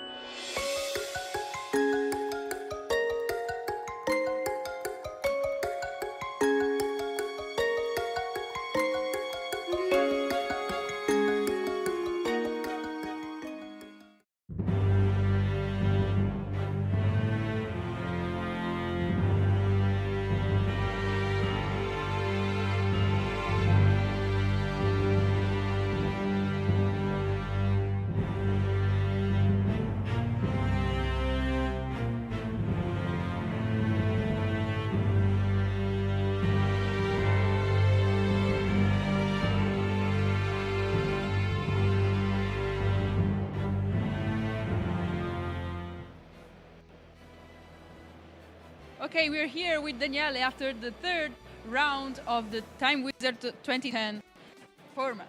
How are you feeling right now about the game and, of course, the tournament right now? Because you're 3-0, right? Yeah, I'm 3-0. Feeling great because, 3-0 is good.